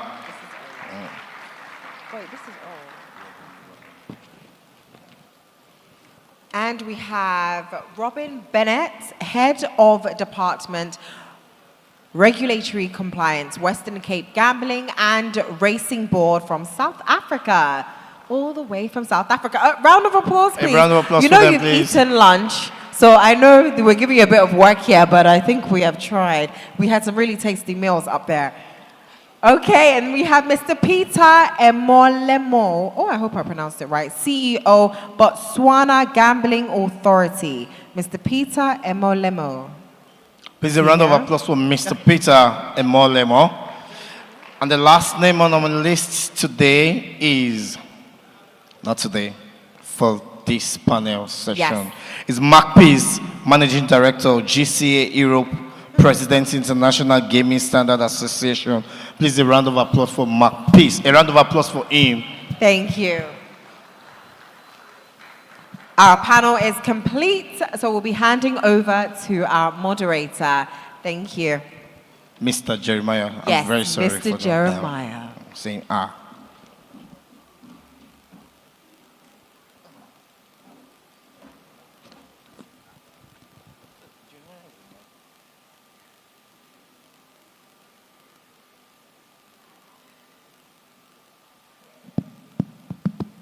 Hello. Yeah. Hello, everybody, and welcome to this session on combating irresponsible gaming. And I use the word irresponsible gaming because illegal must be born from somewhere. So we are going to be looking at what are some of the factors that lead to illegal gambling. And then we do look at the solutions to that. But before we go to that, I would like to introduce myself as Mr. Jeremiah Maangi, the Chief Executive Officer of iGaming Africa. iGaming Africa is a leading publication platform for the industry, that is the gaming industry, across the African continent. And before you, we have an amazing panel, and it's mostly or majorly comprised of regulators. So I will allow them each to introduce themselves, just 1.5 minutes. And then we will move into the introduction to this amazing topic before we can start tackling some of the reasons why we are having this problem in Africa and how we can help tackle it. So I will start with Peter and then we'll go to Bashir until we reach the end. Please, 1.5 minutes each. Thank you. Good afternoon. Thank you, Jeremiah. My names are Emolemo Peter Gistilwe, the Chief Executive Officer of the Gambling Authority in Botswana. As the Gambling Authority, we are mandated for regulating all forms of gambling, be it casinos, be it betting, be it racing, all forms of racing, be it the National Lottery. Our model is not that's one that is similar to what you'll see in South Africa and what you'll see in Namibia and Nigeria, whereby each state has got its own regulator. Ours is only one regulator. Thank you. Good afternoon, ladies and gentlemen. And thank you for coming. Welcome to Lagos again.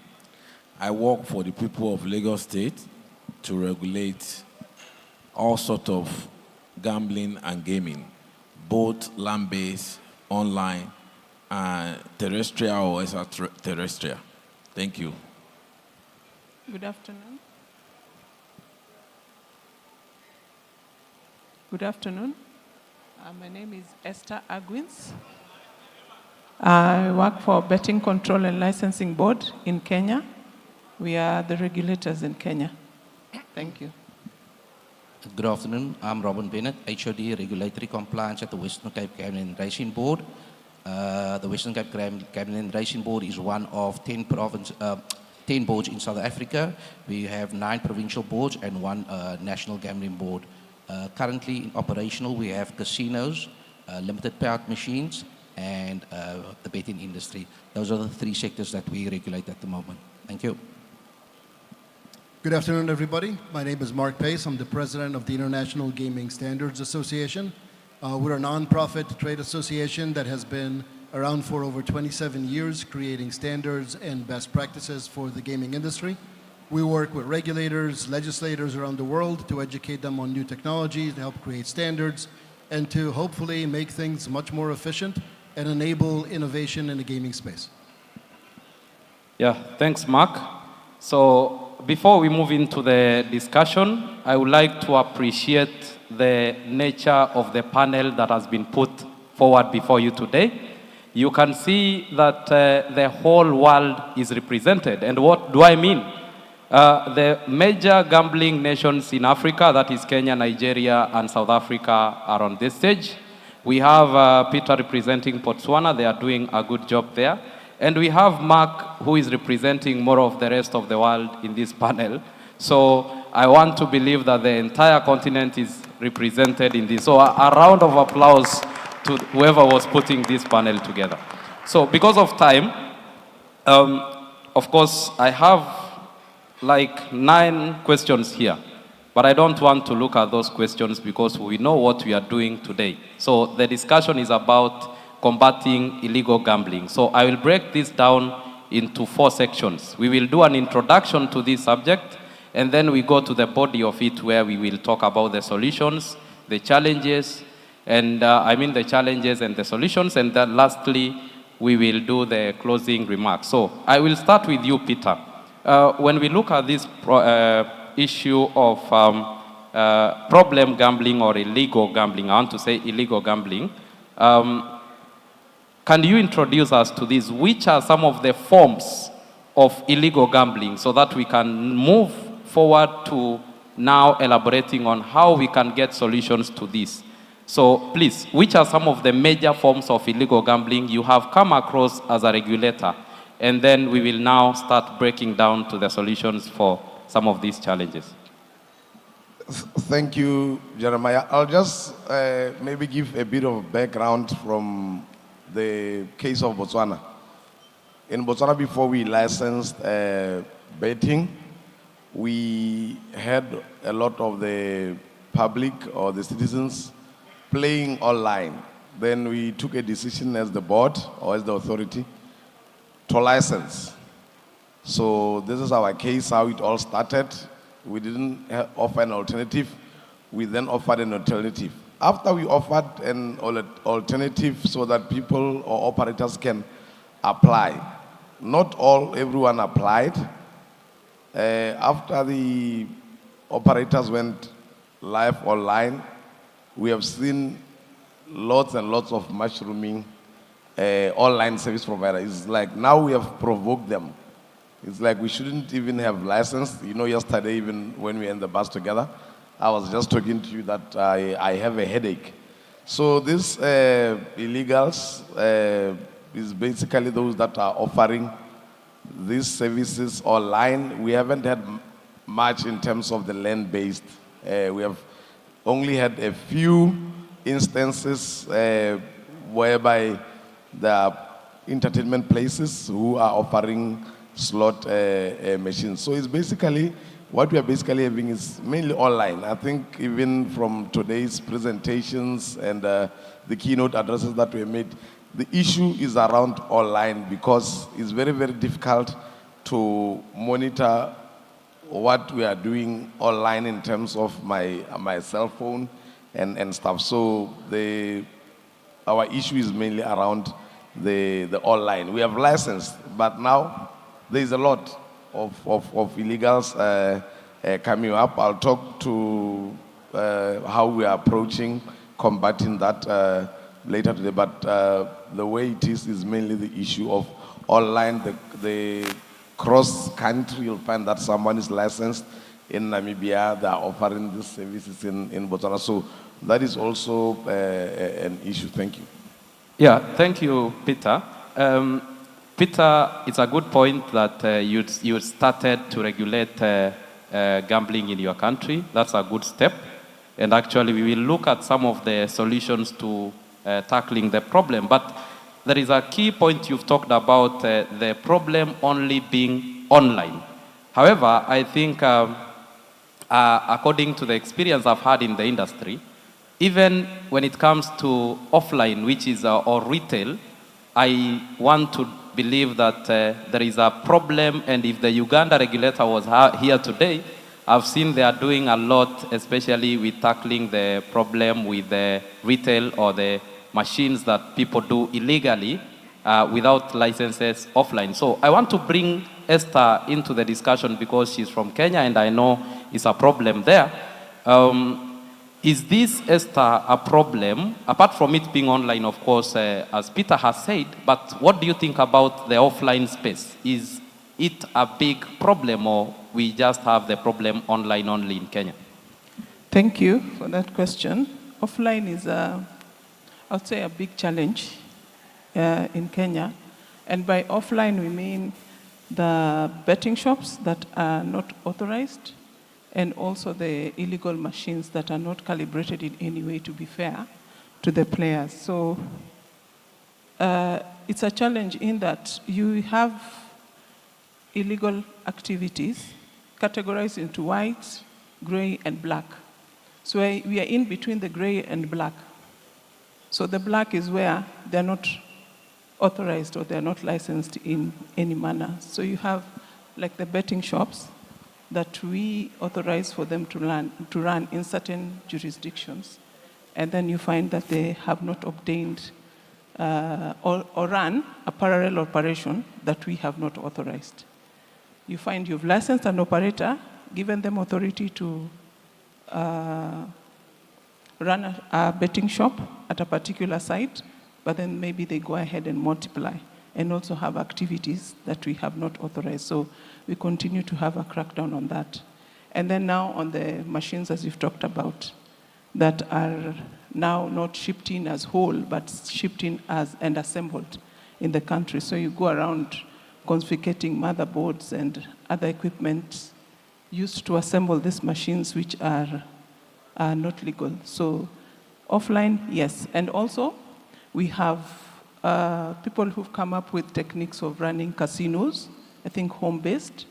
Not so much, but that is still an offline illegal activity that we're also grappling with. But we are getting through to educate people on what is illegal, because that is also important. The public is participating, not knowing the difference between legal and illegal. What have we licensed and what we have not licensed?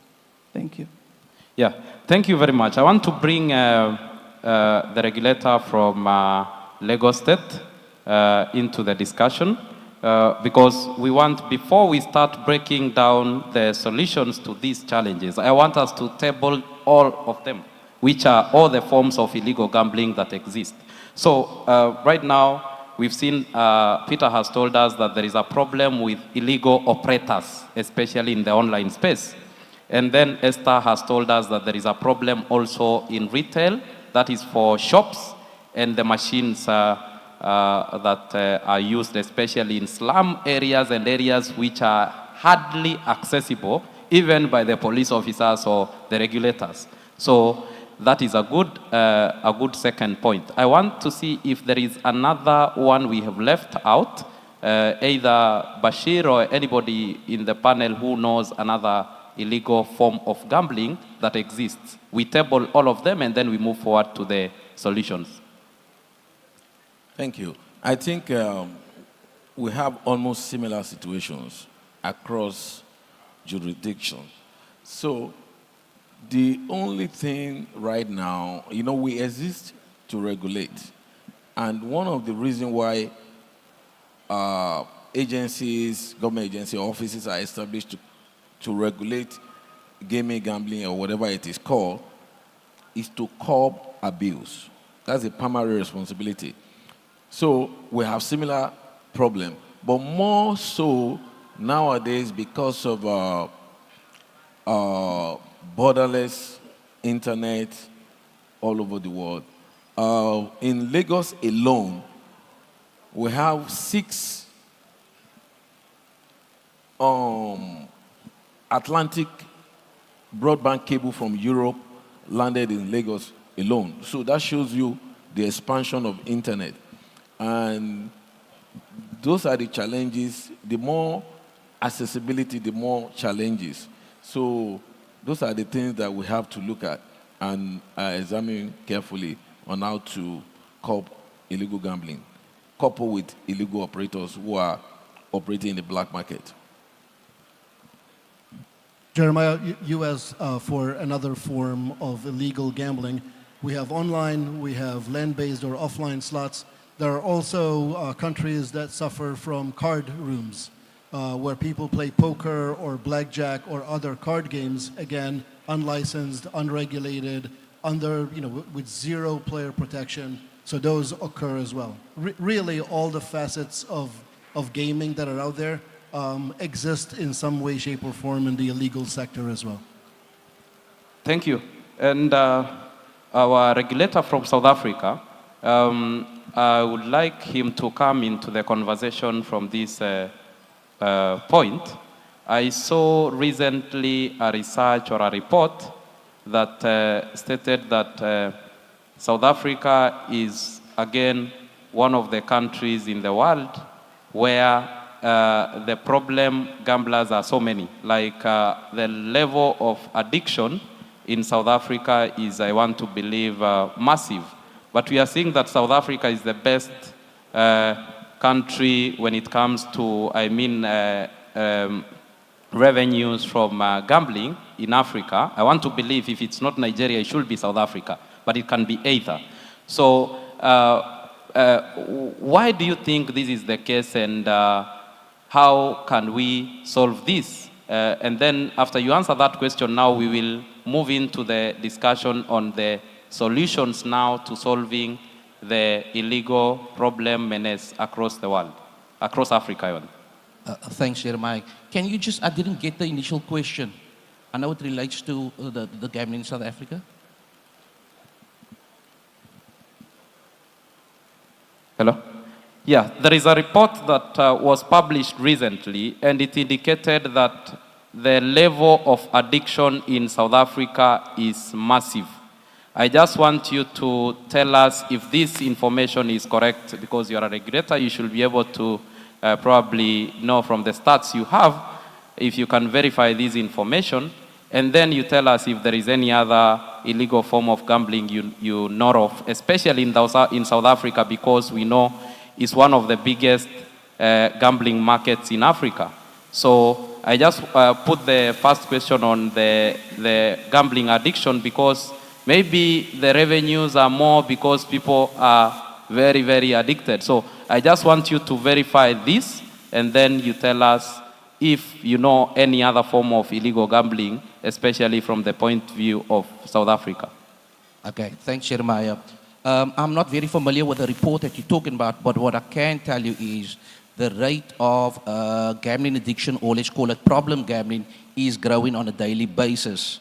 There's an underlying reason for this is a lot of the games and contingencies that's been offered is appeals to the younger generations. So as soon as people who turns the legal age to gamble, that's what they do.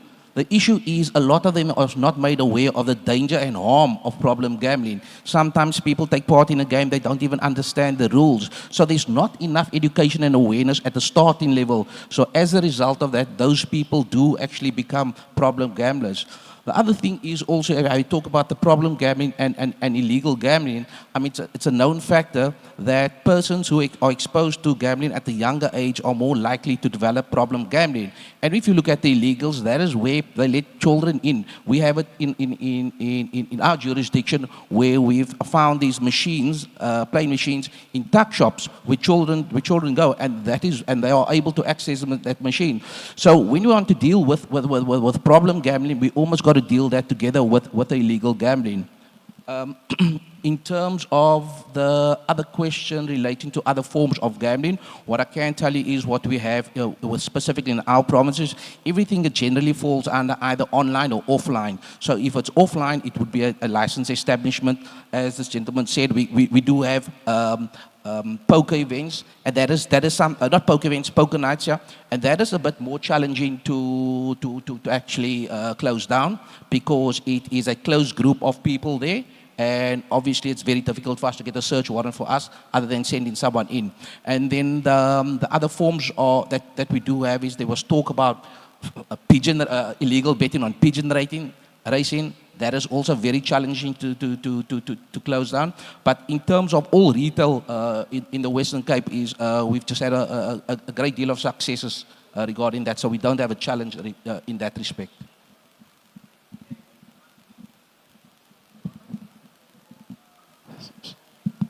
Okay, thank you very much. Thank you. That's a very good point. So I think now, because of time, we move to the solutions.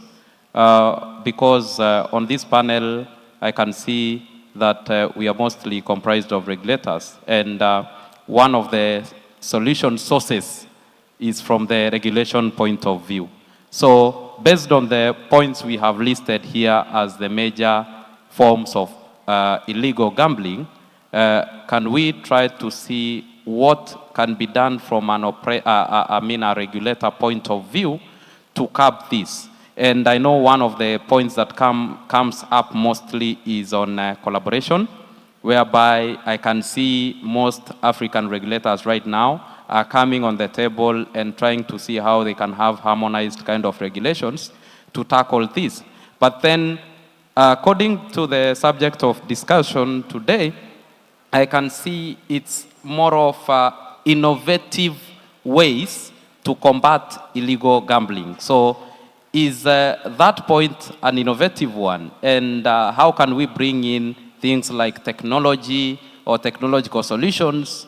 Or we've talked about collaboration. Which other ways, or what are some of the things we can do to ensure that from a regulation point of view, we are able to combat illegal gambling? A discussion I was having with Peter the other day is that there are some two operators that he's having a very, very big problem with, and he has tried to get a solution because they're operating illegally, and probably you lock them out today, tomorrow they come up with a different domain.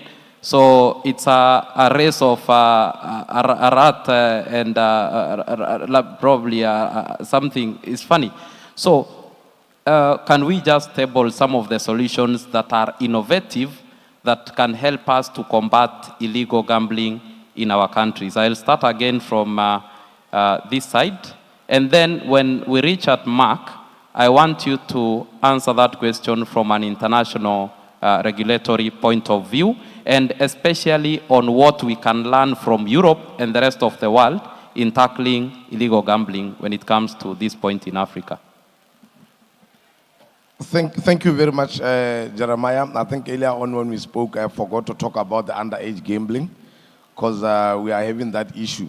But that one is structural. I think when we did our act, we said you can only gamble when you're over 21. So we are having the underage from 21 to between 18 and 21. So we are currently amending our act on a certificate of agency to address that one. You talked about collaborations with other as regulators. Yes, this is one of the solutions, but I think what we need in Africa, similarly to what is happening in other countries, we need to agree on a system. We have a system in Botswana, it's called a self-help portal. If that system could be rolled out, I think with my friend here, Bashir, we are already in discussions. If they can take up that system, if South Africa can take up that system, if Namibia can just take up that system. So the system, you are able to report illegal gambling, you are able to report all these other websites. I would tell you, Jeremiah, that our hotline number, our hotline site is busy. We are having people who are reporting these illegals, but you'll find that is Bet Jeremiah. Once you close it, it goes to Bet Jeremiah 2. So they just keep putting 1, 2. So I think what is important is also as regulators to come together such that my MOU with Lagos State Lottery, they should be able to revoke that person's license if they are misbehaving in Botswana. I'll just give you an example. We have an MOU with the UK Gambling Commission. The UK Gambling Commission it has been so helpful. They've been sending warning letters to those that we do report, those that are licensed in the UK. And as of last week, one that is licensed in the UK, they shut off their page or their app. So these are just some of the things that as regulators we need to work together. We should come with an Africa self-help portal that can be accessed anywhere in any other country so that we are able to deal with all these illegals. Thank you. Thank you very much. I won't talk much about the collaborations. So we're talking with Botswana and some other jurisdictions. We just need to amplify what we're doing. So, and not only in Africa, we partner with organizations like Malta Gaming Authority, UK Gaming Commission. But on the local side, what we have been doing to curb illegal gambling and underage gambling in Lagos State, we're using technology and we're targeting school age. So, for example, if you go on public transport in Lagos State, be it buses or train, and we're going to expand it beyond that now. So for the past 2 years, so we provide Wi-Fi, free Wi-Fi on our public transport system, and we sponsor it. So, but in order for anyone that wants to use Wi-Fi on our public transport system, you have to watch like 90-second to 2 minutes clip on advocacy against underage gambling, and also for adult problem gambling, you can get information. We're partnered with 2 non-profit organizations that help people with alcohol or gambling addictions. So we're doing that. As we go along with collaborations and partnership, we're also going to introduce additional tools which has been presented to us. We share that with other regulators across the continent. Thank you. Thank you for the discussion topic right now, the innovative ways we are grumbling with in terms of illegal gambling. I like that you said about the collaboration with other agencies and other bodies. I believe the African Gaming Regulators Board right now is trying to work with ARSO, the Africa Organization of Standardization as well, so that we have standard tools and regulatory measures across Africa, so that you don't go to different countries and then it becomes an issue in terms of getting a license. And that will make probably easier for those who want to get to the industry instead of looking for other ways to operate. And then some of the innovative ways is also, like, we are looking at the central monitoring system, a system that can be plugged into our current gaming management system, which will also be able to track down unlicensed operators, or what operators are doing. Are they working within the confines of the operating conditions attached to their licenses? And then also working with other agencies. We don't work alone as a board, so we work with the Communications Authority, so that if we track down an illegal website, then we forward those websites to that authority and they're able to be closed down. Pay bills, numbers that are operating illegal operations, the same, we forward them to the telcos so that that can also be tackled. It's also becoming challenging that we also have now several payment gateway systems. So we are also working with other relevant agencies on the same. Financial institutions as well, for them to do due diligence on those who are coming into the country to apply for licenses, so that we know who are actually the beneficial owners of these companies coming to invest into our country. So there are very many innovative options, but let's look at our own jurisdiction and adopt them as we can, so that we are able to tackle the illegal operations. Thank you. Thank you. In terms of online, there's not much that we do with illegal online operators. And the challenge that we have is, unless that operator has some presence in the Western Cape, we have no jurisdiction. So when we do get complaints about illegal online operators, we do refer it to the national board, who deals with that on a national level. But I want to talk about the collaborative efforts that we have in terms of offline, or let's call it the retail. We, as the board, are not able to do that on our own. The police themselves are not able to do that on their own. We don't have search and seizure powers, unless it's for license holders. The police, while they do have that powers, they don't have the expertise to determine whether that is illegal gambling or not. So we have formed a unit where we have monthly meetings with the police, but it's made up of a number of different units. We have the liquor authority, because many of places sell liquor. We have the liquor authority, we have our Metro Police and law enforcement together with SAP. So we have monthly meetings and they have joint operations. So during any month we will go visit various places and they will see whether there is illegal machines or not. But what we also have established at that meeting is throughout the province, if there is any illegal gambling happening anywhere, we only go to one unit, and that commander will then send out the message to say that the gambling board is coming out, they need assistance. And then on an annual basis, we actually have a workshop for up to about 120 law enforcement officials that assisted us in the year, where we talk about the achievements for the year, the challenges that face us, and obviously the way forward. And after that it's almost like a very informal occasion that we have with them. Is almost a way to say thank you for their efforts. But we got very close relationships working with them.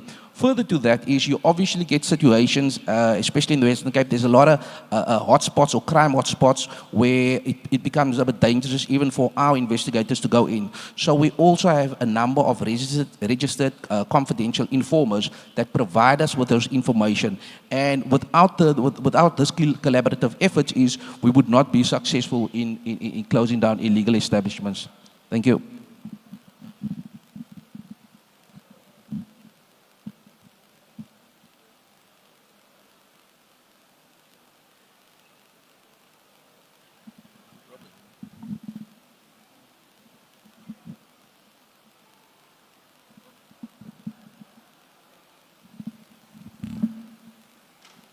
Hello. Well, I think based on the responses that you've heard so far, we can all realize that there is no silver bullet to solve this problem. It's a very complicated problem. And it's complicated because there is a huge amount of demand and there's a huge amount of supply. So when you've got that sort of dynamic, it's really difficult to stop it. So we have to try and do as many different things as we can. So let me start from a fintech perspective. During an earlier panel, Mr. Akinde was talking about some of the taxation issues. When you've got taxes being applied by jurisdictions who are very highly regulated, and when you are applying taxes to players, to punters, you're essentially pushing some of those punters to become illegal gambling site customers. Because these are people that might not be able to afford that 5% withdrawal tax, 7%, 10%, 3%, whatever it is, right? You're pushing them in that direction. You're creating more demand. The supply is unlimited. Now, there's things that we can do on the supply side. So we're talking about technology. I know AI is a core theme of this year's conference. Traditionally, the way regulators have been trying to close down online sites is by looking at DNS, IP addresses, URLs, and shutting them down or redirecting them to a landing page that basically says, this is an illegal website.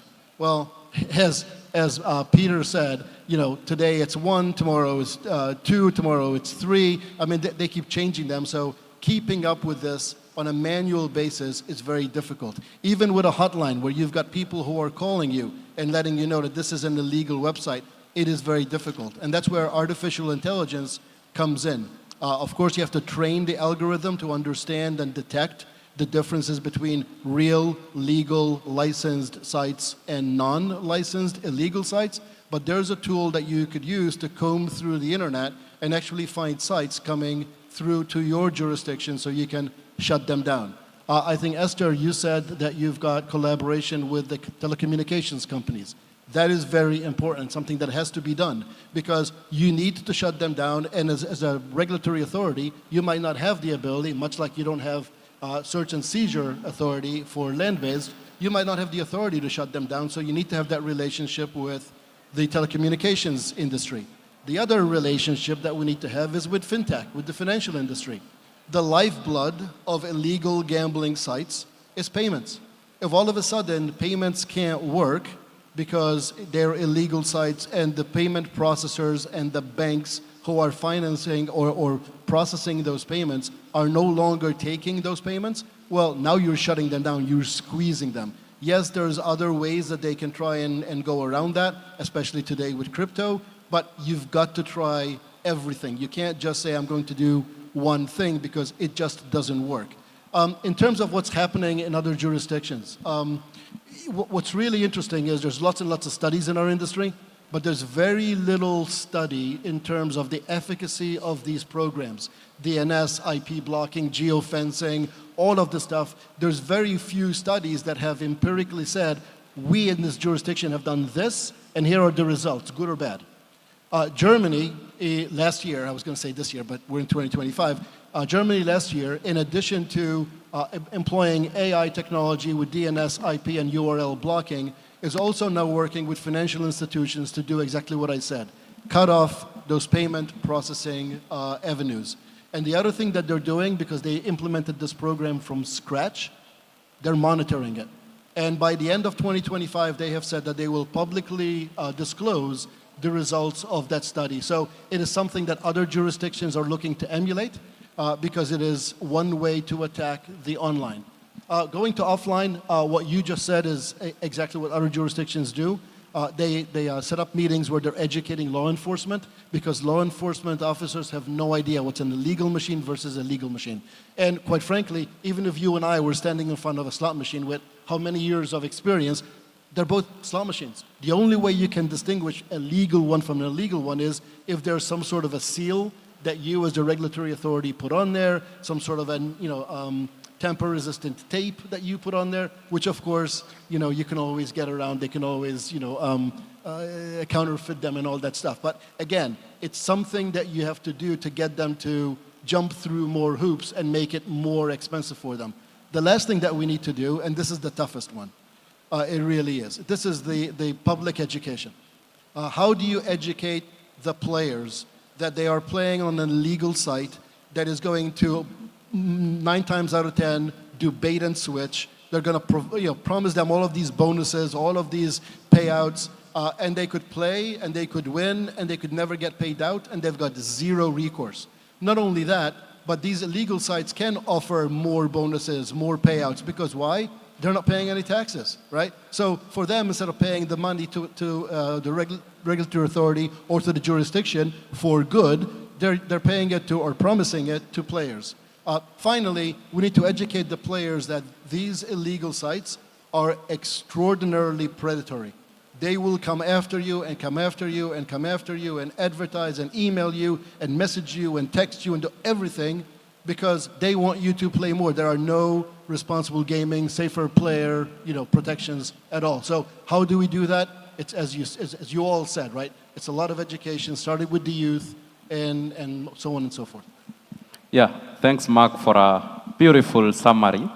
I just want to give everybody 1 minute to give in their closing remarks, but something I will be unfair to the audience without asking is on a very important point that Mark has brought up on taxation and regulation or proper regulation. These are the major causes, I want to believe, of people deciding that I don't want to get a license, let me go and do it the illegal way. Anyway, I will make money. However, a very important point again Mark brought is that the players necessarily don't care who is the operator. What they care about is, at the end of the day, if I win, will I get the money? That is a very, very important point. So the player, even if you put the regulated or the properly regulated operators on the website, the players at the end of the day will rather research on who is winning the match against Manchester United versus Arsenal than search between company A or company B, which one is regulated. So this is a very, very important point. So as regulators, I want to believe that the buck stops with us. So what should we do to ensure that, of course I know when it comes to taxation, some of the policies are made by the political class, which we might not have influence over. However, what can be done? Because we cannot sit and say that nothing can be done, and then we expose the entire market to illegal operation. So please, if I can get like 5 extra minutes so that we can get the closing remarks, but I will appreciate if we can get at least some points on that point on taxation and regulation, kindly. And then please, if there is one question from the audience, yeah. Please, in the meantime, anybody on the taxation point? I think what is important, and it cuts across everything we do in life, the taxation must be fair, just, and transparent. When it is too restrictive, or if it's exorbitant, then you will drag the operator and the player to the black market. So I will urge most of our people, I'm talking about the regulators, we cannot be too restrictive, we can't be too hard, we have to be fair and just, and it has to be reasonable. There are so many other taxes they pay. So when you have that, you have more operators that will come into the tax net. That's my belief. And just quick second, for the regulators in this conference, one of the reasons why we try to promote standardization when it comes to gaming standard across Africa and responsible gambling or problem gambling is one of the reasons why Mr. Pace is here from the International Gaming Standard Association. It's one of the reasons why we have a company called Grio out of Canada. They are very big on responsible and problem gambling. So we can borrow from their experience as we go along. Thank you. Okay. Anybody on the point on taxation and regulation? Okay, I think, okay. Then let's have the question from the audience.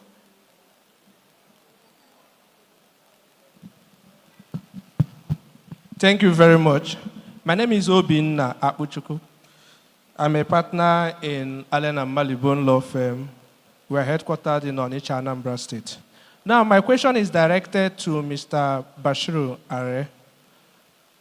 When Mr. Mark was speaking, he made mention of the fact that to combat illegal gambling, especially with respect to online illegal gambling, you need a collaboration between different regulatory agencies.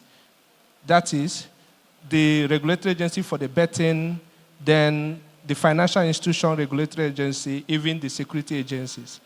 Now in Nigeria, we know that betting is regulated only at state level.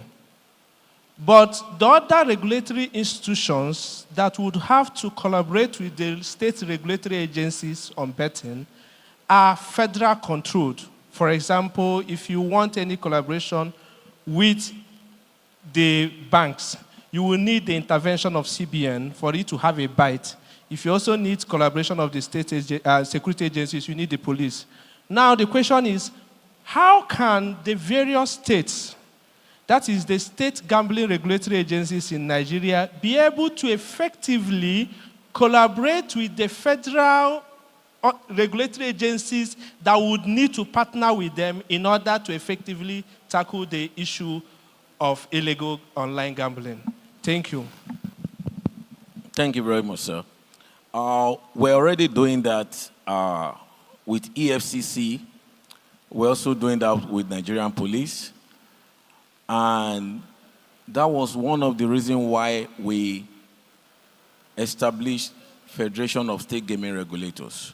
One, to have uniform standard, despite our autonomy, one uniform standard, one licensing regime, and to also encourage each other on how to enforce when it comes to underage gambling, illegal gambling, or problem gambling. So that's the purpose of the Federation of State Gaming Regulators of Nigeria. And we are partnered with an association like, an organization like ICSA. In fact, we're working with Mr. Mark Pace to have ICSA Africa to be situated in Lagos, and we can use that to spread it across the Forum of Gaming Regulators of Africa. So we're sharing information, and you know, Mr. Peter said something earlier. When you solve one problem, another one will come. So it's going to be a continuous process. When we have problem, we evaluate and resolve it. And we share information. So the problem you have in Lagos or in Nigeria will not repeat itself in Kenya. So that's the purpose of this association. And the association, we're also collaborating with the GRAF, which is Gaming Regulators Africa, including also we extend that to Europe. We are also in partnership. Unfortunately, some of the delegates that were supposed to be from Jamaica and Barbados had something. So we're working around the clock with different organizations, different associations, even including Interpol. Thank you. Okay. So I think I cannot see another hand up. So I would like to say thank you so much for being part of this session. So I request that we can have one group photo session.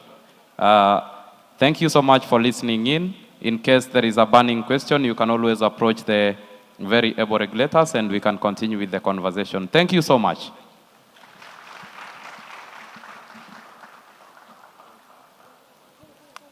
All right, please a round of applause for them, please. Put your hands together for them. Yeah.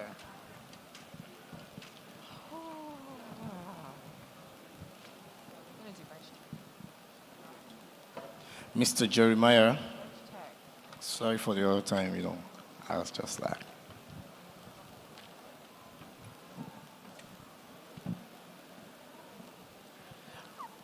All right, this announcement is for the French speaker. Veuillez vous rendre au fond de l'auditorium maintenant pour obtenir un casque pour l'interprétation, s'il vous plaît, si vous ne pouvez pas parler anglais. Merci. Do you understand? All right. I what do you don't have understand, next? and you know Okay, that. You don't understand that. We have a presentation up next. It's RegTech as a solution for regulatory inefficiency and effectiveness.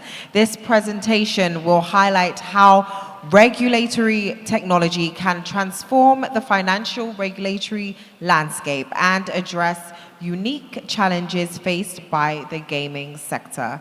This will be presented by Mr. Damien Raymond, Chief Operating Officer of Sharp Vision. Please, round of applause for him as he climbs the stage. Thank you very much for your patience and attention.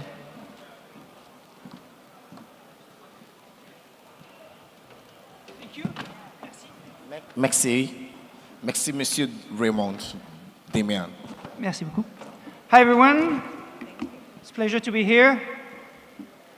I'll start with a quiz, and I'll welcome everyone to grab your phone, because you're going to play along. So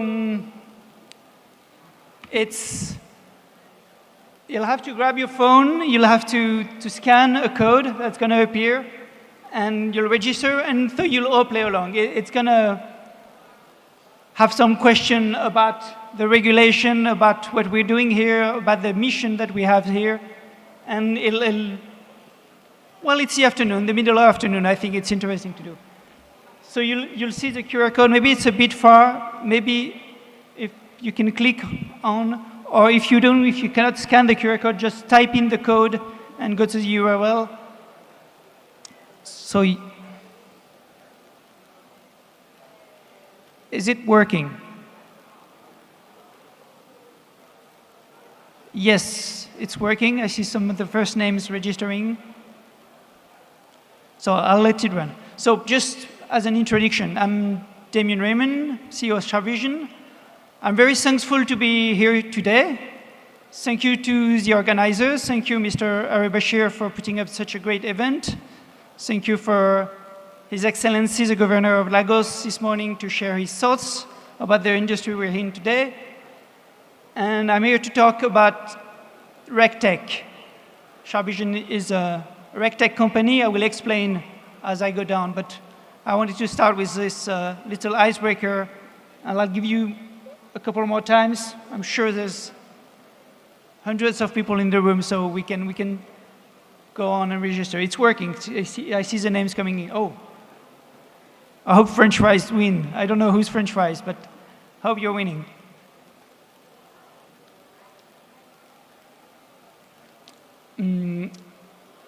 And so yes, I'll explain why we do regulation, what are the challenges of regulation. I'll explain how RegTech is helping, how my company Sharp Vision is helping. Okay, we have a bit of a crowd now. Interesting. I'll give it just more 10 seconds for the last one to register. And of course, if it's a game, if it's entertainment, that's why we do gambling. Gambling should be entertainment. That's why we're here. Okay. Let's start the game.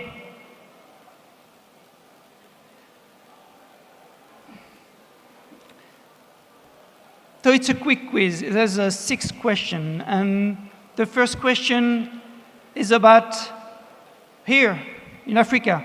A quick one. What is the total population of Africa? Is it 230 million? Is it 700 million? Is it 1 billion? Is it 1.4 billion? In your phone, you should have all the 4 colors.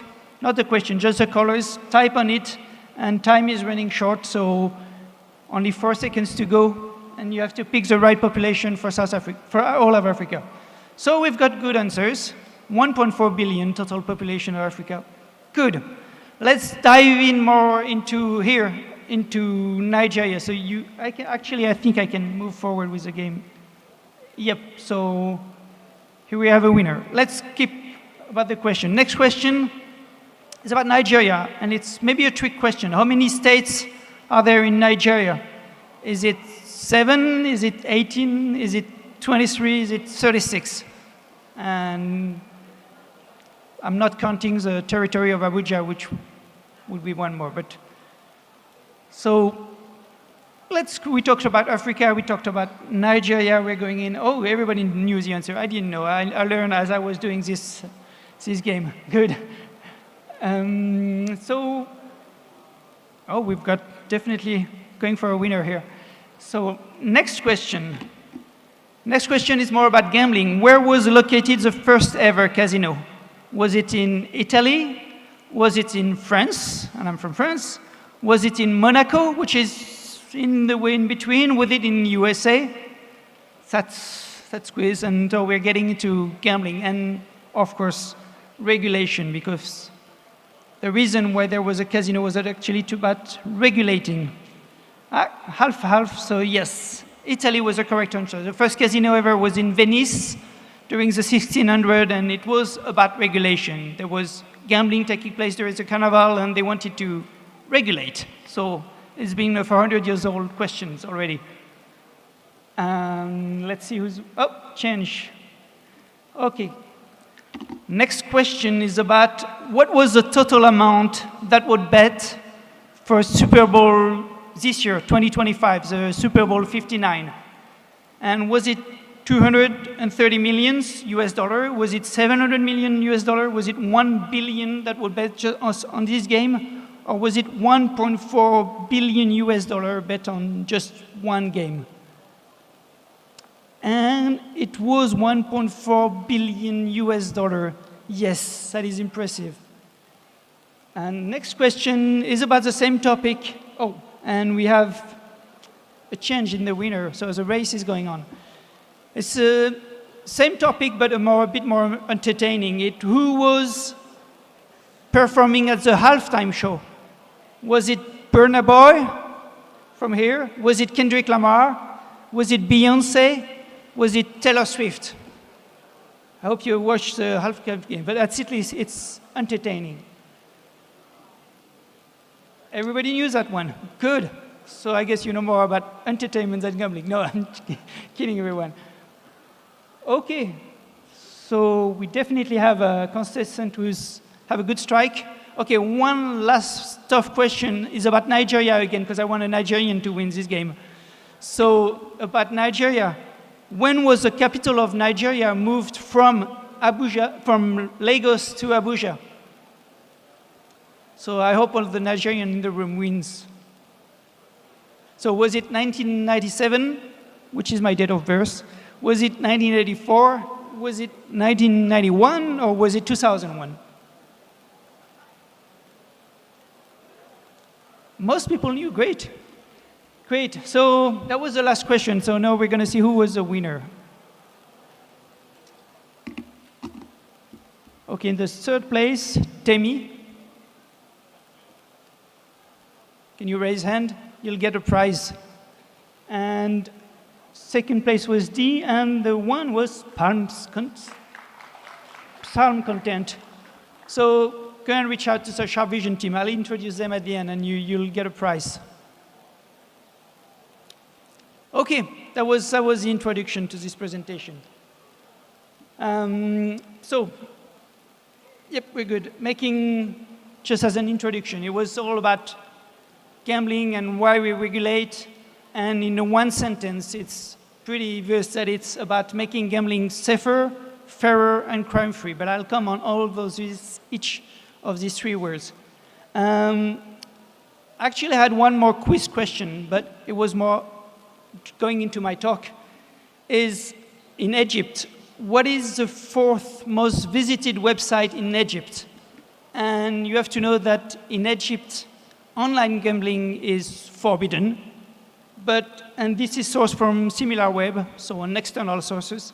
So in Egypt, the fourth most visited website is called 1xlite-242629. So we all know about what we're talking about, and they were just talking about that in the previous talk. It's an illegal website which keeps on changing URL, but apparently there's enough people knowing about that website. And the fifth one is Melbet, which is also an online gaming website. So definitely banning online gambling is not a solution. You'll get players to play. So we're here to regulate, and we're here to talk about regulation. So just, I talked about 3 words before: making gambling fairer, safer, and crime-free.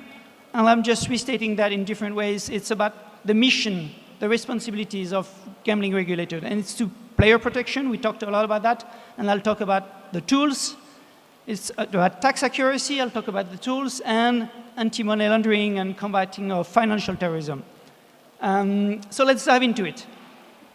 But we've all been talking about these topics since morning, and it's not easy. Otherwise, we wouldn't be here talking about those topics. And so wherever I go, working for SharpVision, I meet a lot of regulators.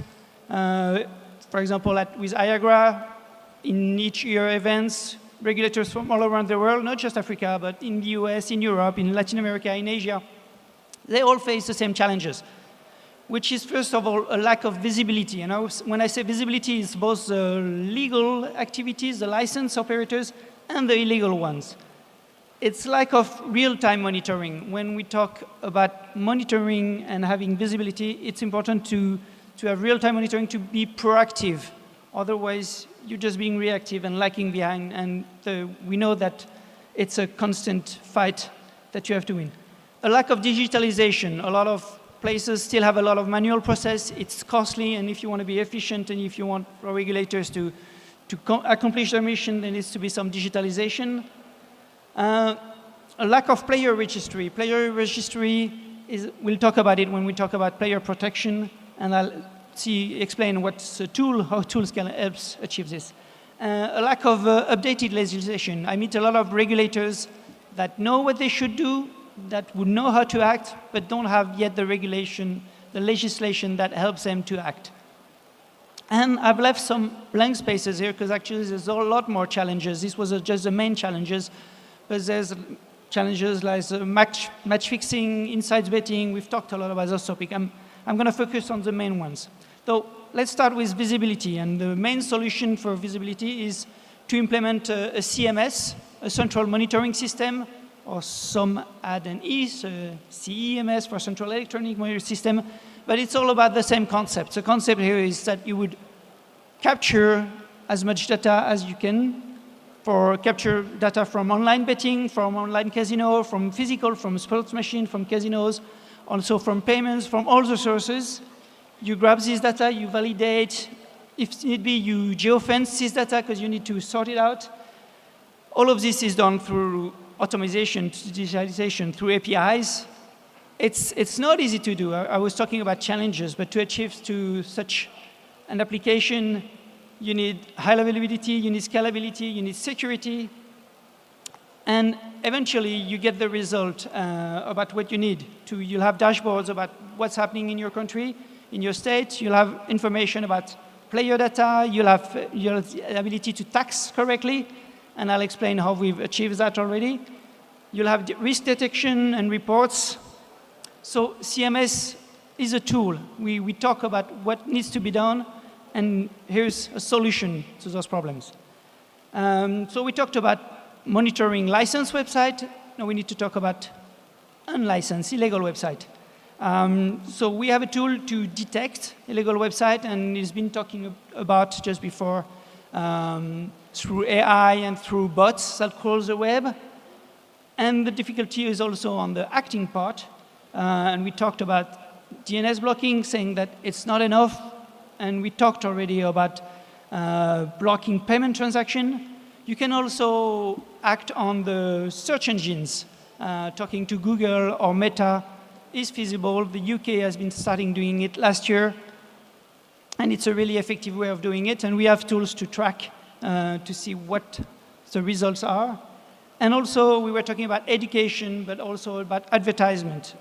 It's feasible to track, and some countries in Europe track advertisement and ban advertisement, and it's feasible. There are tools to help the regulators to achieve this. One of the topics that we've talked a lot about is KYC, the player protection. And it's actually a big topic. So I wanted to divide it in 3 steps. So the first step being really, once you have visibility on the players, on the data, you can analyze this data through big database. You can generate alerts and identify players that are at risk, and you can provide support. This is one step of the KYC. But there are more steps. One step that we often talk about, but is not easy to achieve, is bringing limitation, either self-imposed or banned by the regulator. And this is done through a repository, but it's not easy to achieve. Here in France, where I live, I play on a website, it's called Française des Jeux, French Lottery. I can self-limit myself, but this is not effective if I go onto another website. They don't have a shared repository for online gaming. And so this needs to be achieved. We provide a solution for that. And one last step of KYC is, so the operators are performing the KYC. They do the ID check, the age verification, but it's important to make sure that those are done correctly. And there's a way to audit that, there's a way to help doing that.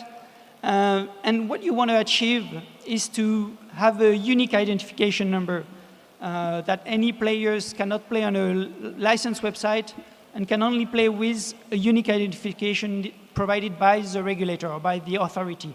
That would help track players across platforms, that would help have a lot more better insights about the players. So these are the main keys to the KYC solving.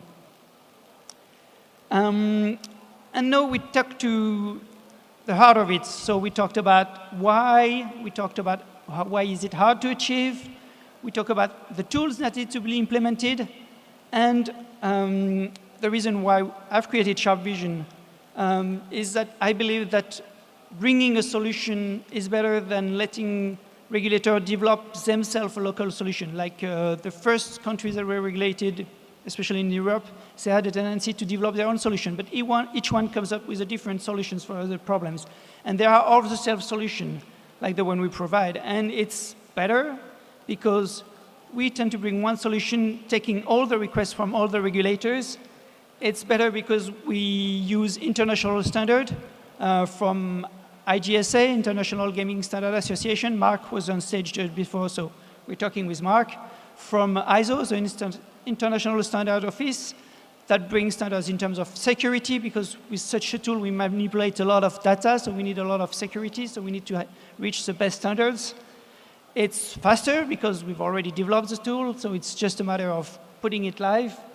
And it's cheaper because we share the cost of development through several regulators, several jurisdictions. So I talked a lot about me already, but I want to be more explicit about Sharp Vision. So we have a turnkey solution.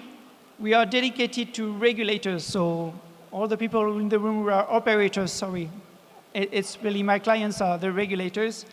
We have a team of experts, and I talked about ISO. Yes, our solution is ISO 27001 certified, which is the certification for security. And our platform is live in Africa. And so with all this, we have the ability to deliver a solution fast that fits the regulator needs. Talking more about Sharp Vision, so where we've been and where we're going. So we started with the 2 first countries, which are Senegal and Benin. Last year, we've deployed our solution in Guinea and Mali. So as of now, the total population that we are monitoring is about 70 million. Last year, we were awarded the RegTech Award of the Year. Very proud.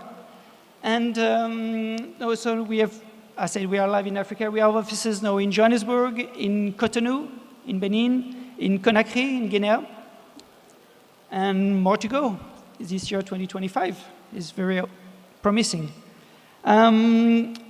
Lastly, because I've said that we have solution that it's been deployed, but I wanted to state on the achievement that we've been able to do. In Benin, over 18 months, we've been able to increase the tax by 350%. In Guinea, we've been able to help the regulator close 300 websites.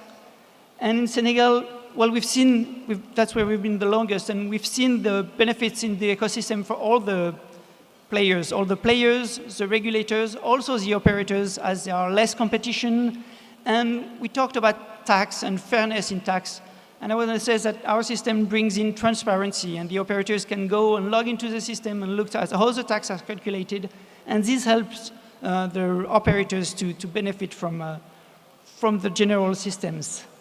And that's it. I'm very happy to tell that here at AGE there's 4 of us from the team of SharVision, and so you will meet them around. There's me, Damien, Raymond, you can call me Raymond here, Angela, Ghislain, and Clark. If you have any questions, I'll be happy to answer.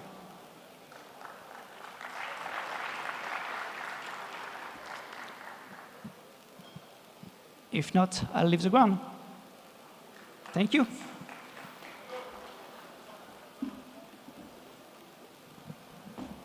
Thank you very much. There's someone at the back. Okay. Oh, we have a question? Let me just help you with my mic. Yes, please. Okay. Thank you very much, Raymond. Presentation was wonderful. But my question is around your transaction monitoring, the CMS that you mentioned. You know how difficult it is for the operators to be fully open when it comes to sharing data with you. I want to know if you have any specific tool that you use to avoid transaction blind spotting on your platform. By blind spotting, I mean they report only what you want to see, probably provide another server somewhere, and then it is what they fire at the regulator that they see. Thank you. So yes, we do. I very understand the challenge, and we've been tackling this topic. But I'll be glad to discuss afterwards the special ingredients that we do that makes it possible. Any other questions? Any more questions? We have two more questions at the back there. Can we just get a microphone to the gentleman whose hand is up? Thank you.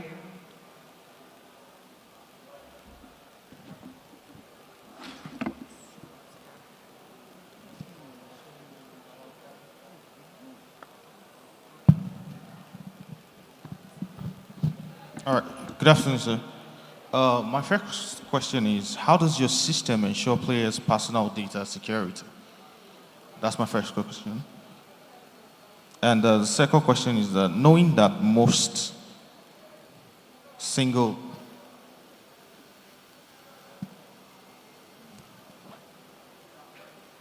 Sorry, can you just take the first question while I get... Okay. I can take the question in French, if you want. So data security about players' data security. So we do go with the higher standards, and we're from France, from Europe. There is RGPD, GDPR, and so we go by these standards. So each data that we collect, we describe in a document where and the reason why we have this data, and we are aware of the fact that we have a lot of data and that we have the responsibility towards the government that we serve of this data, and so that's why we implement all the best state-of-the-art securities that we can. And there was a second part. Yeah. Does that answer your question? Yeah, it has answered the first part. So the second part is knowing that the gaming platform is the most important aspect of the business of an operator. How does your system help to safeguard data breaches and glitches that might actually affect the platforms? Sorry, can you rephrase? Okay, so the question is, for each operator, our gaming platform is actually the best, is the most important aspect of our business. So how does your system help to safeguard breaches that's relating to hacks and protection of the gaming platforms in the event of an integration on your platform? Sure. So I could go into details. I could restate what I've just said, that we implement and that we've been audited with an auditor from the ISO standard, and that we've been able to answer all the questions. And if you do ISO certification, you'll see that they ask questions: how do you code? Who do you hire? What do you do in terms of data breach? And all those questions have been answered. And it's hours and hours of talks and hundreds of pages of documents. So I'll be happy, but here it's quite technical that I would describe. So I will state again that yes, we've been able to go through all those questions and answer all those questions to other auditors from ISO.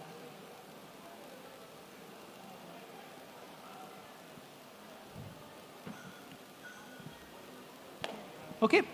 Okay, no more questions. Thank you very much, sir. Mr. Damien Raymond, thank you very much. Merci. Okay, we have one more panel for the day. And let's not forget, we also have the Gaming Lucky Draw by Bang Bets. That's coming up. But before that, we have our final session for the day. Yeah, before then, I would like to tell you guys, after an exciting first day at the African Gaming Expo Lagos 2025, I want to announce to you that QTech Games invites you to an unforgettable evening of relaxation, networking, and sports action tonight at Des Toko Pub Restaurant starting at 8 p.m. Will you be there? Let's have some fun after the entire event. Nous avons quelque chose à faire après l'événement d'aujourd'hui à partir de 8h. Et on va s'amuser, on va regarder le match de football ensemble à Destaker à partir de 8h cette nuit. All right, moving on to the next panel. Yes.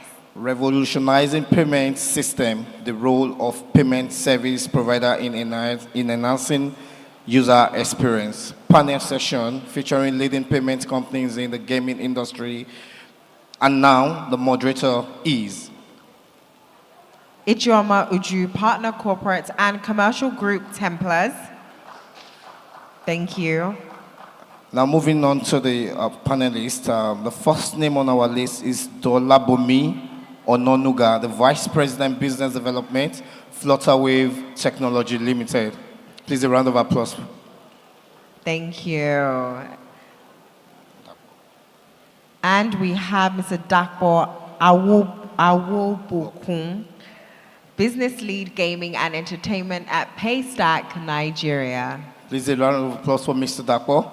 And the next name on our list is Ika Sepanem, co-founder and the Chief Revenue Officer, CRO, Cyril Mobile. Okay. Please a round of applause for him, please. Yes, and we also have Ms. Jessica James, Sales and Partnerships Manager at Cora. Okay.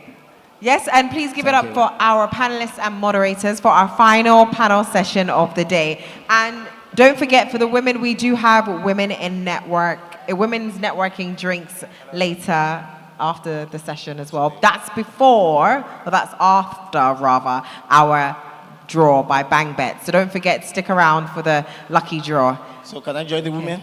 No, for everything. Thank you. Absolutely not.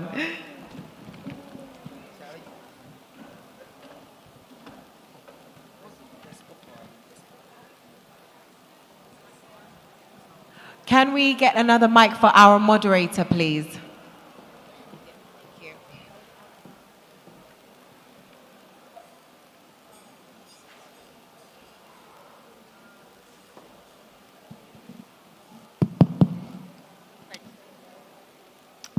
Good afternoon, everyone, and welcome to what promises to be a very interesting session. I have some payment heavyweights with me on this panel, and I can assure you that we're going to delve right in to the topic that's revolutionizing payment systems, the role of payment service providers in enhancing user experience. But Before we go on, I'd like to share a short story. Sometime in 2021, I was privileged to lead a transaction which involved the proposed global expansion of one of the largest e-commerce companies in the world. It was, I think till date, it was one of my most grueling assignments in my legal career. It's encompassed all the sectors you could possibly think of. It was a series of questionnaires, surveys. This went on for almost 2 years, right? And at the end of the day, the crux of the eventual decision came down to payments. All this while payments had actually been a large chunk of the conversations. We would have back and forth, we would have conference calls, 4 hours, we were just going on and on. But guess what? Sadly, the decision to launch didn't go ahead, so decided not to launch. And one of the reasons they gave was the uncertainty around payments. So, with that story, you can see that payments that we are going to be discussing in a short while is really one of the backbone that could make or mar the gaming industry. I mean, not just the gaming industry, any industry. That's the ease of payments and how it works. But thankfully, I mean, since 2021, there have been so many innovations, and I'm sure my speakers here will do justice to it. So, without taking any more of your time, especially as this is a post-launch session and the last panel of today, we are going to dive right in. So thank you very much. I will dive right into the questions with my esteemed panel. I'll start with Dolabumi. So Dolabumi, my question is around balancing compliance with user experience. So how do you as a payment service provider manage to balance your compliance measures and security, like all the KYC protocols, the AML protocols you have to undergo, with the need for convenience, without frustrating that online user in their gaming experience? Thank you, Jama. Can you hear me? Okay. Yes. For me, security and compliance should be at the heart of every PSP. So basically what I'm saying is, for you to be a PSP, you should be focused on security and compliance of your merchants, transactions. By using a, risk-based AML and KYC approach, you're able to ensure that your customers' transactions are secure and you're not compromising security for speed. The other thing I'll say is at Flutterwave, we ensure that our customers are using multi-factor authentication just to ensure that your transactions are obviously secure. Also not compromising that with speed, because we know that everybody wants a fantastic user experience. However, you must ensure that you have multi-factor authentication, biometrics, and all the likes to ensure that your transactions are secure for your customers. So I think that's where I'll stop.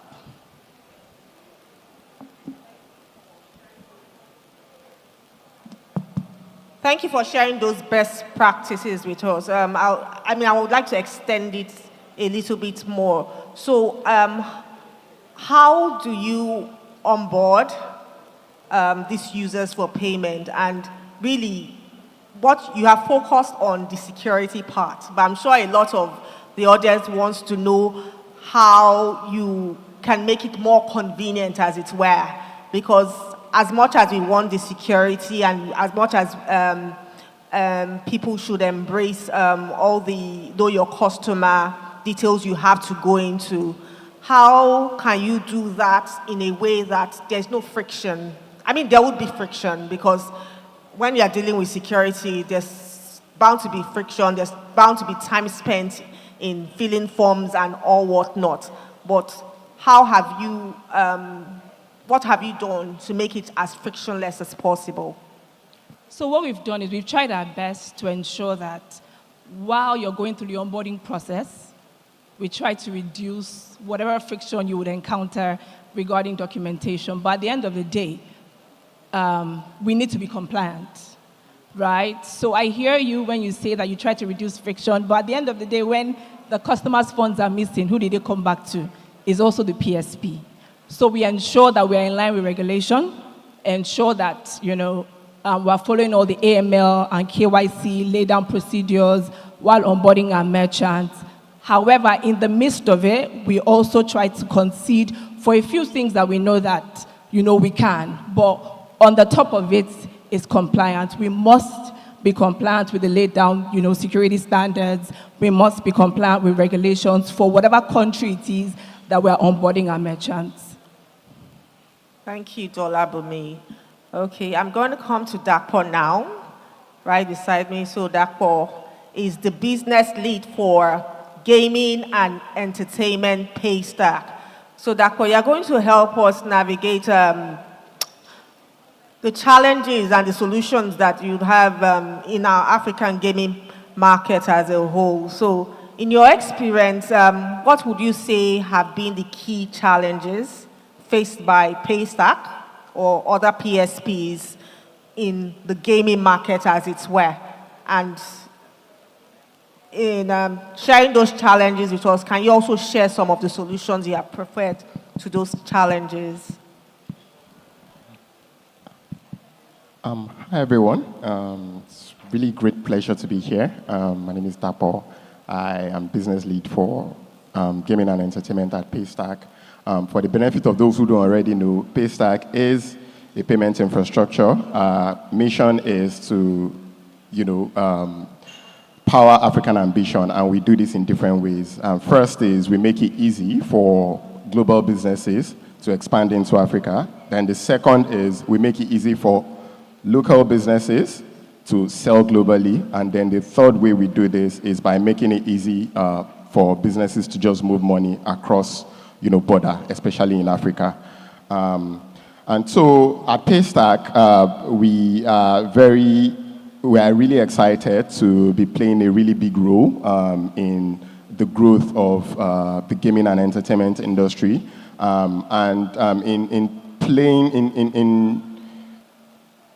In carrying out this duty, there are challenges, some of which you've mentioned. And one of the biggest challenges that you know, we've seen over the years is the one that, you know, is very familiar with everybody. It's fraud, right? And so, in as much as, you know, the industry is seeing a lot of growth, but, you know, fraud is actually tracking growth. And so fraud is one thing we're seeing. And the other thing is, you know, until, you know, November or December of last year, the regulatory landscape seemed very unclear when, you know, there was a lot of question between who holds the, whose jurisdiction does the regulation fall? Is it the state? Is it the federal?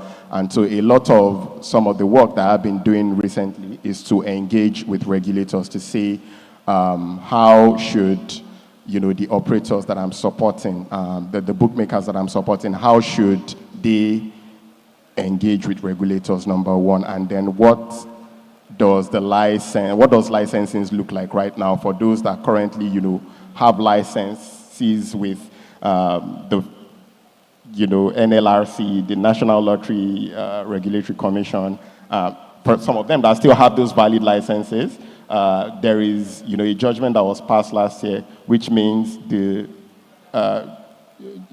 regulational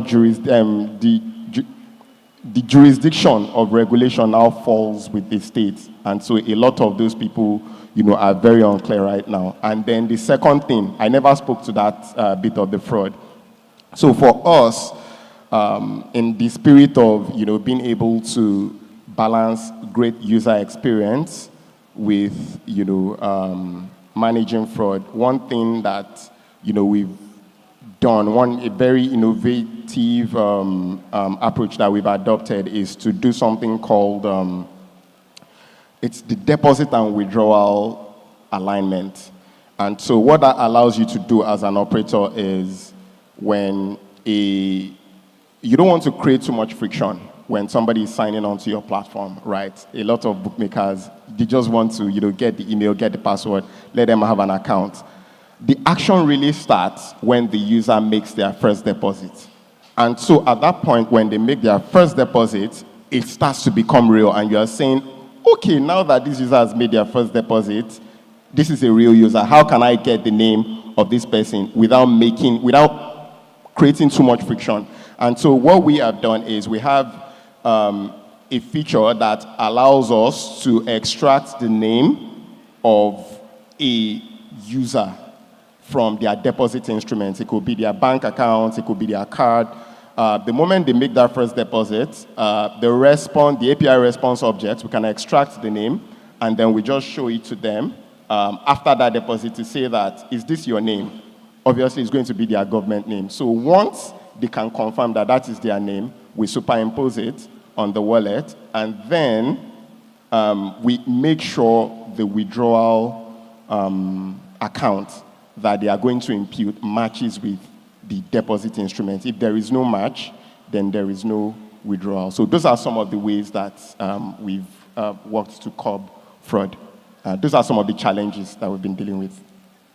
Thank you, Dolabomi. I'm sure what you've just said is music to the ears of some of the gaming operators we have in the room, because the ability to offer frictionless or near frictionless deposits and withdrawals, and also allow cross-border payments is one of the key differentiators, because it's a very competitive market for them. So that must be music to their ears.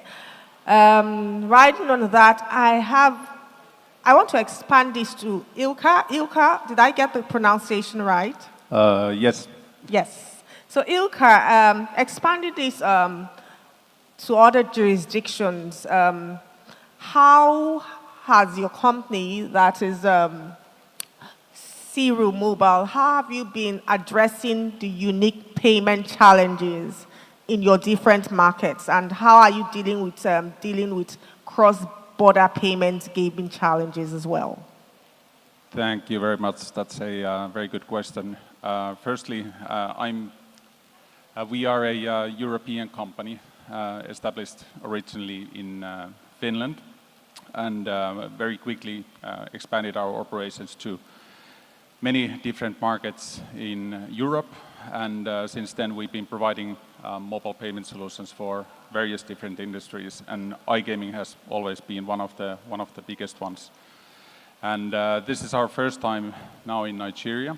We expanded our operations here, and how we are actually dealing the market challenges here was to establish our own airtime solution, because we've been basically working always around mobile billing and online billing. So we managed to take the most important functionalities from our existing platform and just enable the local connectivity with the local networks.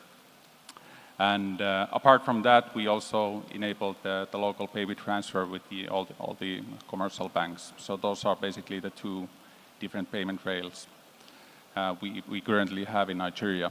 But basically the strategy for us as a company, always when we are going in another markets, we don't necessarily need to have our own unique solution in place, but instead we are able to integrate other local payment solutions, which are more prominent in that particular market, because there are sort of a lot of market differences in Africa. And with cross-border payments, we do them by ourselves, and we also use a crypto providers for the companies who request us those crypto services. Thank you very much, Ilka. Jessica, I would like to expand this now to data privacy. As we all know, data privacy is such a big issue in Nigeria, not just Nigeria, Africa, and all over the world.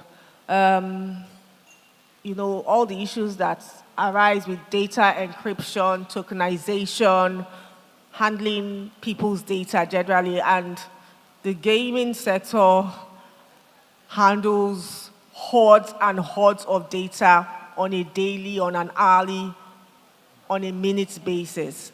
So I just wanted to know, in your experience as a PSP, how do you ensure the security and privacy of the users' financial data that they share?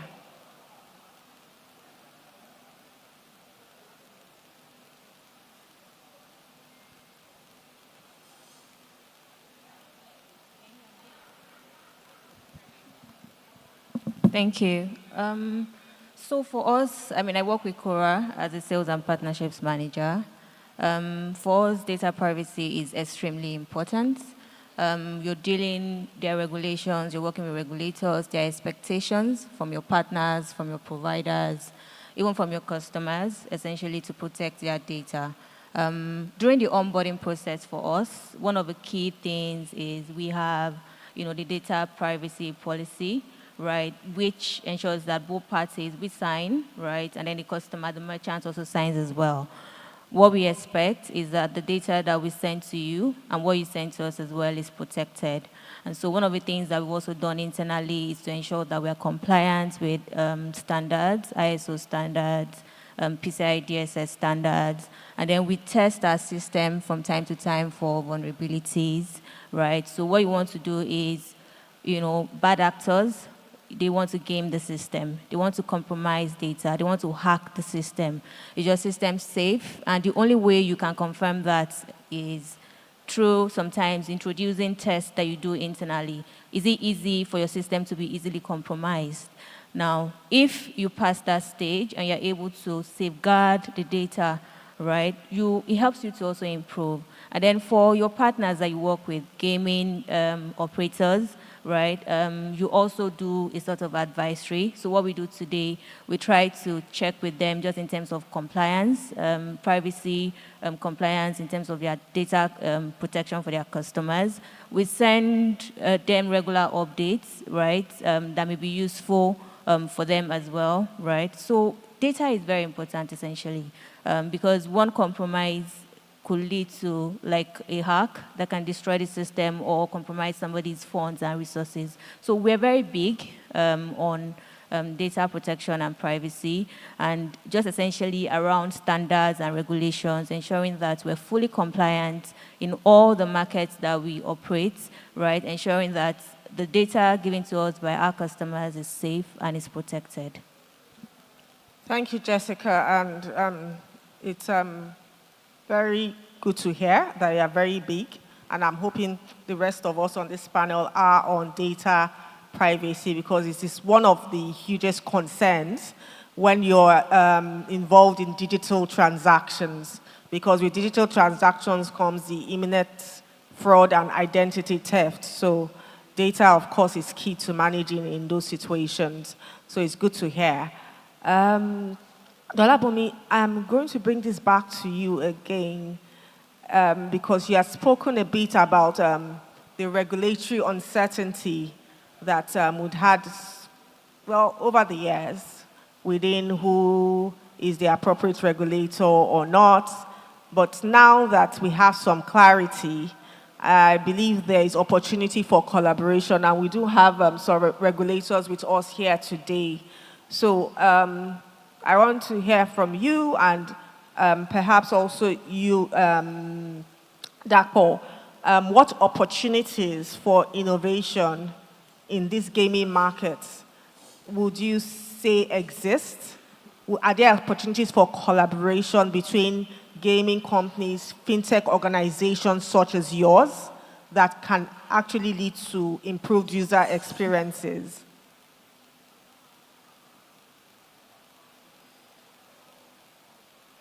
It's shared, so you can split it. But you can go ahead, Dolabomi. I should take it again. Oh, okay, I was saying that with some certainty in the regulatory landscape, I believe there should be some opportunities for collaboration, right?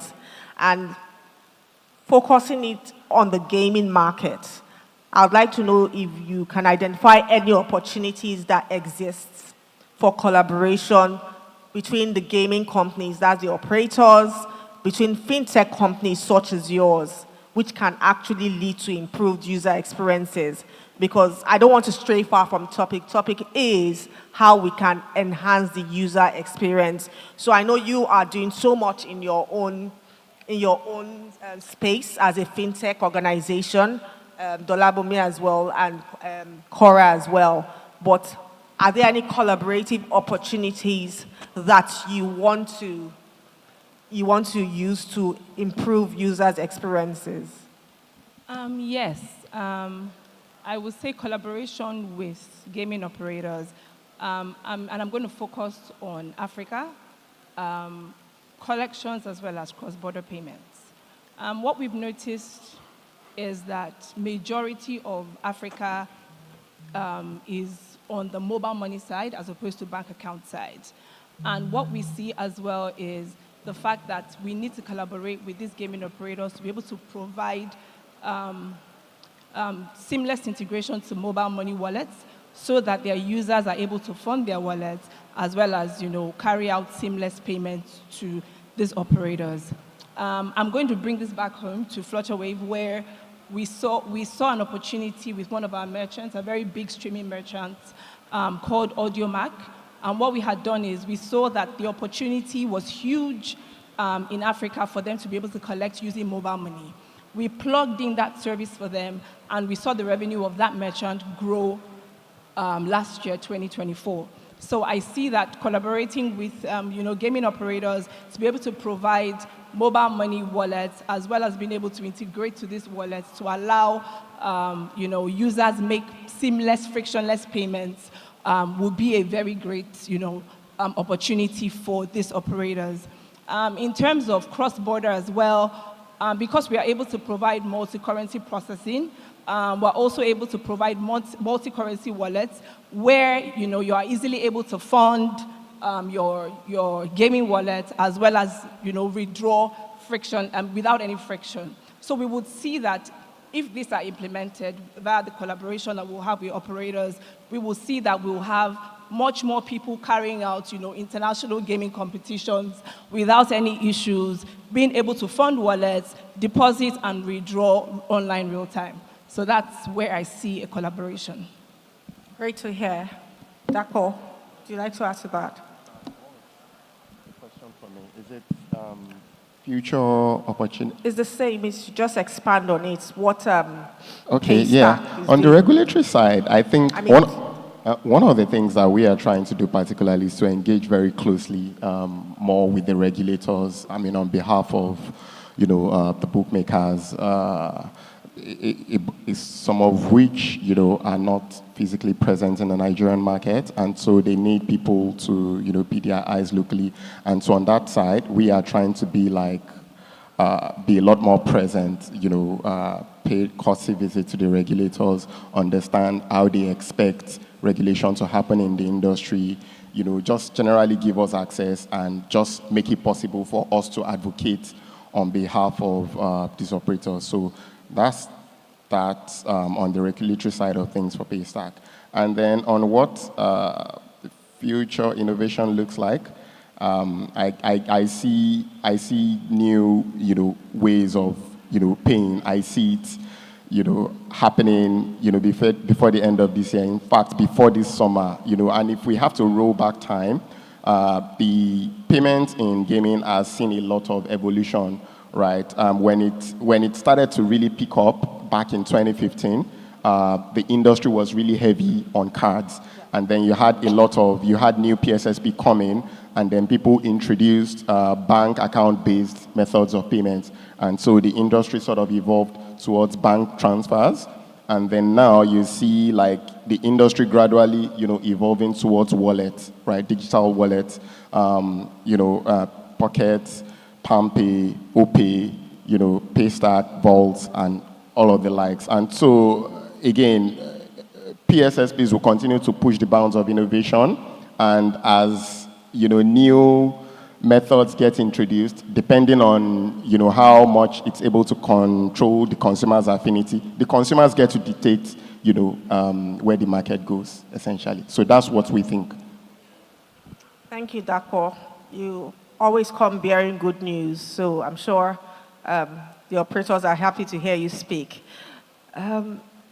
Ilka, so talking about future trends, right, in your experience in the payment systems, how do you see, what impact do you think it's going to have generally on the gambling industry in Africa from where you're sitting?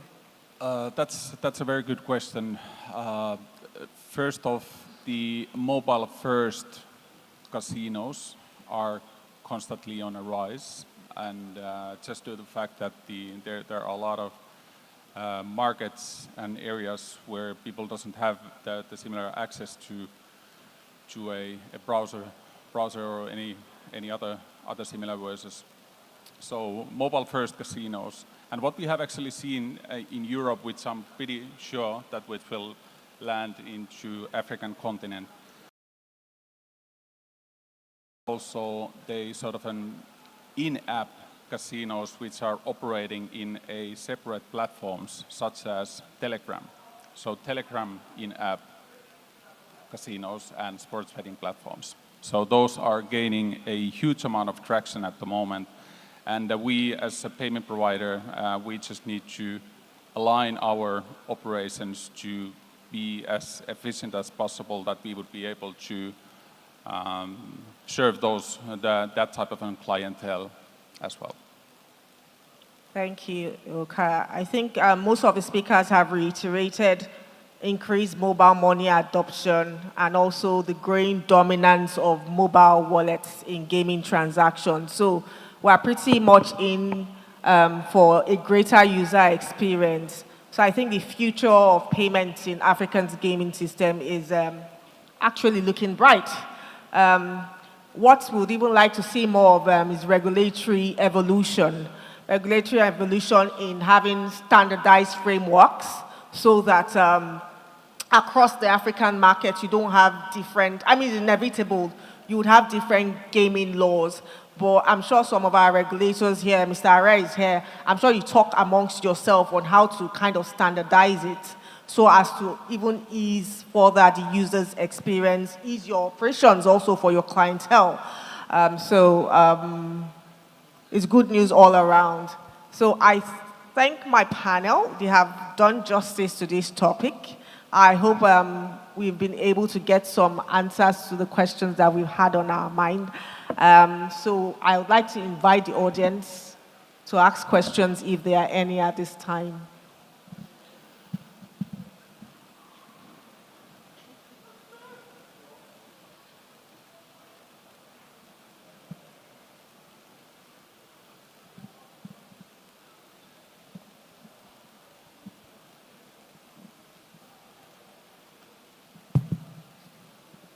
Okay, thank you. My name is Frederick Mbasi, Deputy Director, Betting Licensing Board, Kenya. The question goes to I have two questions, which goes to the panelists. I would like to know the characteristics, what they would think that are the characteristics of a reliable payment system in the gaming environment. And two, can payment systems work without player wallets? Because a proposal has been made in my country that we do away with player wallets so that now a player transacts directly with the gaming operator without having any money in the wallet. Is it possible? Thank you. Jessica, do you want to take that? I think I didn't get the second part of the question. Can we do without what? Wallets? Yes. Oh, okay. I mean, payment is constantly evolving. So essentially what you're trying to do is break that dichotomy and then remove the payment service providers, right? And then directly to the consumers. The truth of the matter is that I don't believe that that would essentially exist, like a system will exist without wallets, right? It's possible, but you know, the wallet serves a function. It allows a player to be able to manage or do certain different things from their platform. So let's say I have a player, I'm on a betting platform, I have an account or a wallet attached to me. It allows me to be able to deposit if there's a winning. It's about speed, it's about efficiency. So I want to stake an odd, and then I'm saying that having that wallet gives me that time. Immediately I have funds in my wallet. I'm able to stake and then either take my winning or my losses. Hopefully it's a winning, right? And cash out, you know, as it were. The wallet system, I believe, is here to stay. I don't believe that there's a time where that would not essentially exist. Now, would there be improvements? Would there be, with advancements in technology, AI, are there certain things? What are we trying to do essentially? Protect the player or protect the gaming companies? If what we're trying to do is protecting the players, they're inbuilt, the things that you can build into your app as a gaming operator, right? There's AI, artificial intelligence, right? And you can monitor the characteristics of your user, of your player, right? So that it enables you to determine the pattern.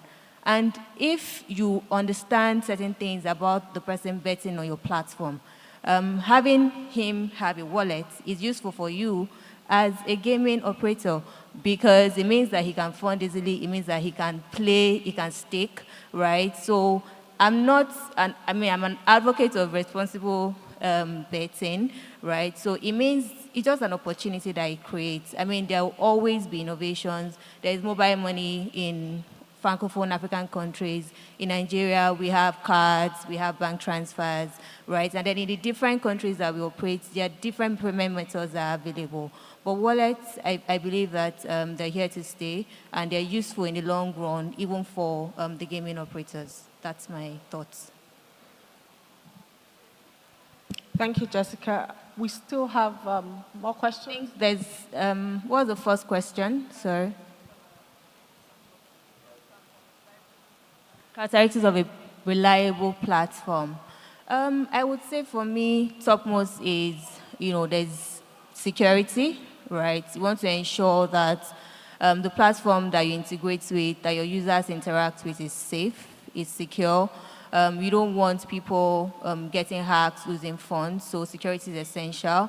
Efficiency, right? It must be fast, you know, speed, right? So you want a gateway that does not take time to respond, right? That system, its infrastructure is solid, that you can trust, that your players can trust. So for me, security, speed, right? And then response even as well from support. So if you, today one of the things that is very important to us at Quora, you know, apart from the fact that, okay, we're reliable, it's secure, and all the other compliance requirements, being able to navigate regulators' expectations as well, is that you have to actively engage your customers, right? When there are issues escalated, you're able to resolve, quick resolution of issues. And then, of course, being nimble in the different markets that you operate. I think we've stressed enough that across the different African markets, you have different regulations, you have different expectations. Regulators can wake up today and what was obtainable yesterday is no longer obtainable today. And there you may be on the other side of a law, you may get fined and all that. You need a payment service provider that is able to take you through all of those nitty-gritty, right, and ensure that you don't lose money, you don't lose funds, you don't lose customers because they are unable to adapt, right, quickly to changes in the environment. Yeah. Thank you. Thank you very much. Before my question, I'll make a comment to buttress your point about the question from the audience. I think as regulator, we have to be very careful. We can't have it all. So I believe strongly that wallet is the future, is today and is the future. And the reason why I say that is there is gaming regulation and there is financial regulations. So nearly in all countries, there is banking systems, there's no way you can integrate. When you remove wallet, so essentially the operator will now become the financial payment company too, if you remove the wallet system.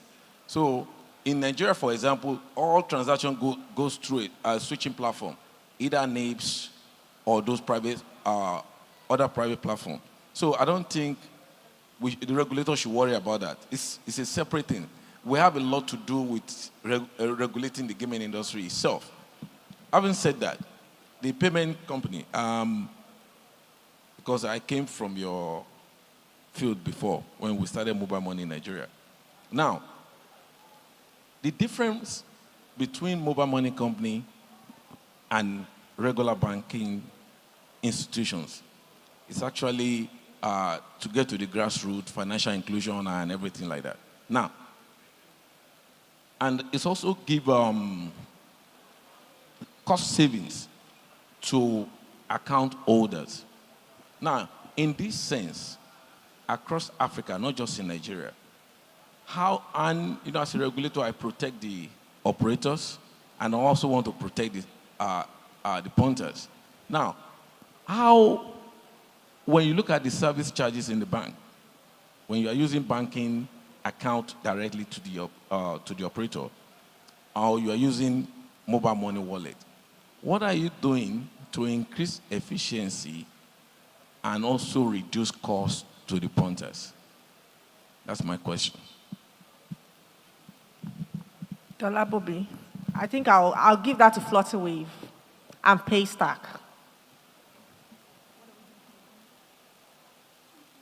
Efficiency and reduce costs.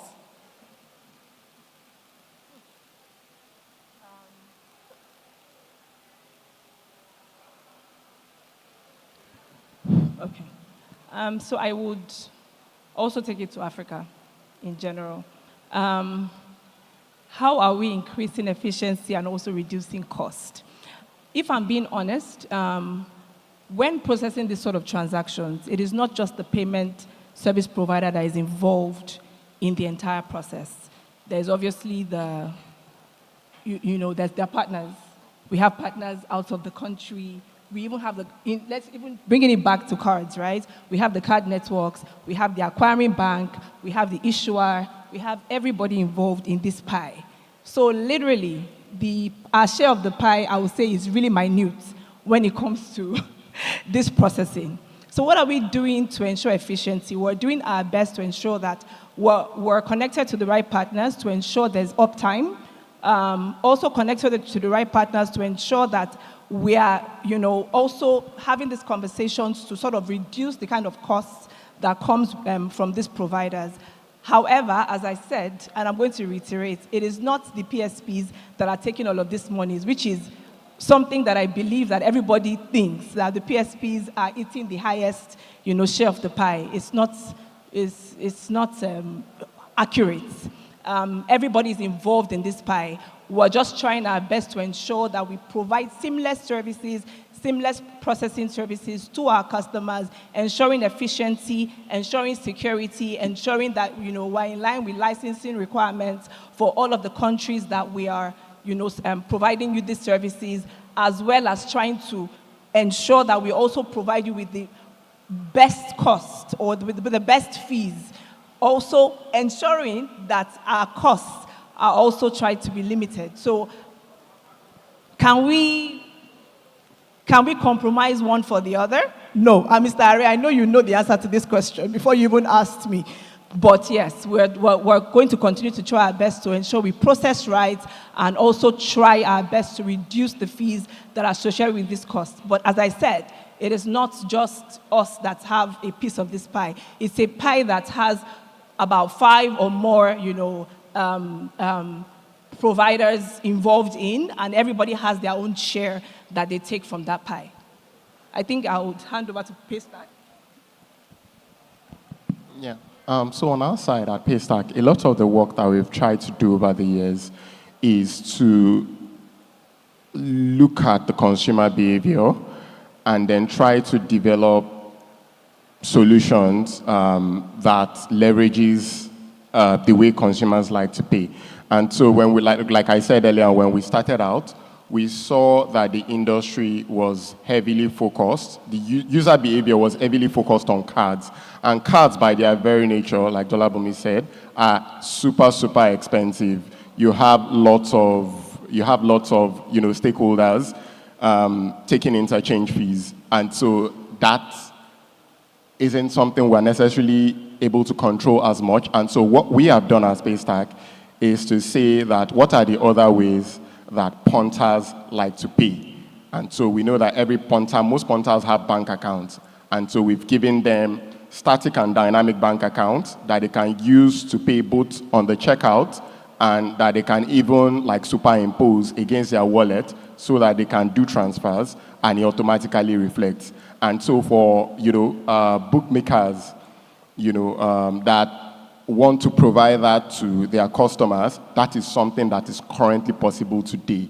And that also mirrors the cost of, bank transfers in Nigeria, right? You're never going to have a world where, bank transfers is costing, 2,000 naira, except it is on the, checkout, where the checkout is seen as a separate product on its own, right? And so we've introduced bank transfers. We've also, introduced direct debit. So essentially what we are doing to reduce costs is to aggregate more local payment methods and make it available and see how we can make it, available to operators. And then what are we doing to increase efficiency? I think one thing that,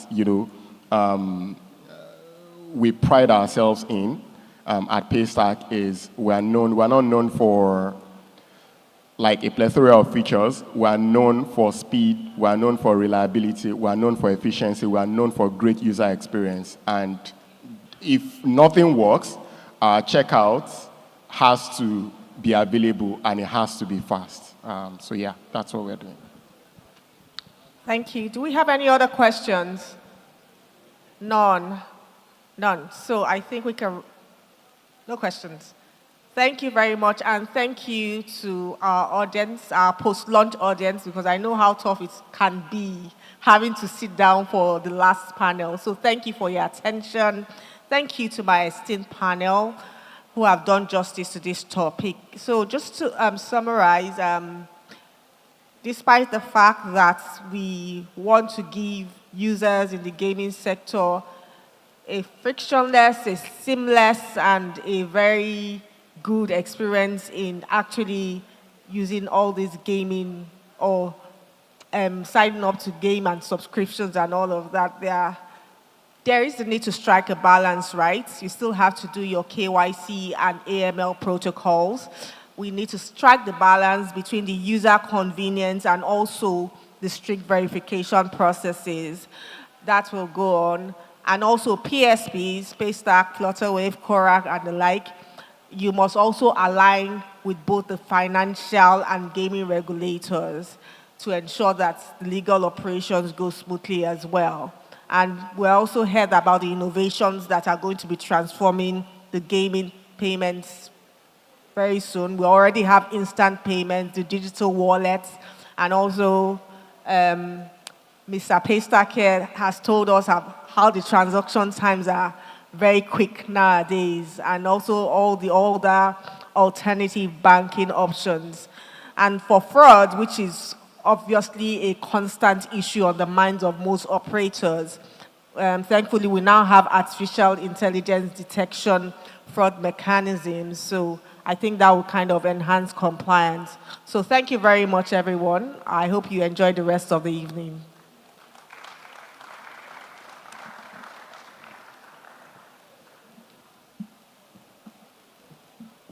Thank you very much. Thank you. We really appreciate this wonderful panel section. Please, can you come together so that you can snap a very wonderful picture? At this point in time, I'm about to invite a performer, a poetry performer, distinguished guest. Please, a round of applause for BA Finisher. A round of applause for BA Finisher. Et il y a quelqu'un qui veut faire un point pour nous. Il s'appelle BA Finisher. S'il vous plaît, acclamez pour lui tout le monde, s'il vous plaît. Yeah. Oh, s'il vous plaît, a round of applause. I know I will now be mixing the English and the French. Please, can you acclamate? Can you a round of applause? Can you give us a round of applause for this BA Finisher, please? Thank you, merci beaucoup. BA Finisher all the way from United States of America, Lagos branch. Thank you.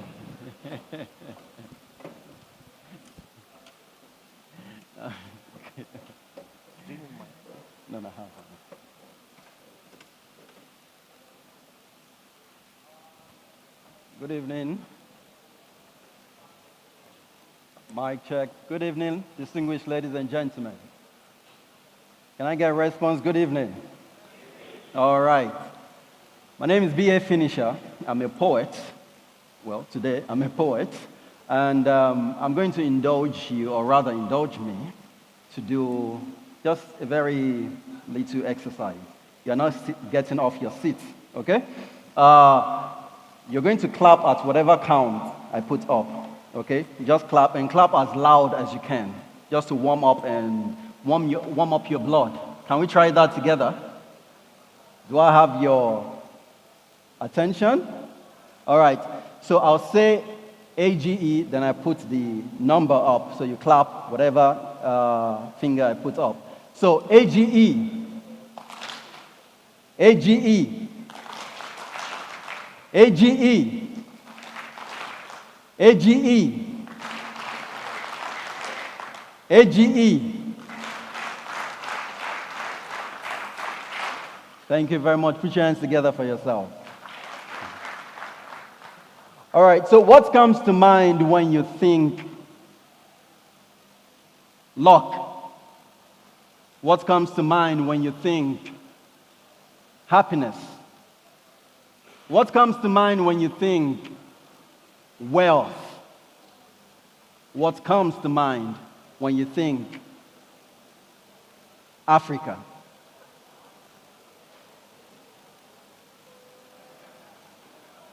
Toss your coin, head or tail. Roll your dice, sixes or not. Flip your cards, aces or deuces. Spin the slots, sevens or odds. However the table turns, sunrise, sunset. She said Africa is beautiful. He said Africa is harsh. The mirror of Africa only reflects your perception. The view is yours. He said Africa is hard.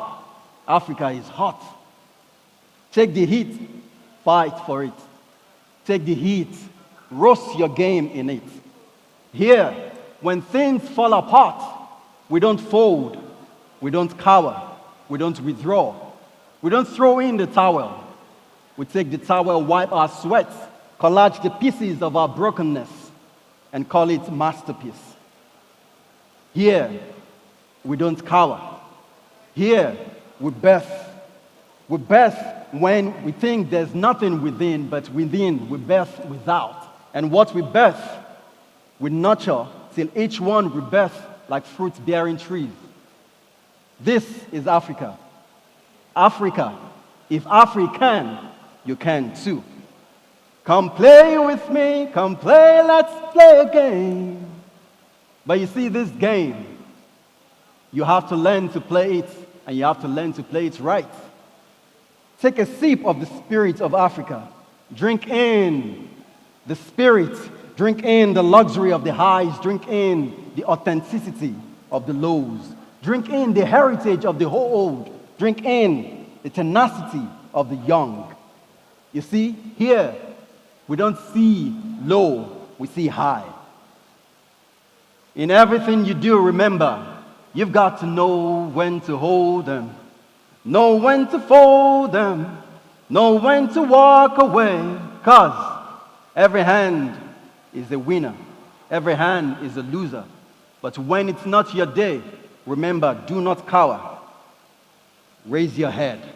Turn your eyes off, turn your ears off, turn your mind off to what you're hearing and what you've been said, or what have been said about you, or what they say you've underachieved.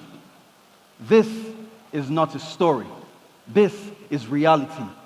You are the deep-rooted oak tree from yesteryear's acorn. Your womb birthed solutions, king, queens, and game changers.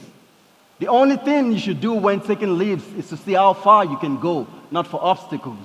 Obstacles, those are your springboards. Yes, that's how you roll.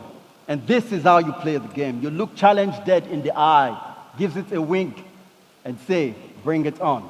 Take megabytes, chew it along till you get it through. This is how we roll. This is how you roll. Cut your clothes according to diversity. Not just one size fits all, because one size does not always fit all. It's a makeshift. No matter the make, it's shift. And if you must shift, shift your thinking. Shift your thinking from fast food gains to the fine cuisine of sustainability. Now that I've whet your appetite, take a walk with me to the kitchen of economic stability. Let it be known that in this kitchen, infrastructure is the meal. Infrastructure has a recipe. Infrastructure has a taste. Infrastructure has a smell. Are you cooking? Put on your aprons, let's get cooking because we have a world to feed. Thank you very much.